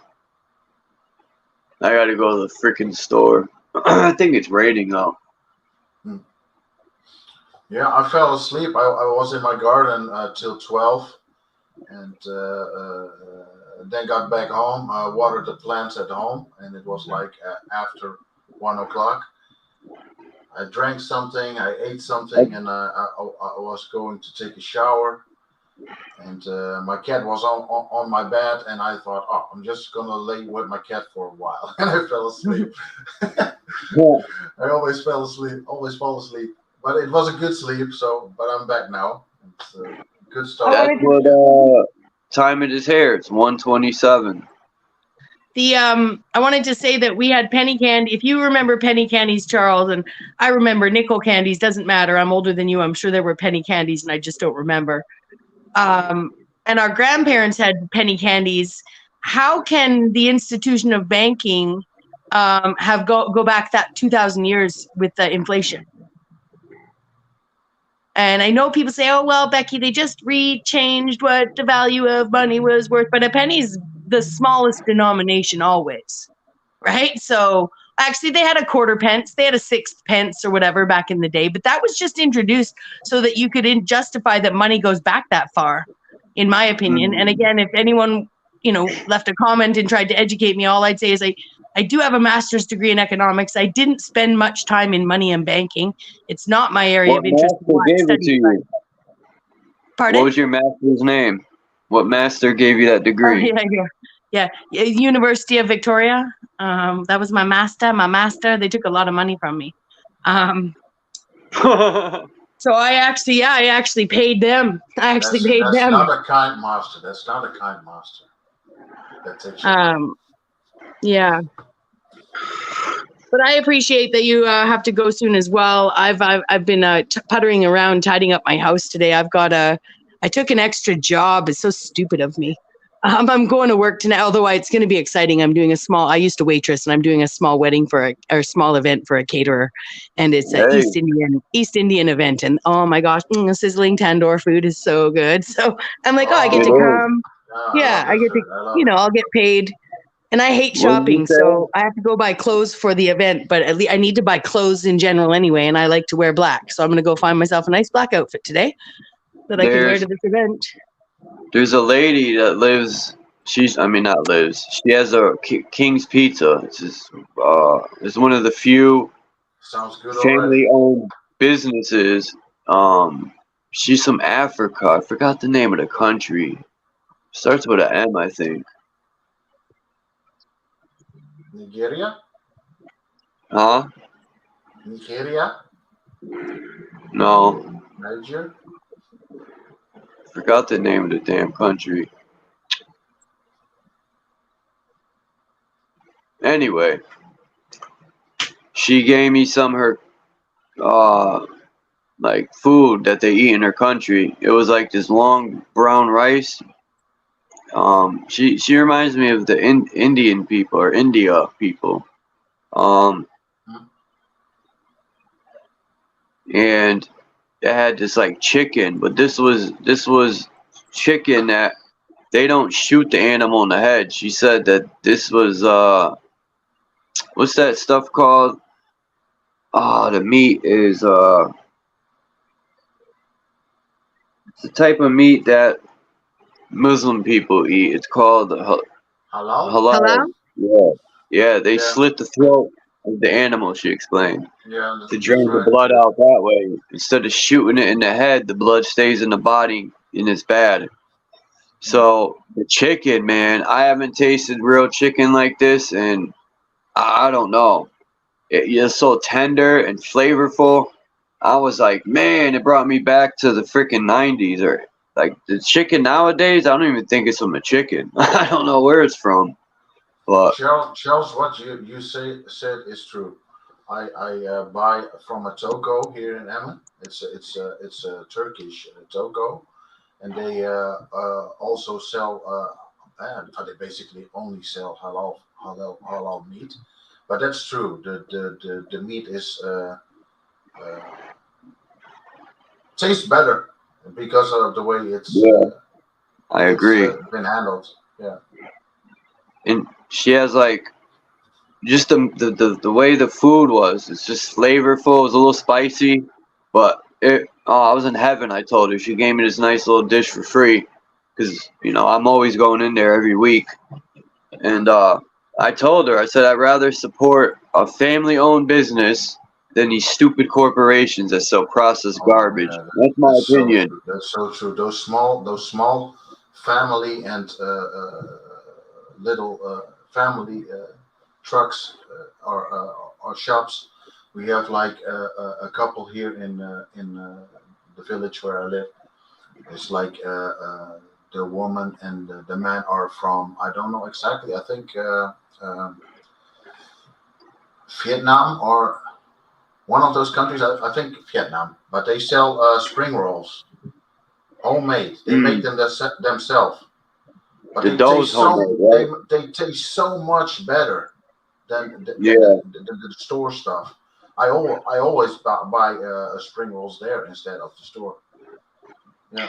And the dough, she makes homemade dough. I could tell, because I grew up in the early '90s. There was tons of Polish family-owned restaurants on the street. It's called Broad Street, and they have there was like three Polish bakeries, and when you'd walk up Broad, you could smell all the homemade bread they would bake. Now they're all gone because probably they couldn't afford to buy the flour and all this stuff went up. All Stanley Works, the factories, it just seemed that that's probably these factories kept the city flourishing, and now they're all gone. This place is like it used to be the hardware city of the world. Now I say we're hardly a city. Mm. All these family-owned businesses are gone. Everyone goes to frickin' Walmart to get processed doo-doo. Or Domino's pizza. That ain't pizza. It's a fucking Yeah. cardboard box. Yeah, I really hoped all those family shops will return because in my opinion, that's the only way out of this shithole. To start local again. With small Yeah, communities, real food and not processed food. Real homemade food from your own garden, from your own slaughtered chickens, and I think we should go back to that. At least that's my dream, that it will return to that. That's what I believe has always been our right. You know, I don't necessarily believe we come from that, but I do believe that it always has been a part of our culture. The idea that I just don't think we come from going straight from the land to the trees. Like what I'm trying to say is, in cities, there you know, for people who want to live in cities and have their grocery stores, we can have that. It's already here. But why they got to govern all the land so that people can't grow their own vegetables, can't own a plot of land to grow vegetables? If you can buy a plot of land, it's somewhere in fucking Arizona where you can hardly grow any vegetables unless you bring in dirt to put on the land, you know? So it's like, it's just insane that we, you know, like I don't believe we come from apes, but I'll use the ape model when I'm talking to people who don't have that kind of faith, because that's what they believe. And, you know, you don't see apes protecting the trees from you know, hoarding bananas in a bank somewhere, exchanging bananas with somebody else, and being like, you can't have any fucking bananas, you know. There's always enough for everybody. Yeah, more than enough. This universe provides in abundance. Yeah. Abundance. But Charles, you wanted to end this stream. You said.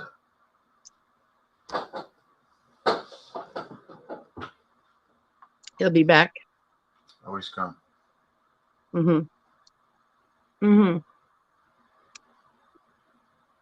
I think. Oh, Canadummy's there. I was gonna ask AK. He says he's not sure about bannock. Is that saying spoose? Spoose is the name of the fried bread in Alaska. Spoose chicken. Spoose chicken. I'm not sure about bannock.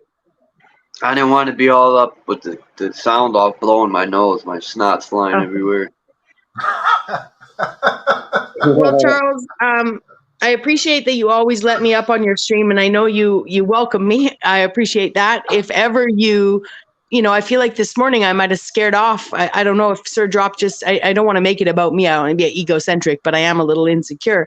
And I feel like I might have offended Sir Drop and Dark Chameleon. They left quite quickly. London man left, but he has his children and stuff, so.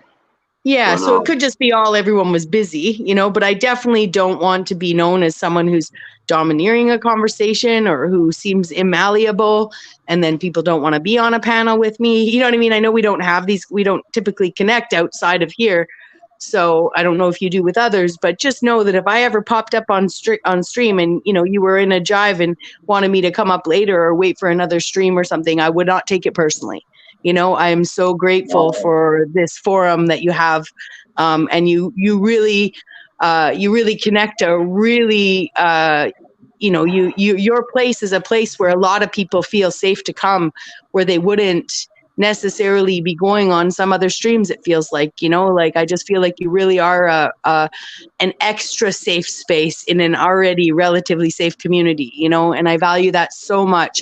I would never want to be taking a seat from someone who has just as much to say as I do, but isn't as assertive, you know? And I welcome being told by people to shut up or, you know, not this time, you know? I'm sure Dark Chameleon and Drop, he lives up to his name. He drops some knowledge and wisdom, and then he goes and does his thing. Mm-hmm. But, yeah, I saw that actually. I was worried about him last night in a stream. He just dropped suddenly. He was streaming something, and he literally like, I gotta go. But now I realize that that's what he does, you know. But still, I really value the voices of those men, you know, and I don't ever, even if I've, you know, I would just want to know. I still want to talk to Triple R, for instance. We got cut off the first time we ever met, and it was appropriate, I think, given what London was trying to build that day. But I still welcome someone whose viewpoint may be I think I feel the quite a bit different than my own. I don't know if you can hear me or not. Yeah, we can hear you. Yes. Finally. Loud and clear.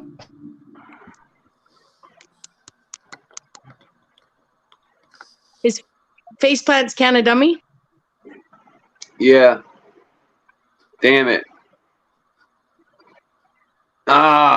Oh, that's all we got. Was it? Can you hear me?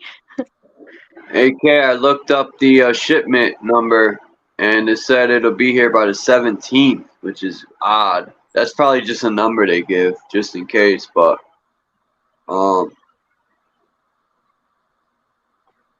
yeah, that's what it said. I was shocked when I seen that number, the 17th. I was like, what? Where the hell is this shit coming from? Morocco on a rowboat? I'll share my conspiracy with you on that one, Charles. They're watching us all the time anyway, right? We're on our phones. My sister sent me, I got a pair of glasses bought for me a couple of years ago. I was on vacation. My sister bought them for me, right? And they, of course, had to order them, but they weren't going to come. You know, they had to get the glasses put in the glasses frame, and they were going to send them to me, right? Well, it took like frickin' a month to get these glasses when it would have only been 2 days. You know, if I'd been in town 2 or 3 days. And I don't know, I'm half willing to say that they might actually be interrupting the flow of things just to put an extra, a monitoring device, but not because they're going to do anything to you. Okay, they're already monitoring us, but because you have, I mean, that's next level conspiracy, I know. But why can't we bring it? Why can't we bring it home? Don't be scared. They can watch us anytime. We're on our phones right now. We're on YouTube. Yeah, but I block. It's not. I know I'm being watched on YouTube. I know that. But it's my personal space. I don't even like walking down the street. I made a little short video on the cameras on every freaking corner now. And another thing, didn't go through the people. Nobody voted that in our city. They just pop them up. Oh, it's for your own good. It's for your safety. They always use that bullshit safety when it says in the Constitution the police are not. It's none of their business to save us. Something like that. The police. I still prefer freedom over safety. Hell yeah. And I could save myself. Like their middle word. As long as safety is in their scheme, everybody, it's safe. Yeah, fuck it. Yeah. No way. Well, the threat of being held accountable for criminal behavior by the person who you're committing the crime against, or a family member, like for instance in Ethiopia, my friend said that if someone raped someone in his village, then the brothers or relations or someone close to that person will go and kill the rapist, like cut his head off with a machete, right? Yeah, well, and that's then justice. Well, yeah, nobody cries rape. Nobody cries fake rape. You're not going to have someone killed because you want to make drama. Well, there's no cameras in the rich neighborhood areas except on their house, but they're so worried about watching what we do. No, because they are the ones that are doing the killing, the rich ones. Yeah, they're the criminals. I want to know what they're doing. Fuck what we're doing. They're the ones that are mishandling all the money. We're in debt because of them. They're sending our tax money we could use to house and feed people in our country, the best country in the world, but they're giving our money away like it's a fucking birthday party over there. It's bullshit. Ukraine's none of our business. Russia's none of our business. China's none of our business. Our government's really good at being in everyone else's business and taking care of everyone else but our own fucking people. These people need to be fired, obliterated, kicked the fuck out of here. Nobody wants these people around. No, I agree 100%, man. That's the truth. They're just good at burying our country into the shithole. They're robbing us blind for all our money. They don't do shit right. It's always speeches of, we're going to make this better and we're going to do this. Yeah, we're in a fucked up position because of them. Now and they sit there and constantly say they're going to fix this and do that. They do none of it. It's amazing how people keep falling for this shit. Yeah, but Charles, what's the problem? That's why I posted that icon on my avatar there. It's because of the people that are just doing their job. Yeah, they are still falling for this evil system, and they cannot look further than their own job. That's sad enough. It's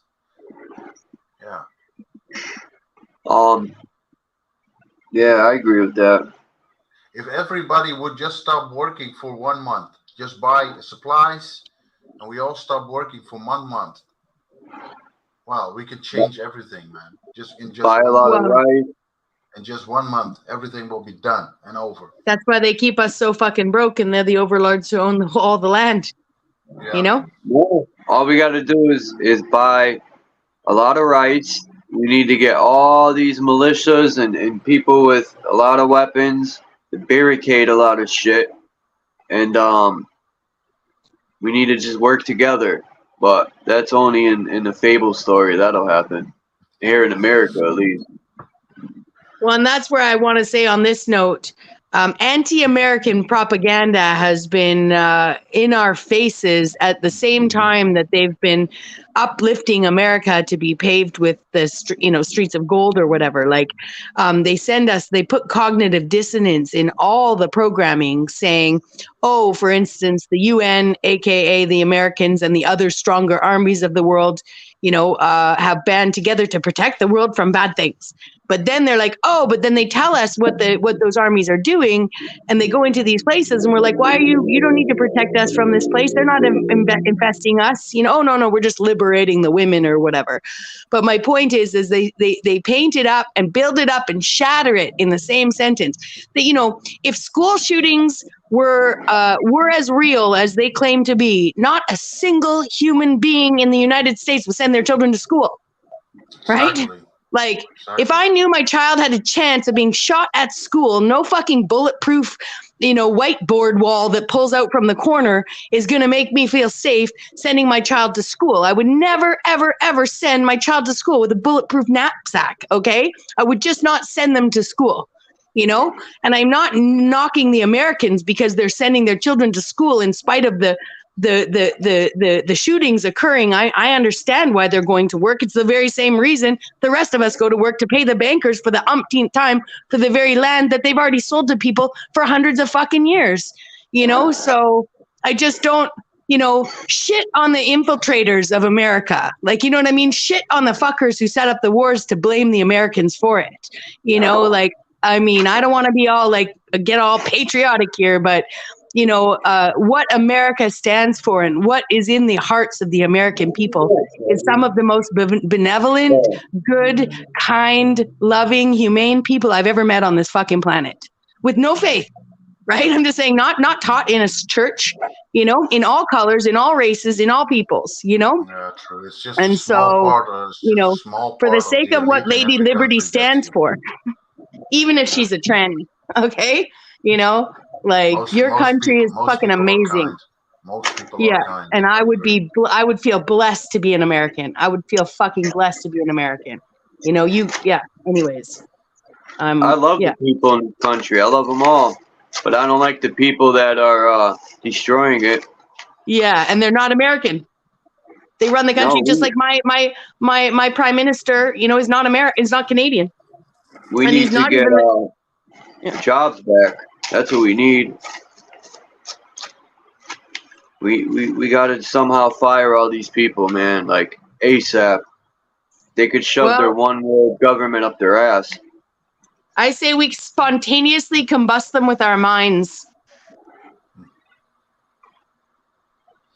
Yeah, I always say a good start would be that everybody would sacrifice their own, the half or a quarter of their backyard and grow some vegetables or put in some fruit trees. And if everybody would do that in just one neighborhood, you can provide for the whole neighborhood without it's true. Being attached to this evil fucking system, Yeah. And you can fuck them with that because most of our money goes to food, right? Yep. Food and rent. And if we are food secure and they cannot touch us anymore, But if enough of us refuse, we've got all we need. Enough people refuse to pay rent, there wouldn't be enough bailiffs to pull people out of their houses. Mm-hmm. Canada Dummy said, I have tape on my camera, so do I. I don't know. They performed eye surgery on me when I was 2 years old. I think they've got their monitoring device right in my fucking eyeball. Okay, now I'm just like, Would that be seriously, they something? went into my eyeball. You know, like what the fuck? Why you go in my What? eyeball? Yeah. Now you can't be my friend. I'm like, oh no, now I can't come on here anymore. They're taping me through my eyeball. Yeah. Controllers say trust the science. What? Their magical curvature that don't exist? Science is just its own religion for the faithless. And I'm not Yeah. saying the scientific method isn't made by God for us to test and see and do things, you know, to make sure we have knowledge. No, I mean, but the science they teach us, it was in our faces in the last 3 years, in our faces, you know? And that's why once someone's shown to be a liar, they're known to be a liar. Okay. So we already know these people have never had our best interests at heart. I don't believe anything they tell us. Anything. Yeah. If they say yes, it would be probably be no, and that's with everything they say. Everything is just backwards. If they say this, it's the other thing. You know, people Yeah. just have to start using their own brains and their hearts again. You know, most people are just like on autopilot. You know, they just accept everything that the television tells them. You know. I thought people were gonna surely see the system for what it is when that whole scam schmemic happened, but it seemed to rock them asleep more. I was Yeah. like shocked, and all the rigging going on and all this stuff. Allegedly, it just I don't know, man. It's crazy. I guess the more. How many times did Trump say it's rigged? He sounded like George Bush saying terrorist. Yeah. Fake news, fake news, fake news, fake news. He ain't To be lying. honest, I don't watch live news anymore. Basically nothing. The only thing that I do watch sometimes is like Redacted or some other YouTube channels, and I like that, but they are sometimes too doomsday thinking. They're just they tell truth, but it's like it's too negative for me most of the times. We don't need that anymore. You just have to focus on the positive things, you know. Barefoot in our gardens and reading stuff and thinking in your own community, trying to do something in your own community positive, without saying, oh, they do this to us, they do that to us, but we can change something, even if it's just a little thing. Maybe your neighbor will think next year, hey, maybe I could do that as well. Have my garden as a veggie place or a fruit tree, grow a fruit tree. I think that's the way. People just need to have faith in themselves again. You know, stop relying on this corrupt system that will basically It's true. re-enslave you again if you let them. I grew up on an apple orchard, yet when you go to property, say like there's St. Anne's Academy down here has some old apple trees on it, just ornamental from when it used to be an orchard allegedly. And yet you go there and these non-tended to apple trees have apples growing on them. And for some reason you're suspicious of the apples, right? You know, you're like, I can eat an apple on my own. And now I know the metaphor of that's actually perfect considering the apple that Eve ate or whatever, you know, but still, it's true. You're suspicious to take food from you know, I was suspicious to take food that hadn't been sprayed. What's wrong with it? You know? Now I would just pick apples off any fucking tree. We have a few apple trees in my in the end of my street where I live. They have like 5 apple trees and like 2 pear trees. And like the whole back of our street eats from those trees, you know. When the time's right, they take off all the apples, and there's always like between 20 or 40 kilos that they don't use, and it goes to like the food bank where people go that don't have much money. They can, and I used to help there, and I could take a whole bag of apples and pears, and I would make like apple pie from it, and there's enough for everybody. Just a few trees can eat can provide food for a whole street. Just a few trees. That can be everywhere. You can put fruit trees all next to streets and in corners and in parks. Everywhere you can place fruit and berries and all that, just for free. And it doesn't take that much to work to keep it neat. It's just harvesting time is the most work.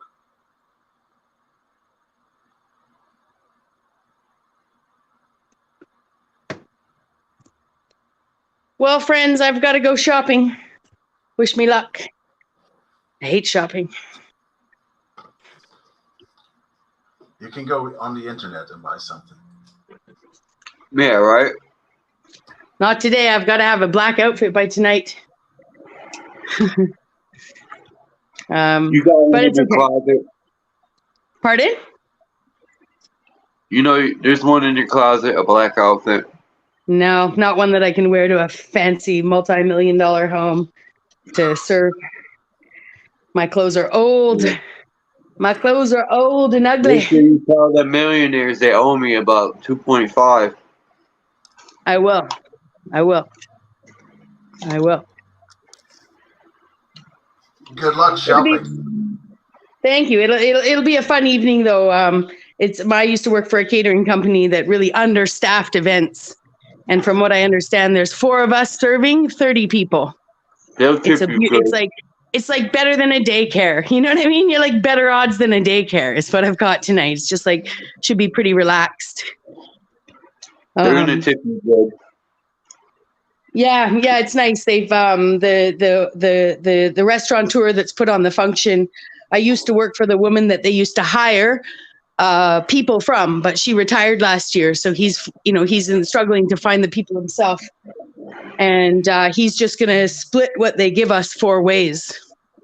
So Right. That's really nice. Well, usually they would just pay $20 or $25 an hour and keep the excess for themselves, right? So at least that's what the lady who used to hire me would do, which is fine. You made a contract, $25 an hour. That's it, right? But she gets a tip That's for all sure, right. right? So at bare minimum, I would expect $25 an hour tonight, 20 to 25. But I'm sure with tip from a wealthy group of people, 4 of us, I'll bet you it's more. So either way, it'll cover the outfit that I'm going to buy. And it forces me to go shopping for something new to wear, which I haven't done in more years than I'm willing to Well, say. I hope you will be a millionaire after this job. Woo! Yeah, maybe I'll find me. I'm just joking. Maybe I'll get married. I'm like, I think that's the only way, Marcel. And since I'm not a gold digger, unfortunately, I would be less likely to date someone just because they're wealthy. I just spoke to someone when I was out going to the store. She said there was she heard from someone that there was an app where women that didn't have money or not a lot of money. It was like an app, and you can put your bank account there, and just strangers, a man would donate money to you. And she first said, that's bullshit. But she tried it, and it works. The people just donate money to She doesn't have to do anything for it? That's what I said. You probably have to do something. No, she said she didn't just. You guys want to be my pimps? You want to be my pimps? If I don't got to do nothing and you found the connection, you told me on Charles' stream, I'll sign up and split it 3 ways. Well, so I said to her, do they have the same app for men, where women donate money to men that don't have money? Only gay men. Only gay men. They have one for you, but only gay men will donate. Okay, well, thank you so much again, Charles, for hosting this space for us and for me.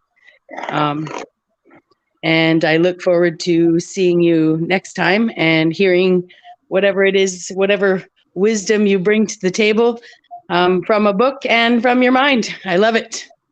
Thank you. Thank you. I appreciate you coming up too.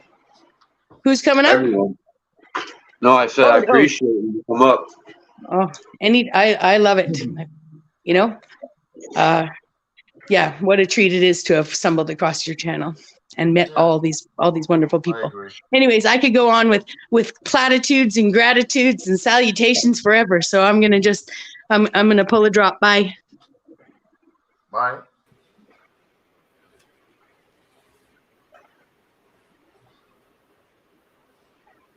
AK.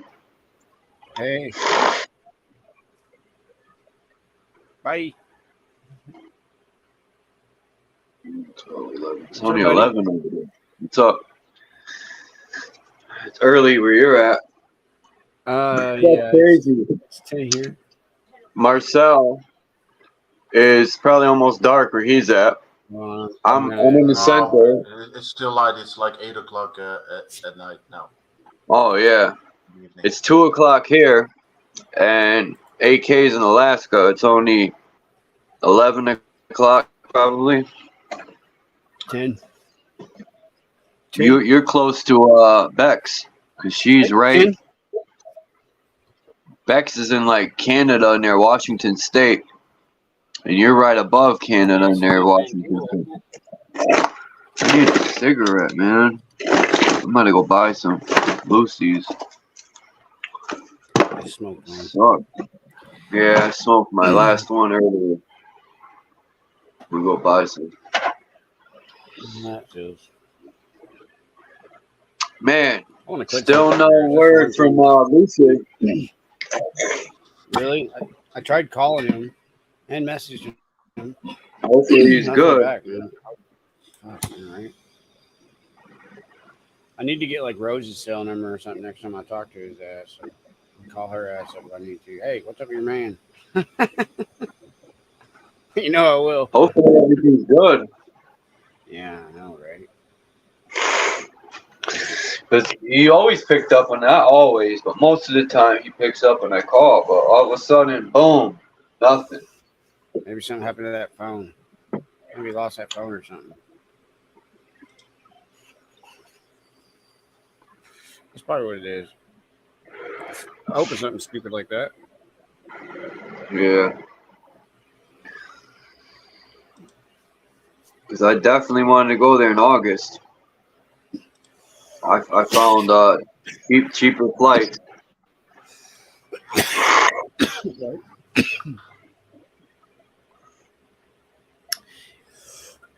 Yeah, that laptop should be there soon. I know it says like I don't know 17. why they do it like that. Just in case, probably. Like the latest, I guess. It should be there soon. Did it tell you where it was at? Like you're supposed to be able to use that number and find out where. It just left Alaska facility or something like that. I was like, damn, for real? What's today? Friday? Yeah. Saturday? It might be once it Monday or leaves, Tuesday. it's going to be on an airplane. Yeah, they're going to fly it fast. Like it'll be there Monday or Tuesday. Should be. Yeah. Should be, man. We'll see. Yeah, today's the first day I checked. Because it was supposed to be there today. Yeah. One day? It was supposed to be there today. Oh. It says on the receipt, it says Saturday. That's tomorrow. Oh wait, no, it's today. Durr. Yeah, today's Saturday. I thought today was Friday too. I'm so bad. Yeah, it was supposed to be there today. So I'm speculating now that it says that it just left Anchorage on your side that it's going to be there Monday or Tuesday. Yeah, the lady I talked to at the post office said she was giving it an extra couple days, just in case it's not there when it was supposed to be there.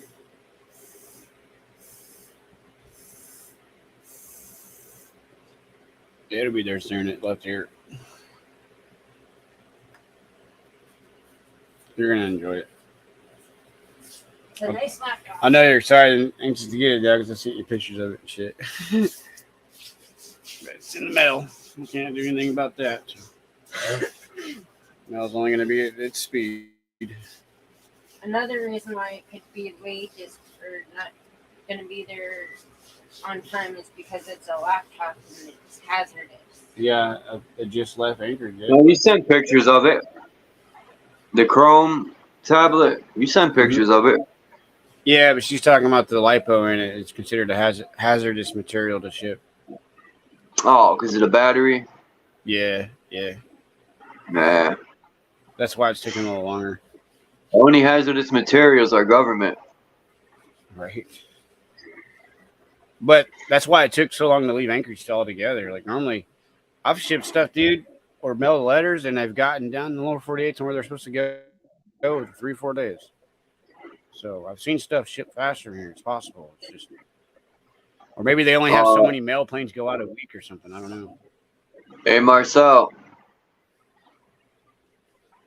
Can of Dummy said he got 9 different fruits growing in his yard. That's good. That's good. That's tight. That's actually pretty. Yeah, he lives in Canada. Near Ontario, I think.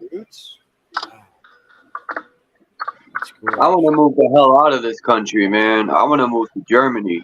I heard Germany's a real good country. Yeah. I don't think there's many good countries left, man.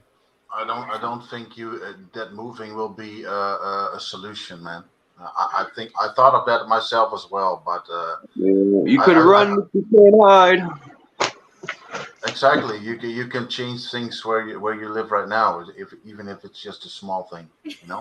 Yeah. The hell? I'm gonna move on a reservation with my native brothers. Come on up here. They got them.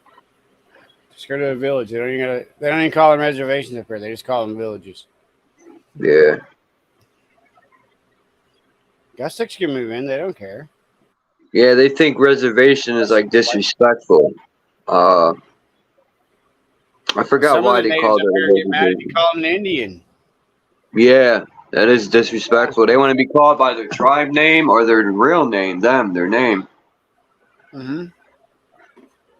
Not all of them are like that, though. And it's not like, I think it's like, what do you think the percentage is on it, Just there's so-called Indians that hate all white people. They don't like none of them.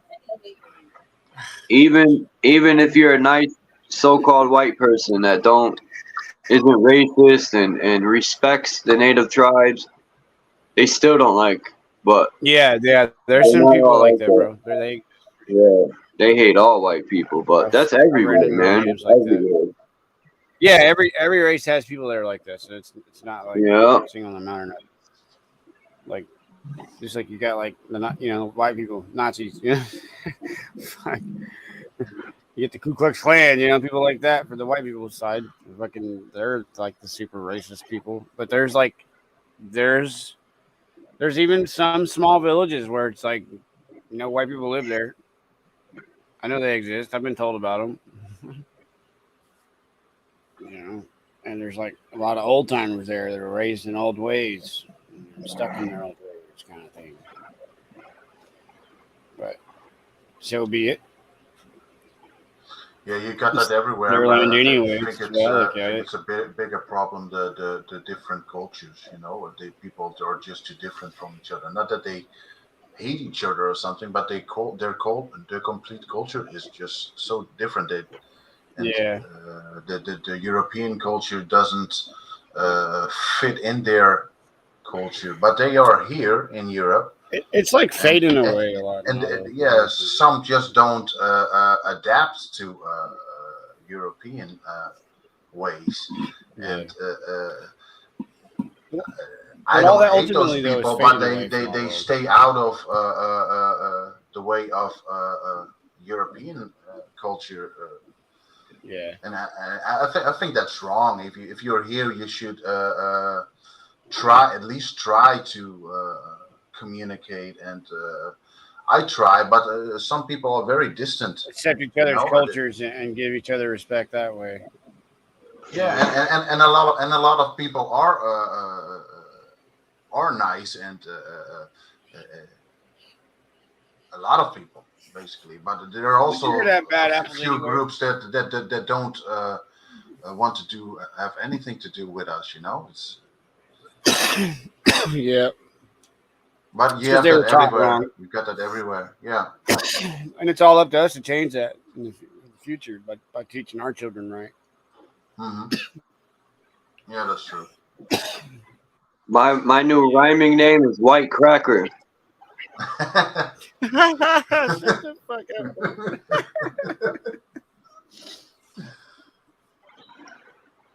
I used to joke around with my friends. I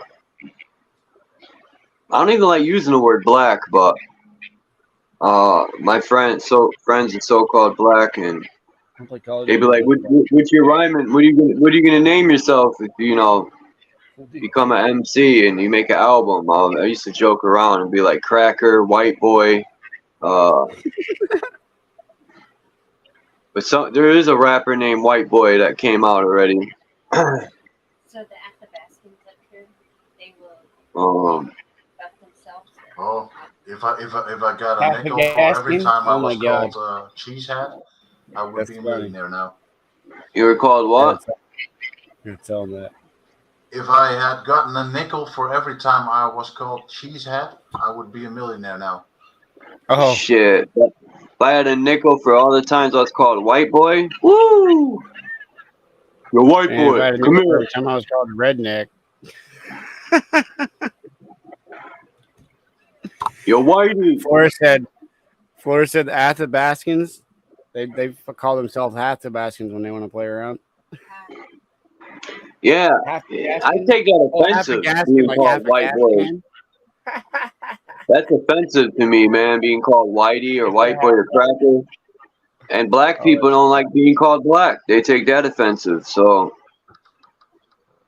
Yeah, but it's like hypocritic.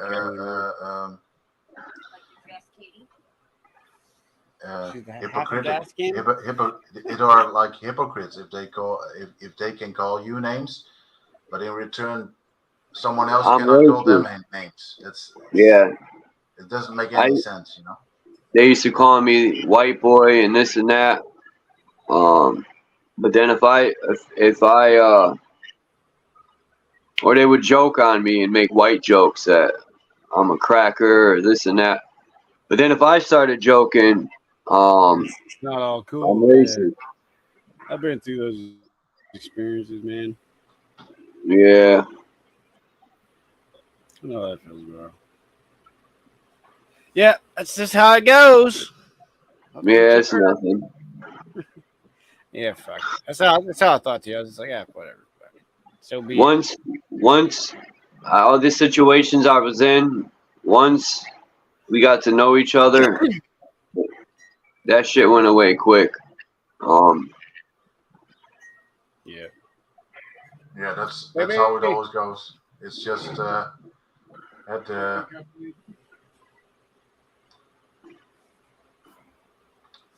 yeah. Yeah, but like, this white boy's cool. Once you let get to know someone, it disappears as snow for the sun. Yeah. It's like a defense mechanism. You're not different from each other. It's like a barrier they put up. My wife, like she's native, so. In the same. If she says something a white joke to me, I don't take offense ever. Like it's just. Yeah, I never understood that though. I grew up around. Huh? My mom's babysitter was this black woman. God bless her soul. She passed away. And she Florida used to just called call me her white son. Yeah, that's funny, bro. That's what Florida just called me. She said, "You're my white boy," from the kitchen.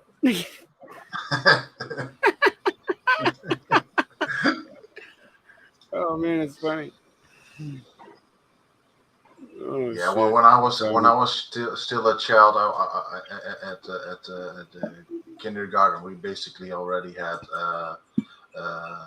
Dutch Indian people in my class, and later we had like children from Africa, and I was just brought up with it, and there were some years that the immigration from people to other countries really went up like threefold or more, and that was the time that you sort of felt the negative energies rising in people, because everything just went too fast. You know, you cannot drop a certain amount of people not from Europe in there and expect that everything will go good straight away. You know, it doesn't happen. You have to adjust, and it takes time. And that's why they try to overflow the borders. I think just to divide us, try to divide us even more. It will not happen, in my opinion, but they tried. I think they're trying to break down society systematically all over the world. Yeah, I think so too. That's what I think they're really trying to do. They're trying to separate the herd. Yeah, It's crazy when like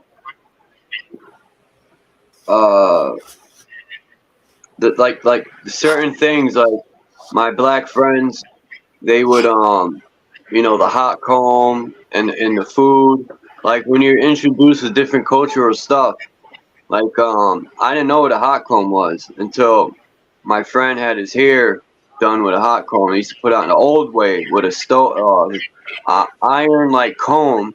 They put on the stove and we heat it up and then run through the hair. I didn't know about those. And my friend hated that shit. Dude, if it wasn't for black people, I wouldn't know about neck bones, man. You ever eat neck bones? Know about soup? what? No. You ever had neck bones? No. Oh man, it's a black culture food. They like make a soup with. I've had neck bones with oxtail, cows. but that's I use Jamaican. pigs too, but I had it with cow. Oh, dude, the meat is so soft and tender. It's like eating ribs, but you just gotta pluck it off the neck bones. But still, that shit is fire. Is that My like boy. Chitlins, though. I learned about chitlins call too. soul I food? don't like chitlins myself, but oh yeah, My I've had soul friend, food. Oh yeah, I've had black friends. I'm from Tennessee. my neighbor was from Jamaica. I'm from the South My already. other I've had a bunch of black friends and shit down there. and his One father of my best friends made was black. made homemade Jamaican rum. And fucking, Just go smoke blunts. I got. I could never understand what his father was saying. Never, because of the Jamaican accent and the way they speak. I could never. Jamaican accent. Yeah. Yeah, and I'd be like, bro, what is he saying? And he'd be like, he's like, it's just slang of English. And I'm like, no, it ain't, man. He ain't speaking no slang of English. I don't know what the. But he gave me a shot of that fucking homemade liquor. Woo! I was pouring that one shot. I was so Homemade drunk. Jamaican liquor. Oh wow. Yeah. Oh yeah, you got some but good it's drums. fire. I drank my part in the past. See, that's the only thing I used to like a lot when I drank was rum. That was a rum drinker. It was always Bacardi and rums. Coke. Everything else I didn't really like. I like Crown Royal brandy. Crown Royal I liked every now and then. It's pretty good to sip that with a real nice fucking real cold fucking Pepsi or Coke. Yeah. Just have that Or Pepsi or Coke drink with it too. It's nice. what's that Italian drink? It tastes like cherries. Jameson? No, maybe. No. Oh, are you talking about schnapps? No. Man. I'm drinking peppermint schnapps only because it was 100 proof. Oh, that makes me think of Fireball. Remember that one? Damn, I can't think of the name of the cherry liquor. It's like a cherry taste. Is it Sailor Jerry's? It's a rum. Sambuca? It's got a cherry. Oh, Sambuca. Damn. San Quentin? Shit. Polish Sangria? people over here. Spanish. Sangria is Spanish, right? Marcel, they would drink this shit called Bukov. And it's the cheapest Polish vodka in the Probably world. Like one step up Like from fucking fuel and fucking vodka. rubbing alcohol. Yo. We also when Horrible we get shit, when we get real man. desperate, Horrible. we need Jesse to use this. That So shit could powerful, taste bro, Chad, over. fucking. It's like rubbing alcohol times 10. Boy, Damn, bro. How could you drink that? Well, when I was going to Germany, when I was still drinking alcohol, I was just across the border. You had a big like supermarket, and they only had like basically all kinds of liquors and beers. And I would go there and buy my stash of alcohol for that month, and they had like not an A brand vodka there, but just as good. In my view, it tasted even better than the A brands, but it was like a lot cheaper. Like You would go Grey there Goose? like buy 6-liter bottles of vodka and 2 crates of beer. Yeah, I used they to were get good. Grey Goose vodka when I got vodka. I used to drink. It's smooth. I used to be a happy. My wife used to be an I just alcoholic. became miserable. Real I bad. was just always mad and angry, and I would get drunk and just end up fighting all the time. Or I was like, I gotta stop drinking. She went through the same kind of. No, I probably would. people around me had that, but I was never Arguing with an angry drunk, as they call it. I was always like happy until I drank too much. I became slow and just sleepy. So yeah, I stopped Well, because it didn't have the effect that it did in the beginning of drinking. So I stopped. Things would piss me off faster when I was drunk. Get on my nerves much more. Yeah, that's how it was too. I always get in trouble when I'm drunk, so I quit drinking in 2011. I mean, I've drinking like a beer, like Thanksgiving or something every now and then, since then. But that's about it. Maybe a Now, beer or when- two. I'm fishing. When I drink, it's 0.0. It's like the beer without the alcohol, basically. And you have like a beer that's like added with lime or lemon, and it tastes good in the summer. It's. But alcohol, no, I cannot get used to that stuff anymore. It doesn't do anything for me. Yeah, me either. I get sick now if I drink. Yeah. Grow up. Huh. But my mining partner Ivan, like him, goddamn planes. My mining partner Ivan, like him, like a lot of times when we've been in the river and shit, he'll drink a couple beers at night to help him go to sleep. Yeah, a lot of people do that. Yeah. Yeah. My But I've never seen grandparents him drunk. always drink two shots of cherry snaps Yeah. or something like that just before they would go to sleep. And I used to every sip day. on Jaeger.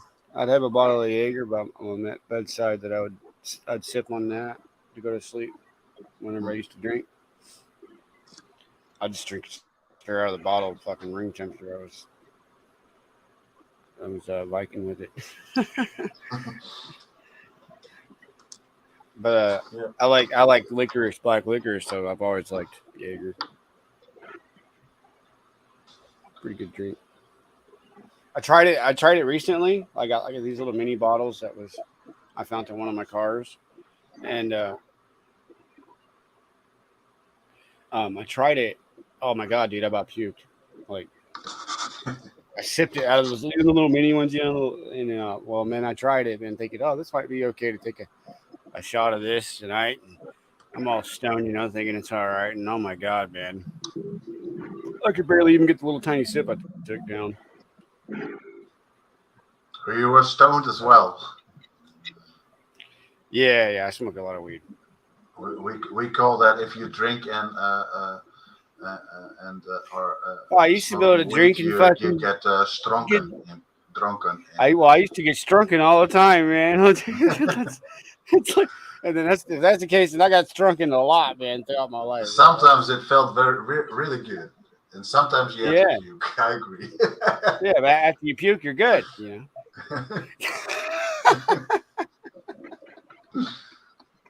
I used to drink, man. Yeah, that's some good times.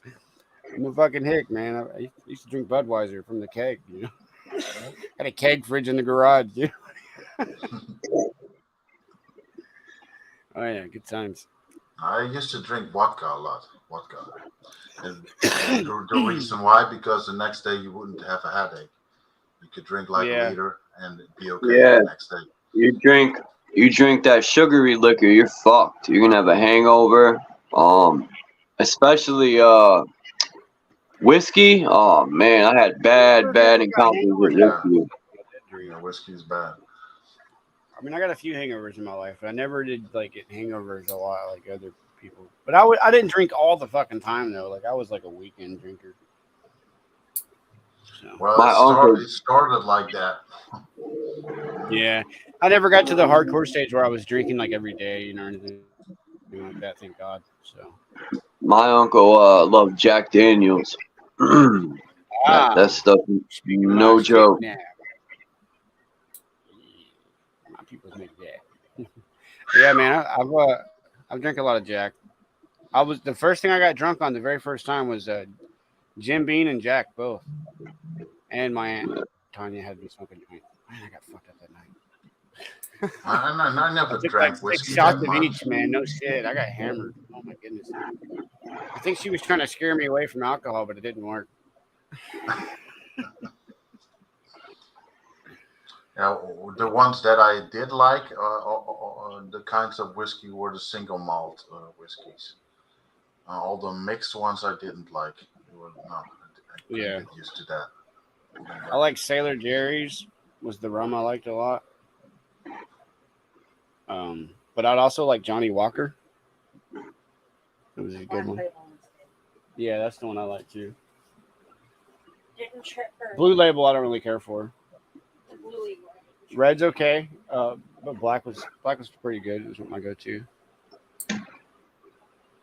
But as strong as I get now is like a big cup of coffee, like right. double dark with hazelnut it up, man. Big spoon of sugar. Yeah, that's what I do now too. I'm drinking a cup right now. It's like my 4th or 5th cup in the morning. Yeah, I can't drink no more, man. I just can't. Like I even tried like a couple months back with that Jaeger, man. I thought I was gonna fucking puke. No, I don't even miss it anymore. I stopped for no, I don't either. Now. Like, well, I do sometimes I crave a couple beers when I'm out fishing. That's when I crave it the most. I don't know why. No, I sometimes wonder now, why did I ever start drinking? I know why now. But I drink a lot. I didn't drink a whole lot when I fished, but we would drink we'd kill a 6-pack each, while we're out there in the lake or whatever fishing. Where I'm from, with my uncles and stuff growing up, so it's kind of that's probably why I crave it. Thinking of family and shit. I used to fish a lot as a child and as growing up. I'm about to dig out all my never today, maybe. Never Oh, that sucks. Hope you I go think fishing again. I haven't fished for like at least Damn, I gotta walk to the 7 stupid years or store. For how long, bro? I think I didn't What? fish for at least 7 years or something like that. Oh man, Face you But gotta go plant, bro. fishing, man. You won't forget. It's like riding a bike. Hey, fish plant. You gotta go fishing again, man. I got a garden now. That's fishing on shore. No. I understand the garden thing. I get that. Like that's tons of fun. I've done plenty of those, but it's just like it's a brief, momentarily like in the hunt. You know, Yeah, I you know get what that you feeling mean. back. I fished a lot. I fished with my father and my grandfather and I went fishing last year friends. and didn't catch a fucking fish all year. I And fished 5 do six you times. do you fish? Do you do sea fishing or what kind of fishing are I you talking have, about? but mainly I'm doing like lakes and rivers up here. Hmm. I'm fishing for trout. Is what my main goal is. I Okay. want trout because I want to eat them. But there's a lake right here in I used town. to like piking. The last few years that I was Man, still fishing, see, I haven't caught I any would go pike, for but I pike want fishing. to.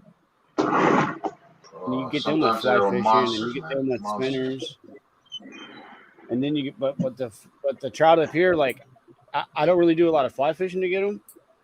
I have some flies. Like I'm looking at a thing of flies right in front of me that I got that I haven't even opened yet. It's like a 20 pack. Like I could, but I'm just using hooks and like eggs and stuff like that. Maybe a piece of fish flesh. Get them in the fall time. In the fall time, the best thing to use is like eggs though, because they hit those like hit a lot because they like eating the salmon eggs and they're floating down the river and stuff. But I've caught most of the trout I caught up here in lakes.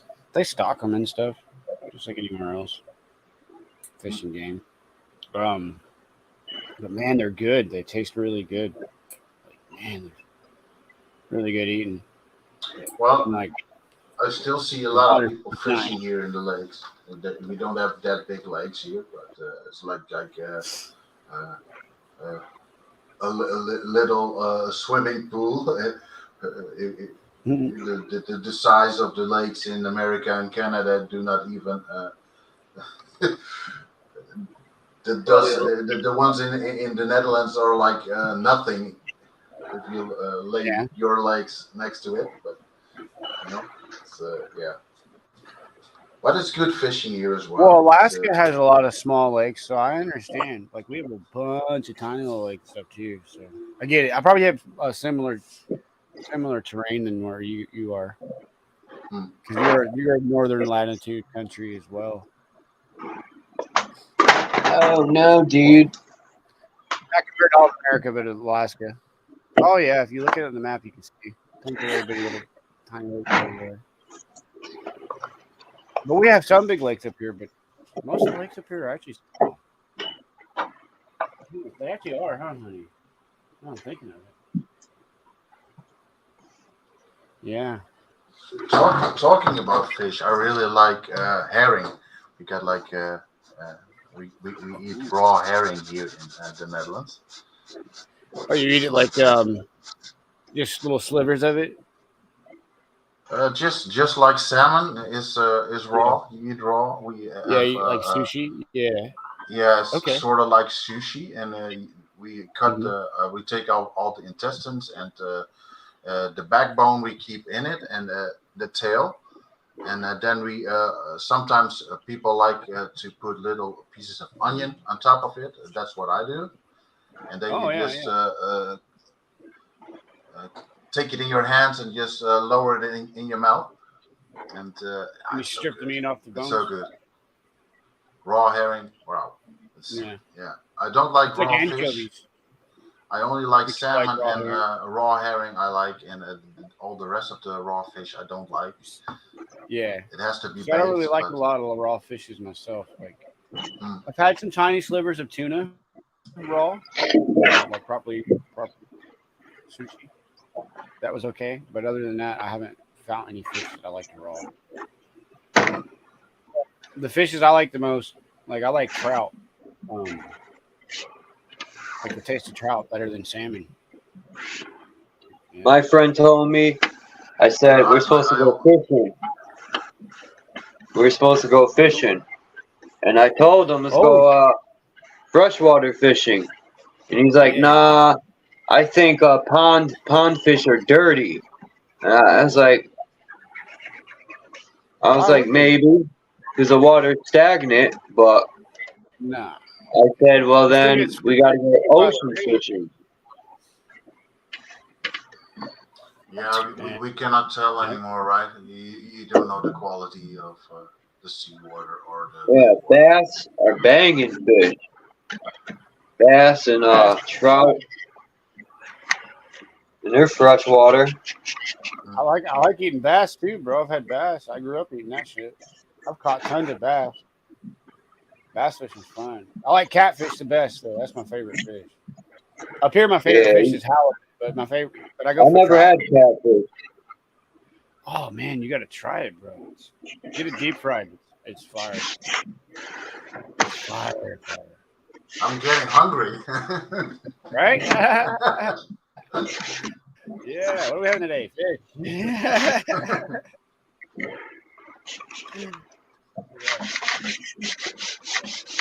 There's something about it, like the roots of fishing that just most men get. It's like a kind of caveman-y thing.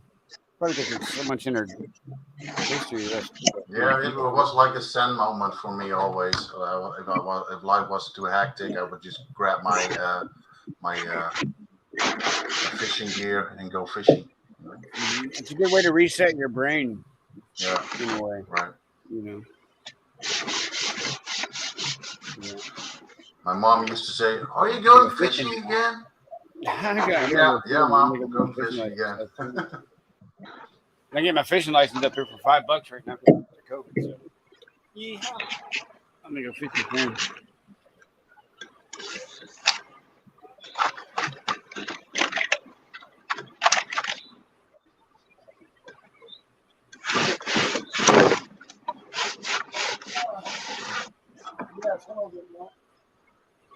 Just wait.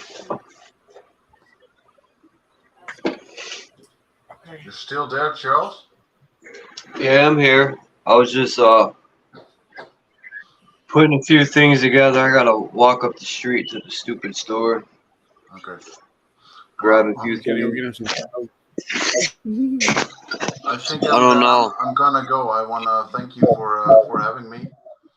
I'm gonna make me some food, and I'm gonna be a couch potato this evening.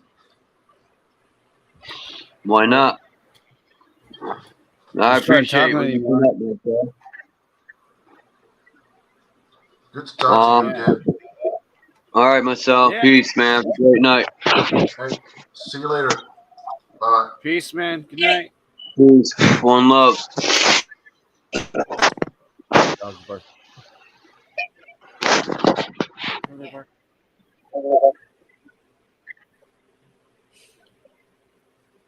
Oh, you've already been going for like 5 hours, huh?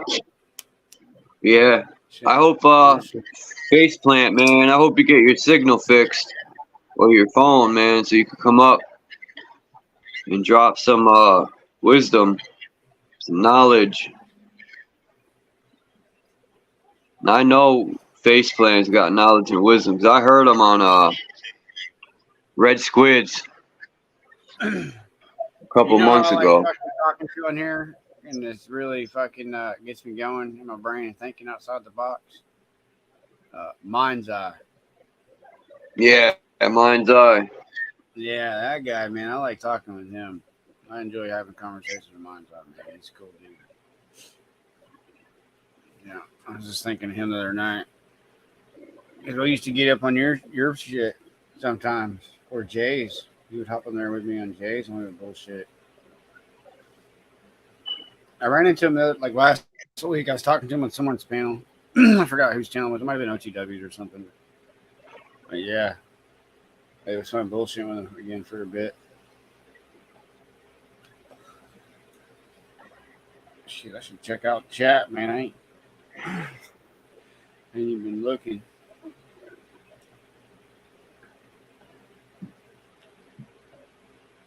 What's wrong?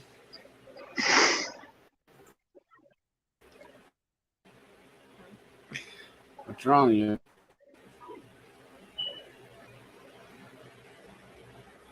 Oh, hey, what's up, Mines? I see you in chat.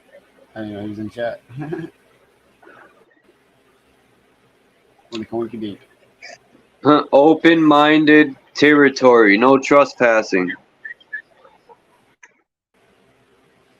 You said that. I don't know how you spell territory.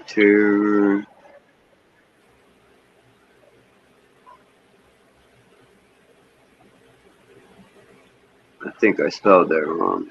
It's TRR, isn't it? No, or is it one R? Is it one or two R's? That's where I always mess up. I think two.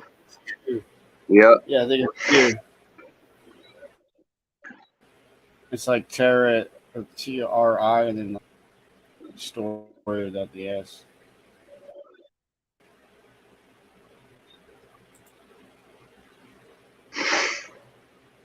No blinders allowed. Oh shit! Oh, fucking squishing my dog. Sorry, Ted. I said, I didn't say anything. it's my new banner. I said, free thinking lounge, where powerful minds coming together. Open-minded territory, no blinders allowed.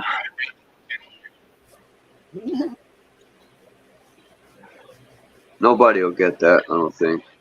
Allowed. How do you spell allowed? Two L's? A-L-L-O-W-E-D. Yeah. Oh, I forgot the W. A-L-L-O-W-E-D. Yeah, I know. ED, yeah. I fucked up. It's all right. You gotta go back to school. Don't feel bad, man. Like, I fuck up spelling so much, bro. Oh, my God. Like, I'm a fucking retard when it comes to spelling. You're just getting ones that I just somehow know today.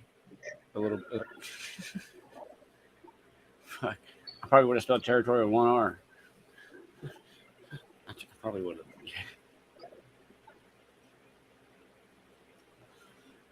have. I forget all those little bitty little things that you gotta do to English language. Shit. That's why I like the voice messages. They're easier.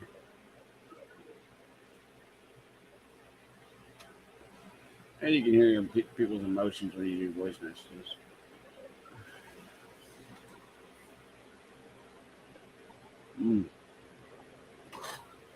I'll be right back. 30 seconds, man. I gotta go take a piss. Well, I'm about to jump off. I'm gonna go to the store real quick. I was supposed to jump off an hour ago, but unfortunately, I'll wait till you come back.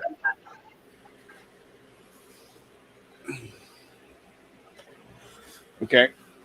Hang on. What's this damn video? There we go. Boom, boom. I got it.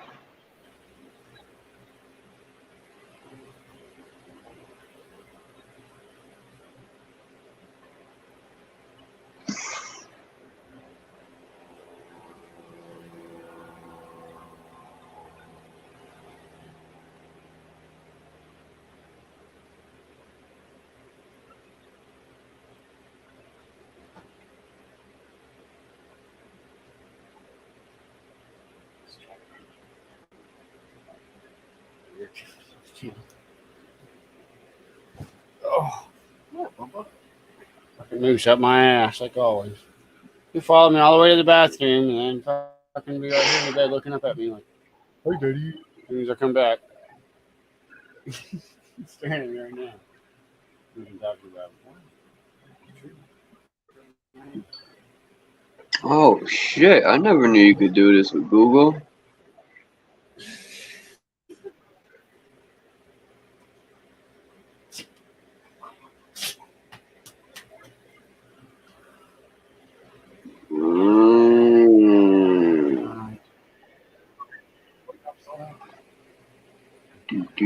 do, do, do.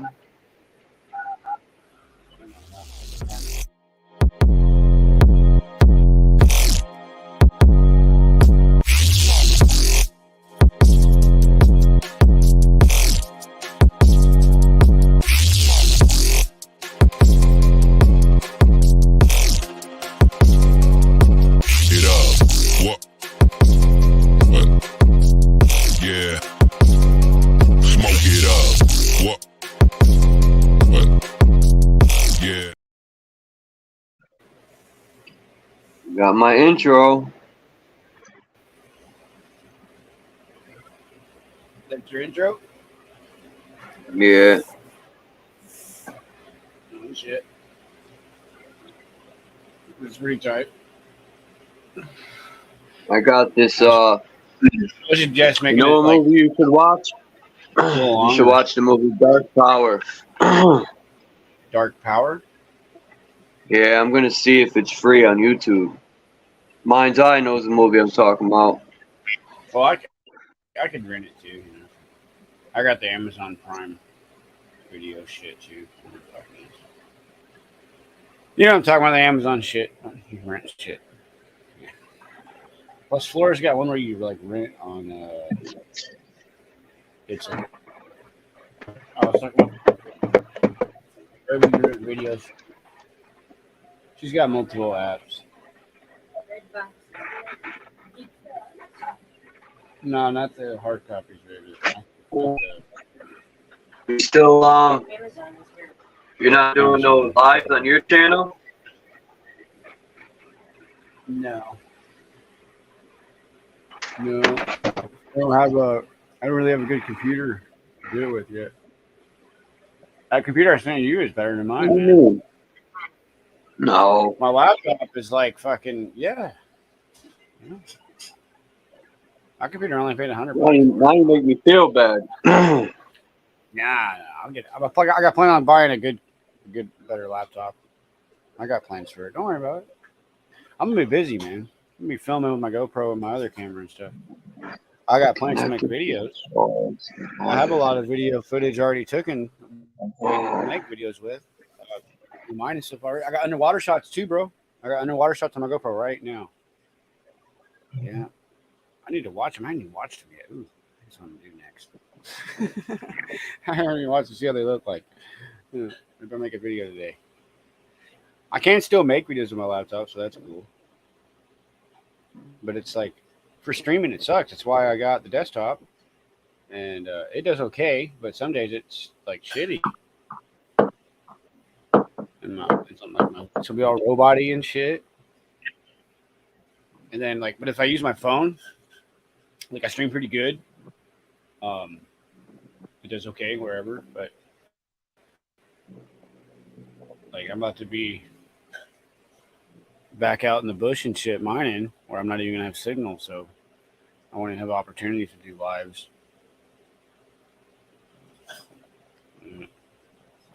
Maybe in the future, I don't know. Plus I'm like kind of scared to do it, you know, I don't know how yet. You know what I mean? Kind of intimidated. Do what? I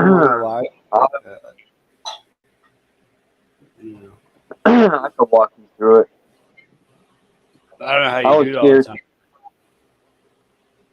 I was scared too. Believe it or not, I was nervous. And then one day, I don't remember who I was watching. I was on my phone, and I hit that. You know, on YouTube, it has a little cross where you could like put your community page and all that. Yeah, I was messing around, and I went live in the morning, and I was just playing music then. And people would come in and say, "What up? What up?" And then I did it again, and a couple of days later. And then one day I said, "Let me talk and see what people think." And I started talking, and people said they liked what I have to say. And I found out about StreamYard instead of going live through YouTube. And I was still nervous. Now, you know, I didn't know StreamYard had it. You know, it's like being on stage. I can't imagine like Bro Santos, you having 1,000 people or more in his chat and like 20 people on his channel. That's a lot Yeah. of work to train that many people. Yeah, that's the thing. But Running it's a like, live is a lot of work. most of the people here are the people that keep coming back. It's, a lot of the same people, and so you become familiar and cool with people. It's just like chilling every time. Building on it's more than chilling, but we're just building on deep topics or stuff that's open minded. And it becomes just like we're chilling. It's not like I'm going on stage fucking and on a Tennessee stage and played a banjo for the first time.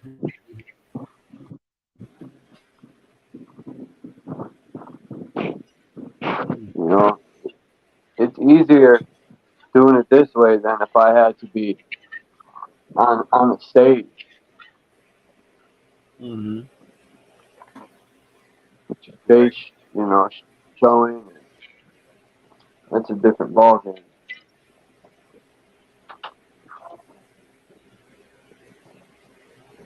Playing a banjo, you fuck up, and you gotta answer to all the people booing you. Shit. I was on panel and I was like working and stuff, but it's kind of like hard moving the gear around while I'm working too. I could do it, but it's I need a little bit better equipment first. Boy, you got a mic, right? Yeah. You need a mix. Get a mix. And if you really want to go professional, get a green screen. You got the mic. You got a little laptop. Maybe you want a little better one. Get a laptop, green screen. You got the mic. But if You I get went like a live, mix. like I'm wanting to show camera angles that are like badass. You know what I mean? I want to like go somewhere and show you guys some shit. Yeah, if you want Yeah. tips, I'm gonna send you to one of the best channels to get tips. Write it Like I down. would just go live, and I wouldn't. It's not so much focused because I don't want the camera on me. Basically, if I did it, like it's about Alaska. Trying to tell you. Showing people Alaska. Like that's what This I would guy, do. his name's Warpath. He lives in New York City. He's got a channel called Tech for Rec. TEK with the number 4 and then REK. He tells you where to get really good cameras, but for a cheaper price. Anything you builds computers, he knows about. He plays video games. He got a channel for that too. He knows about all the cards that go into the computers. What do they call them cards for? I couldn't believe all the stuff you know. Tech for Rec. TEK. Tech. TEK. And then the number 4. And then Rec is spelled REK. Tech for Rec. Yeah. REK. He builds. He builds computers. Okay. His name's Warpath. The computer. He has videos too. He shows when he built his computers. So, and he knows all the good wiring to get. Talks about it in his channel. All the good. I forgot what the cards are called when you play video games. He talks about the dualistic fans to keep it cold, so don't heat.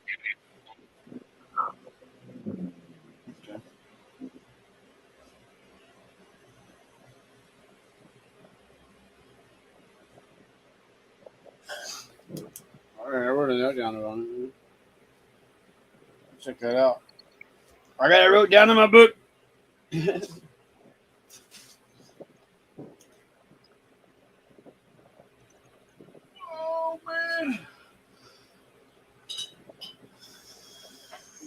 Oh. I've been up since 3 my time. Yeah, I'm procrastinating. I don't even want to get up and go. But I have to. Leave that smoke, man. I hate going to stop. I don't hate it. I just don't like dealing with idiots. Yeah. I feel you on that one, man. It's This probably is why raining now. I like run my own damn business now and shit, because I hate dealing with idiots. Oh,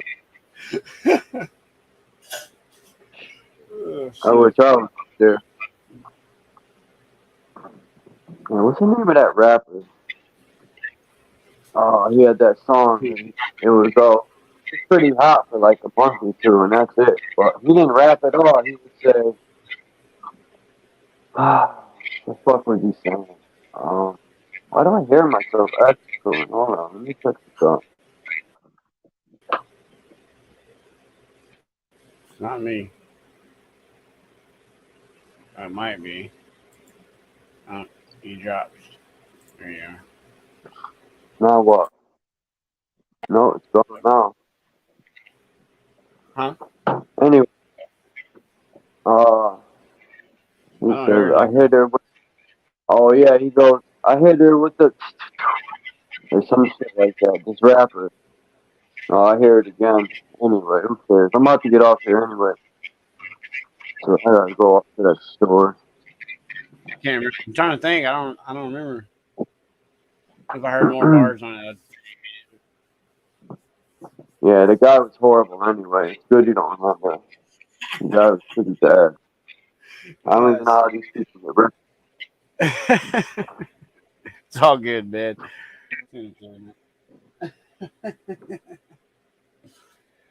All right, bro. Yes. I'll holler at you later then, man. I'm gonna get off here. Huh? Alright, okay. I'll probably go live later. Okay. Yeah, I'm gonna see exactly what I'm gonna do today. I might fucking find all my fishing poles around here and get some tackle and shit together. Get ready to go fishing. Supposed to be going fishing soon too. I just gotta stop at a Walmart and get my fucking fishing license for $5. That's it. Yeah. $10. Get her fishing and hunting license too. Yeah, I gotta get one too. Well, I can literally, fuck man, I can go hunting still, bro. Like legally. Is your wife's tribe from Alaska? Yeah. She shouldn't Inupiaq. have to pay for it then. Because technically that's her land.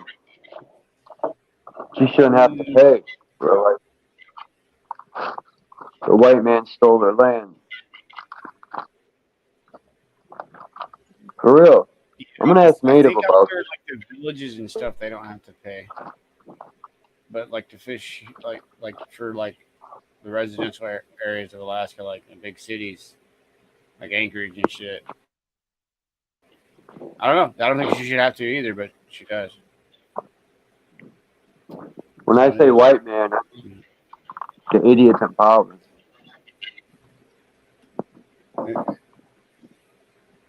It's the governments. I don't know. The governments are all multi-race now anyway, so you can't really just say it's one race now anyways. They've always been multicultures in the governments. The governments are full of people from all different fucking races from all over the world in every government. They're all intermingled already. Mm-hmm. So it's because of the governments. Yeah. And yeah, man. I mean, I think it's a big thing for people to think about. Like, these governments are all multi-raced already.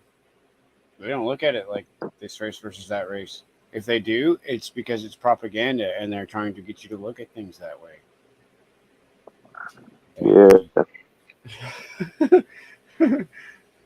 Yep. Think about it, right? I mean, the whole fucking race thing on any of this racing shit, most of it is propaganda derived from media. That's the agenda that they're pushing. They have an objective. Oh, eat the cheese.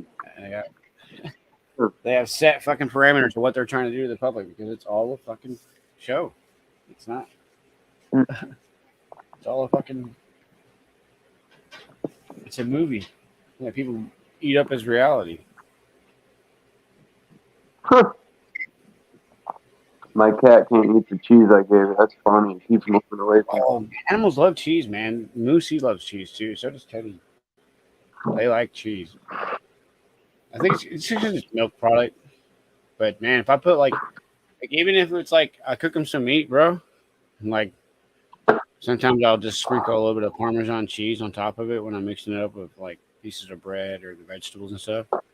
Man, they love it. They really wolf it down when there's a little bit of cheese in there with it. Or sometimes I'll put like the shredded 4-cheese Mexican cheese. I like getting that stuff. It's really good. I'll just sprinkle some of that in there with it in their bowls when I'm mixing up their food. They love it when I give them cheese. Yeah, cheese. I like cheese, but I heard it's bad. Nah. I think it's what kind of cheese you get. I don't think cheese is bad for you. I don't think it's bad for you at all. I think cheese is a good thing for people to eat. It's not bad. It depends on the type of cheese you're eating. You know, I really do. Like if you're gonna eat cheese, don't buy the cheap fucking Kraft singles, fucking cheap ass fucking already sliced out for you, and then get the wrapper around each individual piece of crap. That's not real cheese. Ow. You get you a fucking brick of cheese that's like a high quality cheese that's been aged and everything properly, that you can actually smell the nice smell of cheese when you smell it, nothing like you do when you smell Kraft. You get you a cheese shredder or a nice cheese knife. Simple.